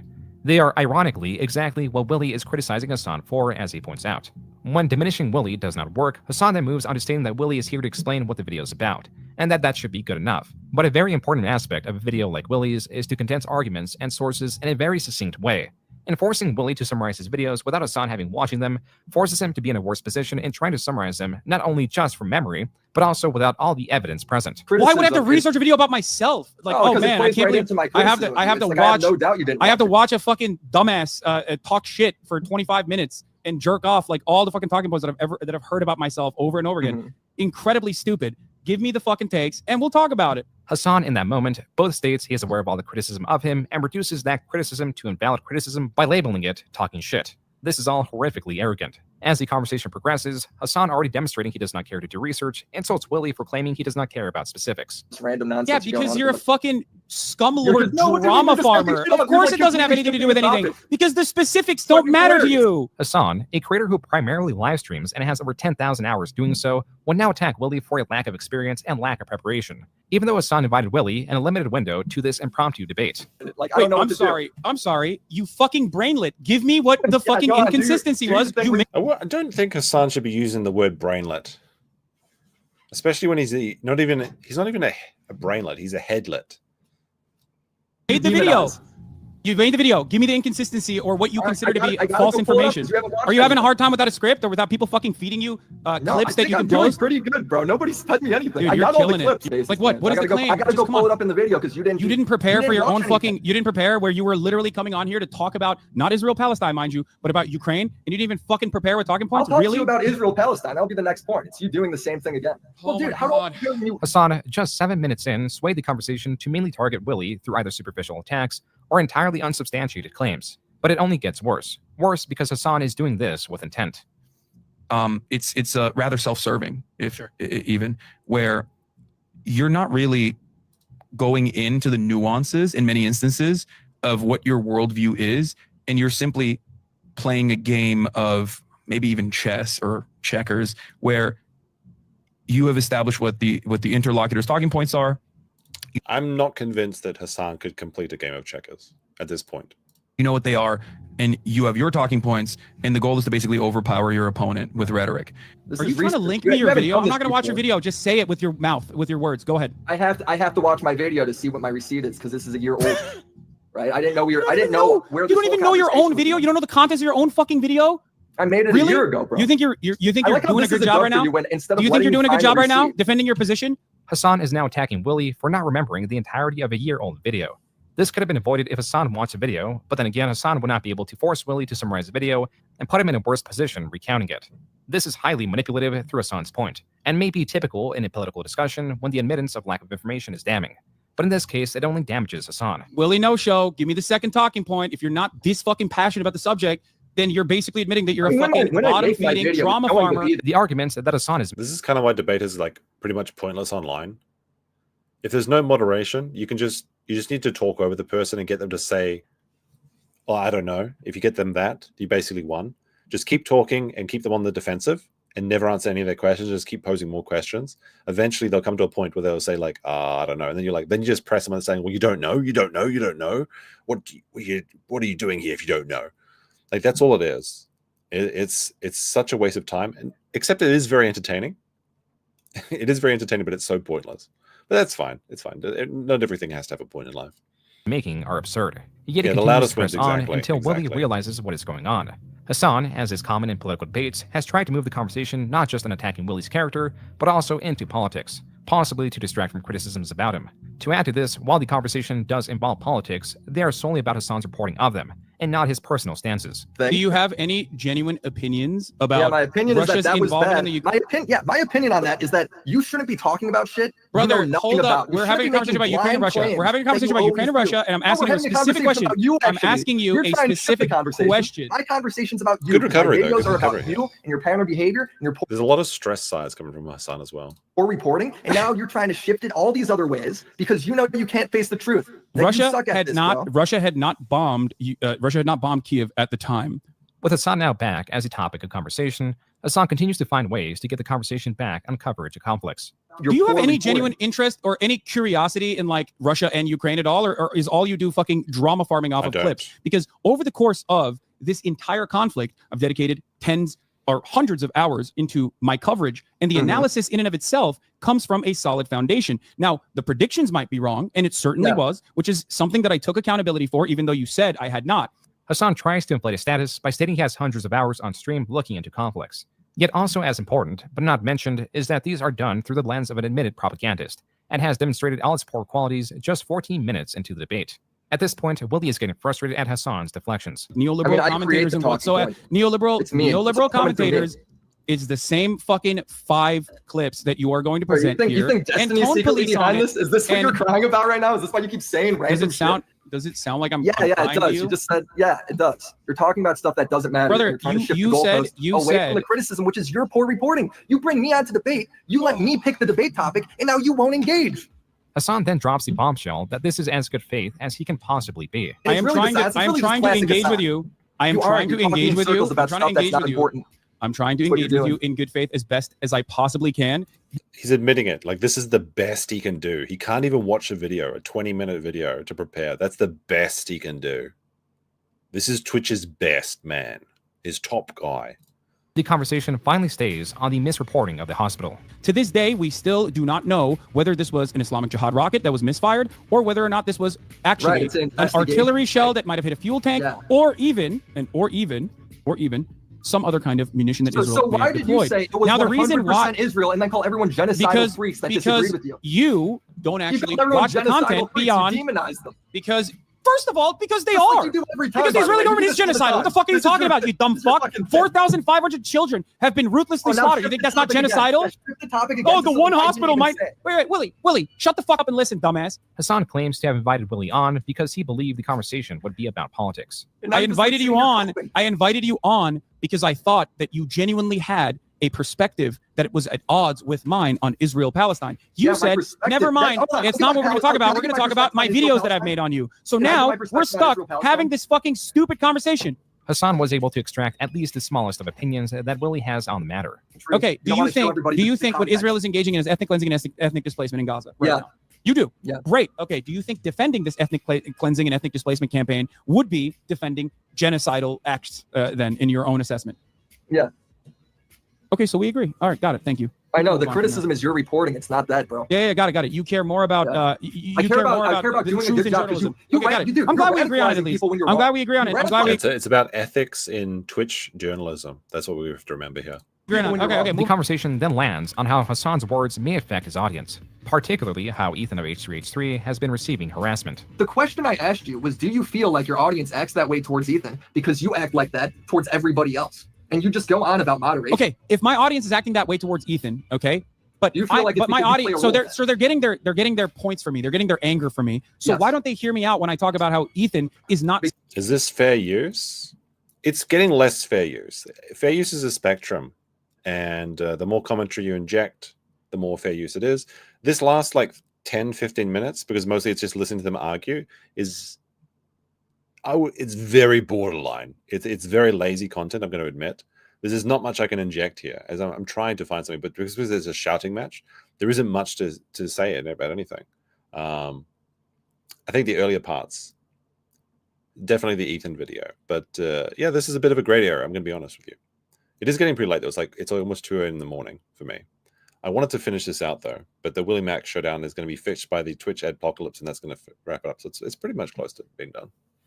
someone that you should be yelling at all. Having a different position has to be genocidal. Oh, got it. So like they don't listen. So they don't listen to one thing. They listen to whatever favors your perspective in this matter, but they don't listen to the other thing when it doesn't favor you. Got it. The debate ends shortly then after, with the participants dissatisfied at the lack of a conclusion. But Willie does bring up a fair point, and so does Hasan, in that audiences will perceptibly be more responsive to anger than to understanding. This is because those that listen to Hasan in that Ethan should be left alone are imperceivable due to their inaction.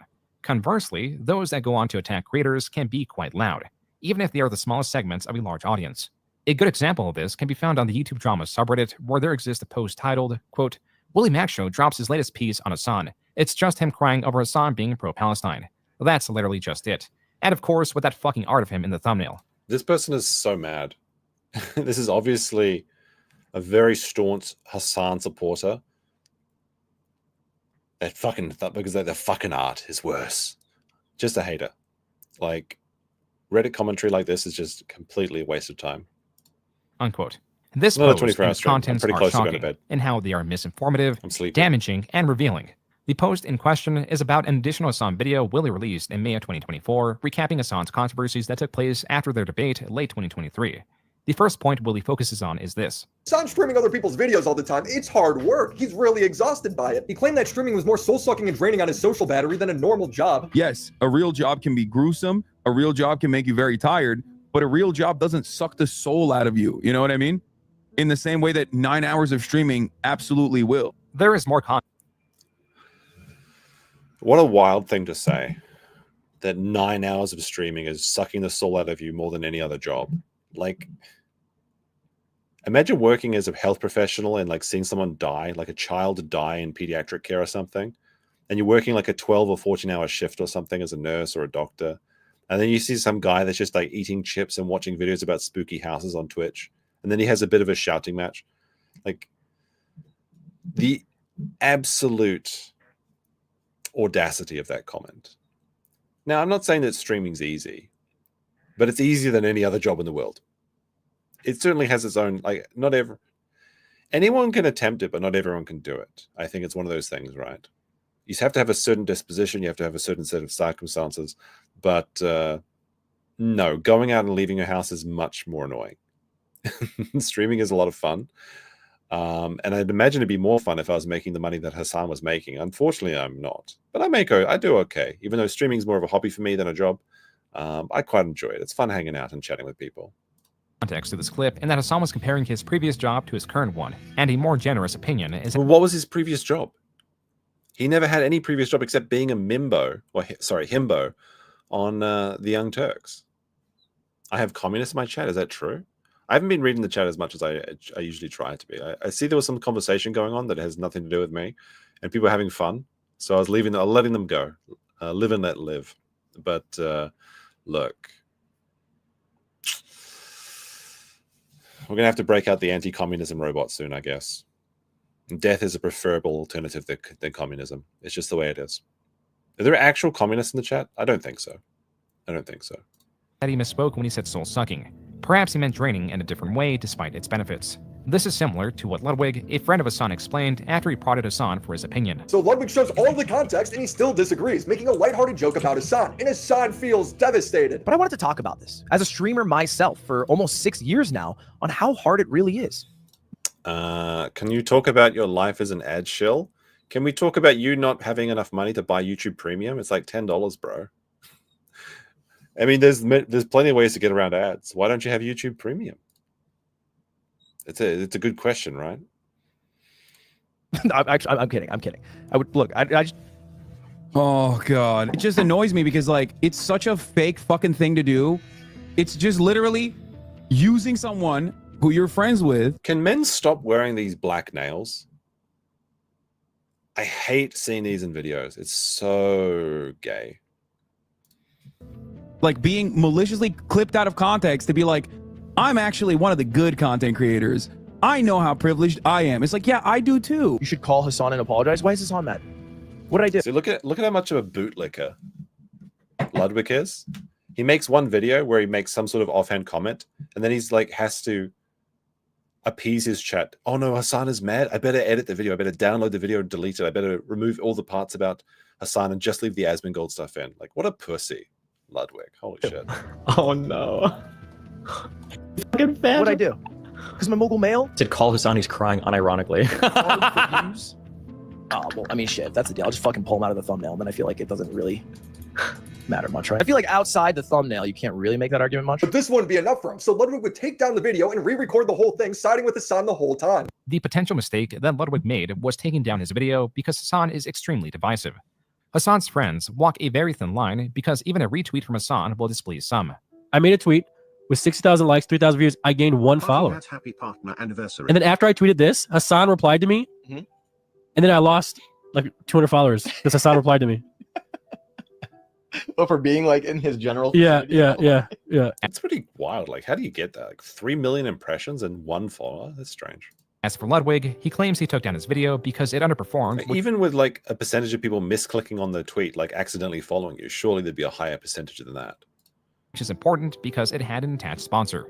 This is something that Willie fails to mention, as he attributes the takedown of the video, like many others, to him trying to appease Hasan. And I don't frankly give a shit, but I did get a little pissed off about it. Because I felt like no one actually gave a shit about what I was saying. I was just being used in a proxy war for people who don't like Hasan. Some of the top comments on Ludwig's video read, quote, spineless. Fucking based. Spineless. Ludwig, I love you, but you gotta have a back move, man. Shame, Ludwig, spineless behavior, unquote. The next part of Willie's video is about Hasan's moderation when it comes to Ethan. But when Ethan was begging Hasan to moderate his chat from calling him pro-genocide every 30 seconds, Hasan's like, it's out of my hands. You did it to yourself. By the way, I'm not even defending I'm not even like, I'm just trying to tell you guys how it feels. And I'm fucking shocked that you don't care that people in your chat are saying, who the fuck is this child cold, arrogant, Ethan, as fuck. I love you. Why is Ethan in purgatory? Like, what is going on at this back? I've never seen anyone with such a bright background. It's so strange. But there's only so much I can do. How can you be surprised when your Discord is literally full of Ethan, I love you, but there's only so much I can do if you're making that argument. You know that, right? Like, I feel like this is kind of the reason that Ethan also made the video, because he got such backlash from Hasan's audience, and Hasan just refused to do anything. Not that I think that Hasan should. Like, I think moderating your audience is kind of like a gay thing to do, honestly. Look how well my brain's working at this time of the day. It's all my insults are just, it's gay. But no, like, have some skin, Ethan. If you're going to have such a controversial guest or talk about such controversial issues, you can't be mad when people are calling you a shill. It's part of the game.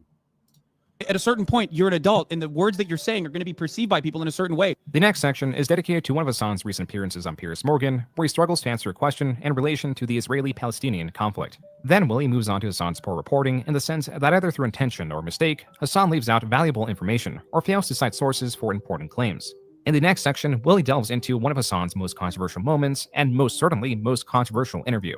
Willie does not go too in-depth in this video because he already made an entire video covering it. A Houthi terrorist ended up going viral on TikTok after posting a video of them capturing a cargo ship. People think he's hot, nicknaming him Timothy Charlemagne after the actor. Dream? Yes, brother. What do you mean? Of course I'm about to have a...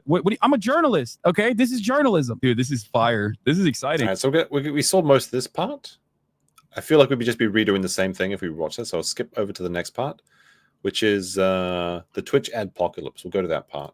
Quote-unquote Twitch adpocalypse. To start, Hasan's new peak of controversy was not without consequence.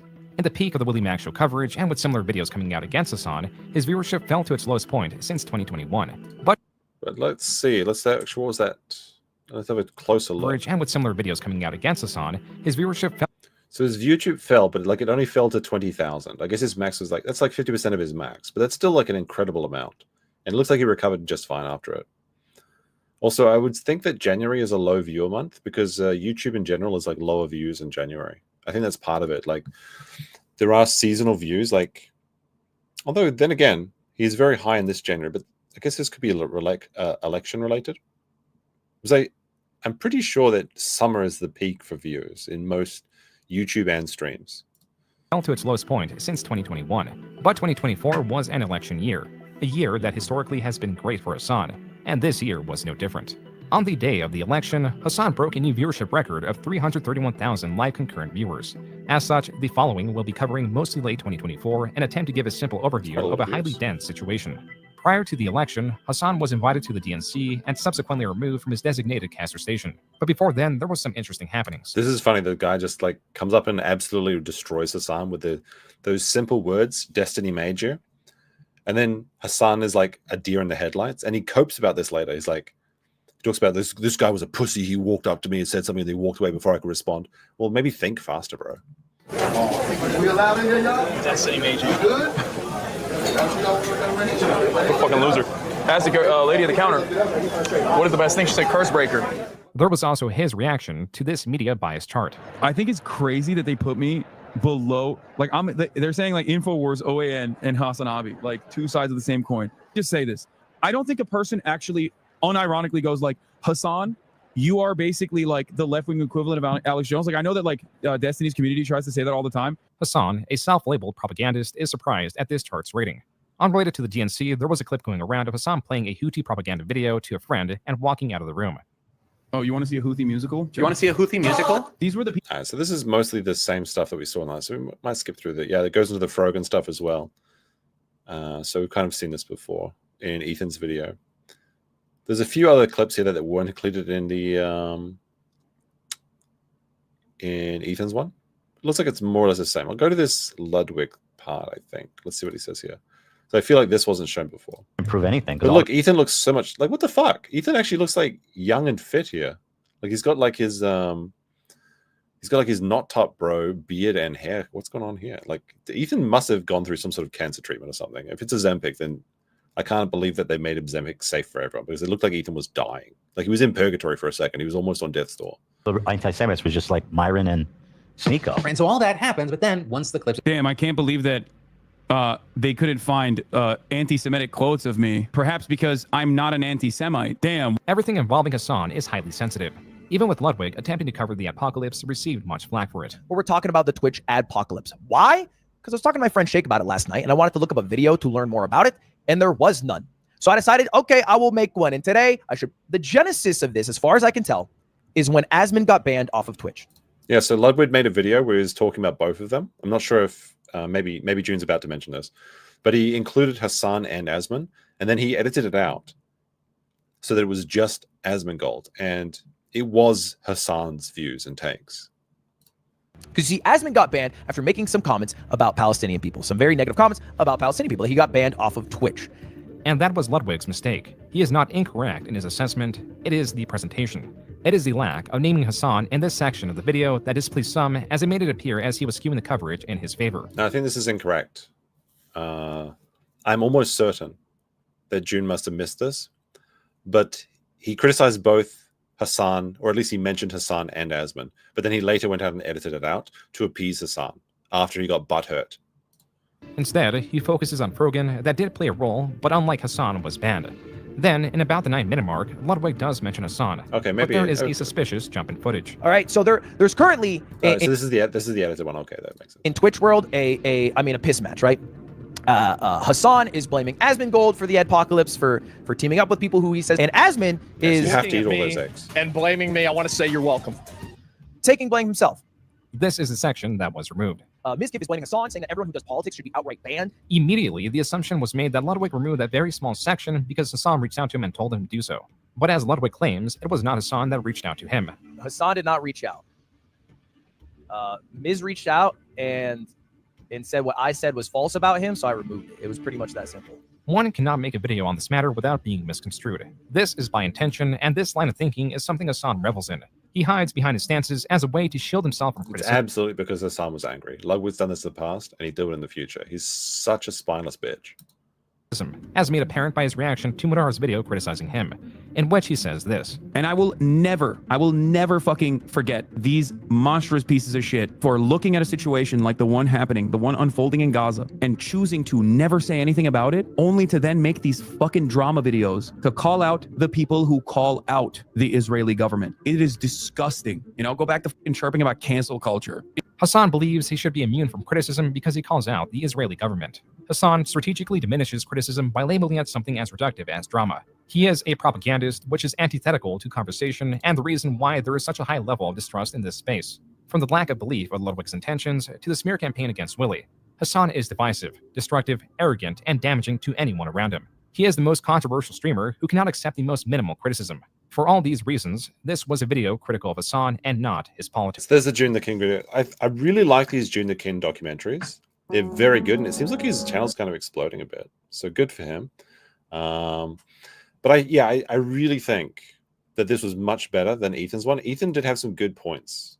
Sorry, this one. If you like the Ethan one, let me know. With a 1. If you like the June one with a 2, we'll have the chat vote. I can't see the vote for the thing. Do you guys want to watch the Destiny thing tomorrow? This went a bit long, and my commentary definitely got a bit worse as well. 91% says they want to see the Destiny nuke tomorrow. Well, I guess that makes it easy to decide what to talk about. So I guess we'll probably look at Destiny tomorrow, unless something big comes up. But we'll have to see. We'll have to see. Yeah, I think if Ethan had left out the Israel stuff, oh, it's not working. My tabs are crashing. So bye chat. You've been the chat has gone where Ethan. The chat has gone where Hasan wants the Jews to go, and it'll never be seen again. How about that? Let me see. Let me see. You should talk about how much you love sucking YouTube off.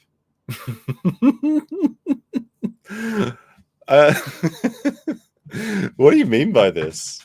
I make money from YouTube. Of course I love YouTube. If you don't like ads, I think that's the problem here. You don't like ads. There is ways to remove them, both legal and non-legal ways to remove the ads. It sounds like a skill issue, I think. I'm not sure if you're being ironic or not, though. But I think that, ironically, everyone loves ads in their own way. And do you like watching ads? No. But you love watching free content on YouTube, and that only exists because of ads. So, what are you going to do? You're going to pay for the ads, or you're going to skip the ads, or you're going to block the ads. It's up to you. But without the ads, this content wouldn't exist, and no content on YouTube would exist, and it is what it is. If you like to pay for premium content, then go watch Netflix instead of YouTube. What can I say? But yes, I love ads. I love ads. Watch more ads, you silly people. But YouTube decides where to put the ads. I don't. So it's up to you. Content on YouTube existed without ads. Only in the very early inception of the YouTube. There's no way that YouTube could support itself without ads at this point.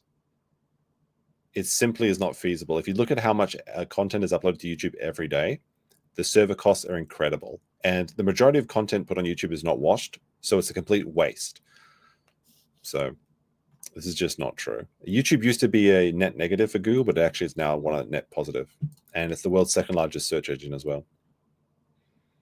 Raid harmful opinions? If I can, I will.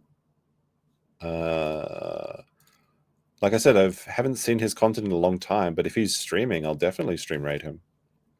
If I'm allowed to. Sometimes you have to get permission to stream raid people. Harmful opinions. Oh, he's starting his stream at 2 a.m. All right. Well, I'll try and stream raid him. Oh no, it's live now. Okay, I'll try and set this up right now. But my tab crashed, so I have to restore it. My crab crashed? My tab crashed? Wait, where is the... Oops, sorry. There we go. I'll leave this up. All right, let's change this. See if I can do it. Redirect, add harmful opinions. There we go. It says not publicly available. What? Hold on a second. I'm trying to read chat at the same time as setting this up.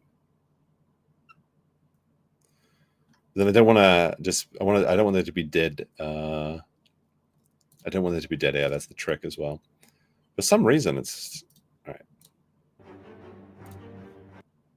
Harmful opinions. What's he talking about today? So it looks like harmful opinions. He's got a very Chad voice. I see no live streams though for him. Has he got a different channel? I'm not a big fan of pirate software. I should be apparent. Based take. Not a big fan of pirate software. Every time I've spoken about him. Does he do a lot of let's see what he's been covering. He's been talking about pirate software 2 days ago. He's talking about Destiny. He's been talking about Sonic reviews. He's been talking about Elon Musk being a fake gamer. I really like his voice. Now let me see. Let me see if I can get this to work this time. Because I think my computer's actually on its last legs. Because it is about 5 years old at this point. I'll try this one more time. I'll listen to him while I'm not a big fan of pirate software. Well, That should be apparent from every time I've spoken about him. My first real encounter with him, apart from, you know, I'd see the shorts pop up. I'd be assaulted by pirate software shorts. I never Why watched did I it. see live My streams first like real that? encounter was when I saw him talking about stop killing games, and I was utterly unimpressed, especially when Yeah, pirate software. He's such an industry shell. And like when you hear the name Pirate Software and his website is called Go Pirate Software, it makes you sound like he's one of those base devs that are like, you know what, if you want to pirate the game, that's fine. We just hope that if you enjoy it, you'll behave for it one day. And there are some devs that do that. I can't remember them off the top of my head. There was one dev that was really pro piracy for their own game. But Pirate Software is just not the same. He'll DCMA games that don't even belong to him because if he thinks they're infringing on his IP, he's like an absolute shill. It sucks. For some reason, I can't find the stream that it was starting for him though. Maybe he deleted and reloaded the stream or something. Oops. But you know what I saw is actually, since we're talking about pirate software, I'll play this one. This is so good. Someone animated the pirate software thing into like a little animation. This is so good. I watched it. Like Jay Beasy died the other day. That was rough. It made me physically unwell. Yeah, like there were no sheeps going out. There were no blizzards going out. Apparently he didn't have the spec for blizzard for slows, but like that's exactly why I run that spec. Because like when shit goes sideways, you save lives, man. Yeah, a lot of things I think the mages forget, man, is you are a control unit. You're there to control the battlefield. I mean, they need to have one blizzard on their bar. All of this is just damage related except for improved blizzard. This is going to allow me to basically save parties in dungeons. Cycle of life, man. There's like so many details in this. I'm gonna have to break this up. This is by what is it? Alik Vision. I think it's their first video. They've got 20,000 views on it already. The mask slips.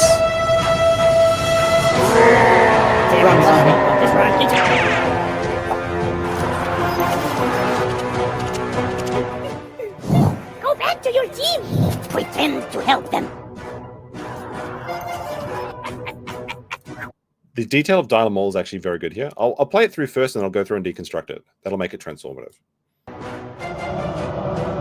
That's enough. Roach out. Hit him, hit him, hit him, hit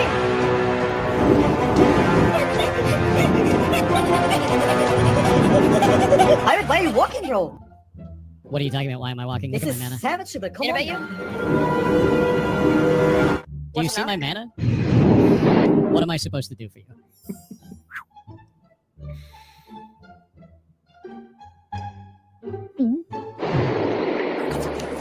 The detail's so good. Now we're gonna wait.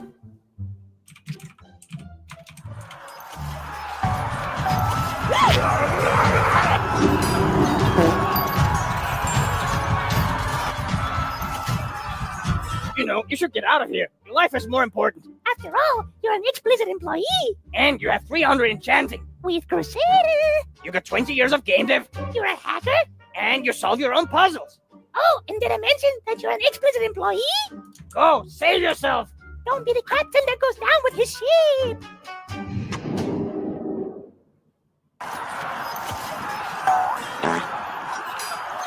Yeah, I'm gonna be honest with you. I think it takes away from the game. I think it takes away from the experience, and it leads people to be like, "Oh, he could just petri out. This isn't that scary." Yeah.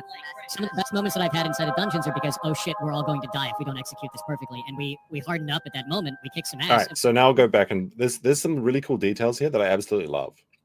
So obviously, if you've played WoW before, you'll know that this is a dire maul, and if you just seen the video of it, this is the exact spot where thing was starting to go. The shit was starting to hit the fan, right? So you got the healer Sarah. The tank, I believe this is Aussie Fell. Then you have the rogue here. This is Yamato Dev, and I believe Snuppy is the druid here. And he like the fart at the beginning. This is what's referred to as a butt pull or ass pull, and that's because he's allegedly being too fat, and that's why he's pulling here. But the really cute details here is in the actual design of the map, because this is like almost a one-to-one layout of Dire Maul. In particular, there's a really funny, like obviously there's the reference of the mask slipping. So he's a rat with a mask, and his mask is like, it's like the cool guy sort of thing. This is the I think this is a League of Legends streamer or something, Yamato or whatever. But especially when they start to do the run here, you've got the this is exactly what it looked like on the actual courtyard of Dire Maul. Now, the thing with the 1 HP, this is a weird thing, a cringe thing that that Pirate was doing, because his HP was never really 1 HP. He had a macro in his build that allowed him to look like he was always on 1 HP, because it would encourage people to chat in his thing and say like, "Oh my god, you're 1 HP, you got to be okay."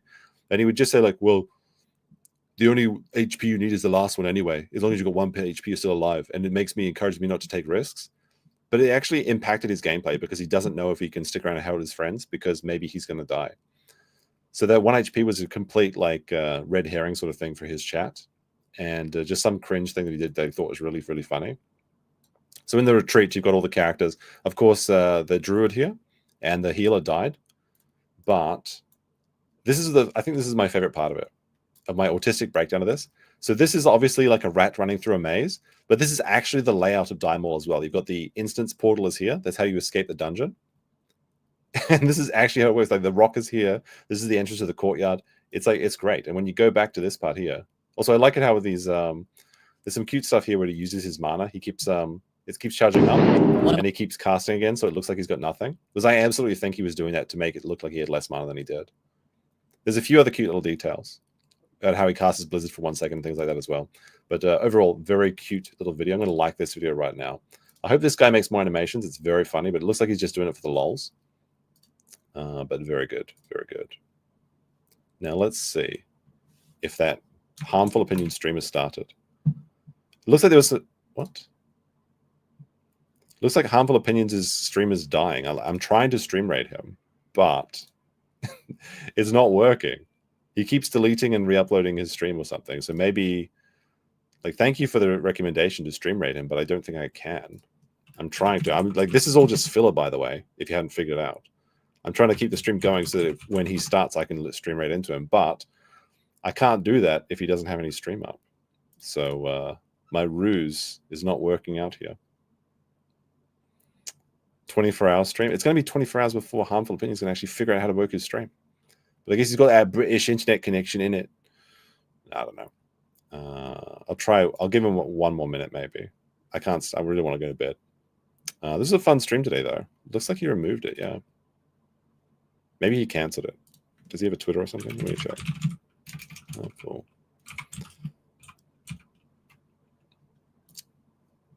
Let's see. It looks like he hasn't tweeted in over a year. So that's probably not going to get any updates from there. It looks like he's not online on Twitch either. Which I'll give him 1 more refresh. 1 more refresh. And then we're going to have to go. We'll have to go. But this is the channel that people were recommending. I was trying to stream rate. I was like, oh yeah, I'll be able to actually help someone out for once. But I'll give him 1 more refresh to see if there's anything coming up.